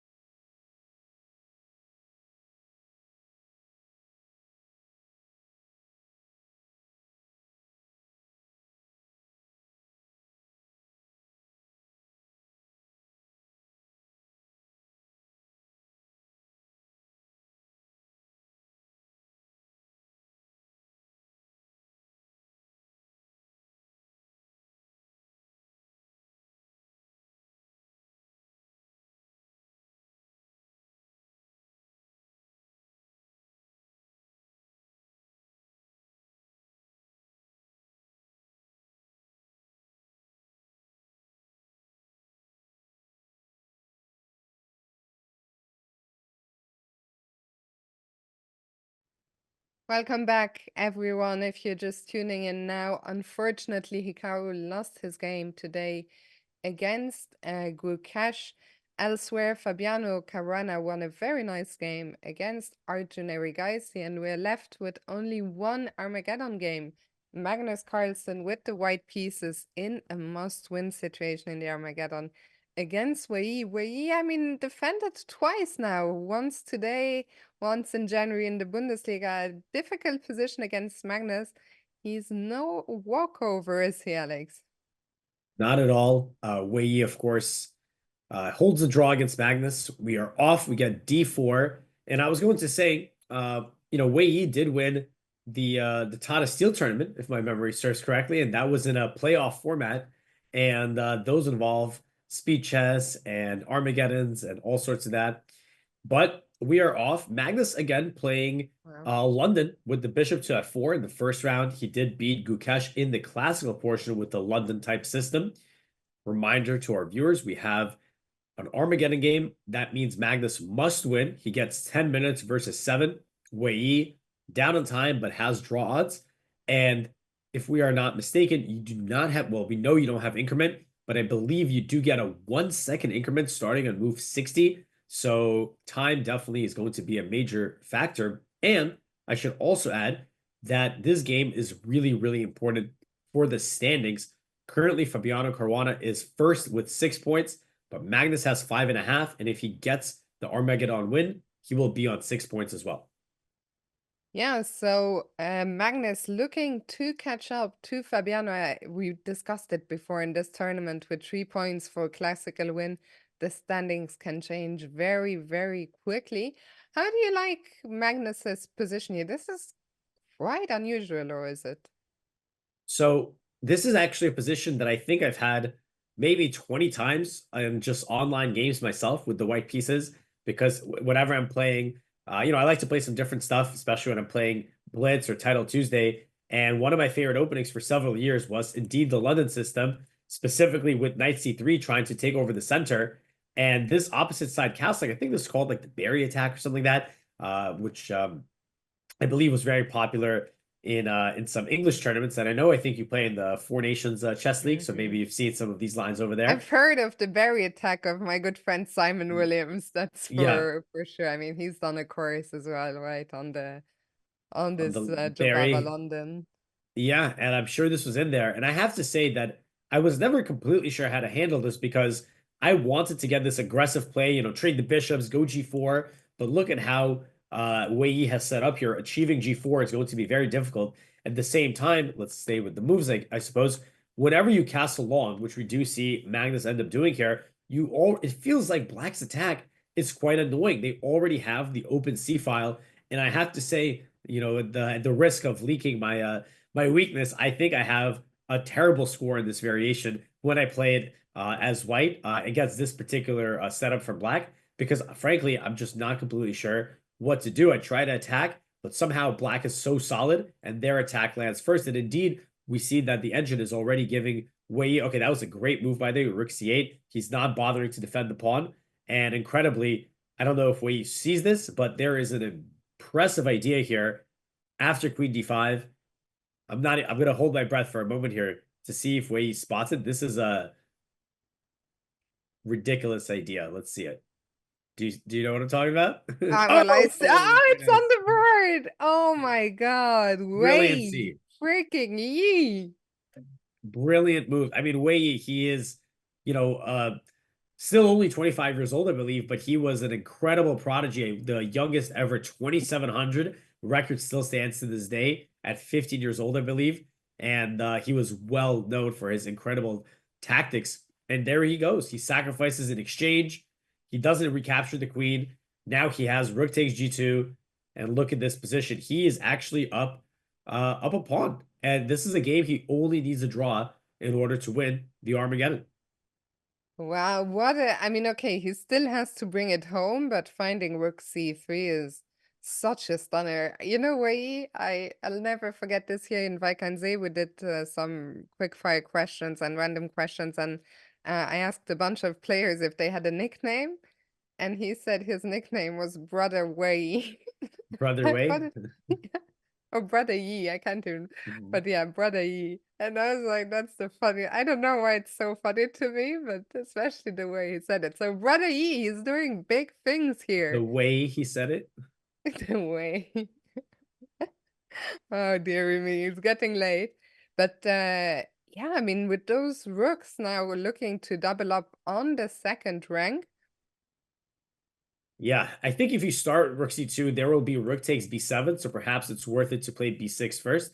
So in this position, way he just goes for the activity. Obviously, Magnus also has his pawn, his rook on the 7th rank. So Wei gives him that e pawn, and yeah, for at this point, it looks like he may be able to activate his rooks, go after the pawn in f3, create checkmate threats on the back rank, but still has to be precise. He's under 4 minutes, and for Magnus, it's not impossible that he quote unquote steals that idea, gets his own tower of power on the seventh rank here, and also starts gobbling up some pawns. So we see Wei taking a moment to think about here. Again, if you just go rook c2, rook takes b7, this is not bad for black, but doesn't seem like necessary. So a move like b6 seems plausible, but at the same time, perhaps Magnus will simply play bishop c1 to make sure that pawn is defended. What does Wei play? He goes rook c4, bishop goes to c1, and let's see the plan here. Could there be a move like, well, I'm not sure. I was thinking, is there a move maybe even like f4? I was considering seeing if that you could prevent any f4 ideas from white, and at the same time try to surround this pawn. Because if I could open my bishop, that would be great, but I'm not sure if that's the best move for him. I think he's gonna have to speed up under 3 minutes now for Wei. Suddenly Magnus has a 5-minute edge. Remember, he started with 3 minutes up on the clock. But this is already getting very, very critical. The position, as we can see from the eval bar, is even. But at this point with the time situation, I'm feeling very pessimistic about his chances. Yeah, even if the position is drawing or even objectively winning, if you can't get the moves off in time and you flag, that is a loss. So while Wei is playing really strong game here, and the rook at c4, by the way, well placed, keeps an eye on the h4 pawn as well. Wei plays a b5. Now, if you take an a7, of course, bishop takes e5 would be great. I'm already threatening like bishop takes b2, followed by rook b4. So we won't see rook a7 here, but I'm wondering if Magnus isn't time to play rook d1. So let's say rook takes h4, and now, yeah, I'm like trying to think of, just going after this f7 pawn. But yeah, you also have to worry about your own back rank. So, okay, we do have this on the board. Magnus does activate his rook, and Wei, just bravely, he takes an h4. He's back to being up a pawn. Let's see. Rook h1 now. Rook h1, rook g1. And if you go e6, look at this. You get mated because of the pin. That's a beautiful one. Yeah, suddenly I'm back to thinking, well, Wei has proven me completely wrong. He sped up and he sped up with the best possible moves in the position. Magnus not playing the most accurate, and suddenly he's in very serious trouble. I think Magnus is also just going for aggressive and tricky ideas because Wei only has 2 minutes, right? It doesn't have to be objectively good. It just has to keep getting him to think, because objectively the position, if you do play the best moves, it's equal. It's a draw. So you need to kind of take some risk here. But rook h1 is excellent. There's a very simple but strong idea here.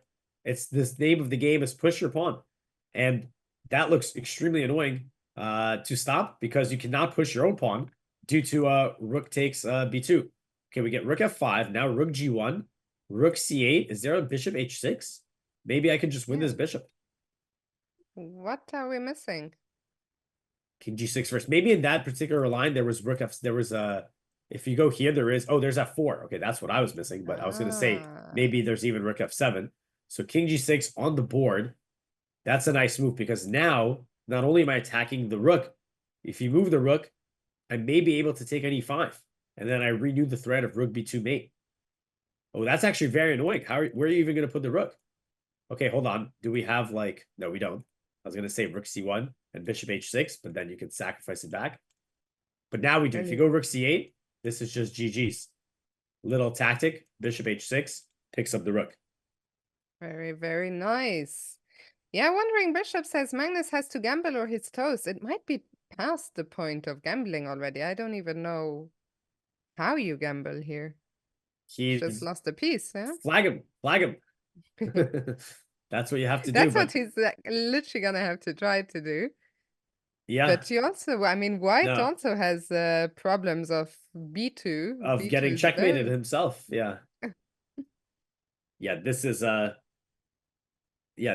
going to be, yeah, you're Mate down a in piece. 20.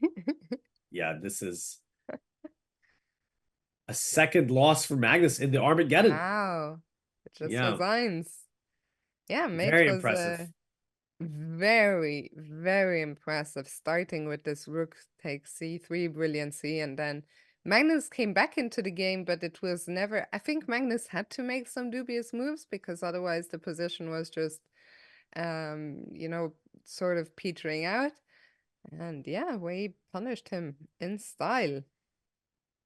Yeah, and you know, I was saying earlier that this is also a line that gives me a lot of trouble. And look, if Magnus Carlsen can't make it work, I probably just shouldn't be playing it at all.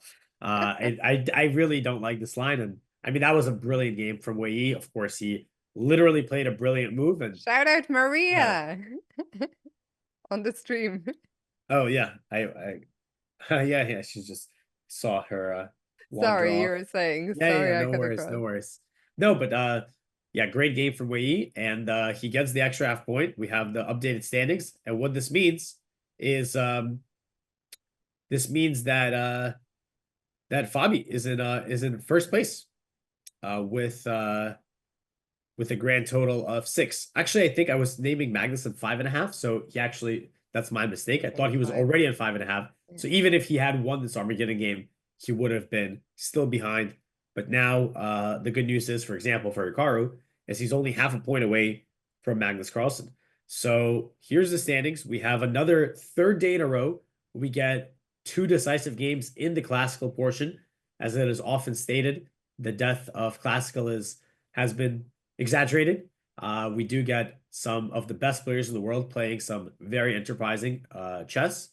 And yeah, this was another excellent day to follow the action, I should say. And tomorrow, Hikaru will play the man of the hour, Wei Yi, who just beat Magnus Carlsen. That's gonna be a big game for Hikaru, who will try to strike back immediately, of course, playing with the white pieces. Alex, you'll be here for that? Yes, I will. So Alex will be here. I will see you guys again next week. Hopefully, I'll be bring a bit more luck than I did today. Until then, be good. Chat, all the best to Hikaru. Alex, was fun today. I'll see you next week as well. Have a good one, guys, and see you again very soon.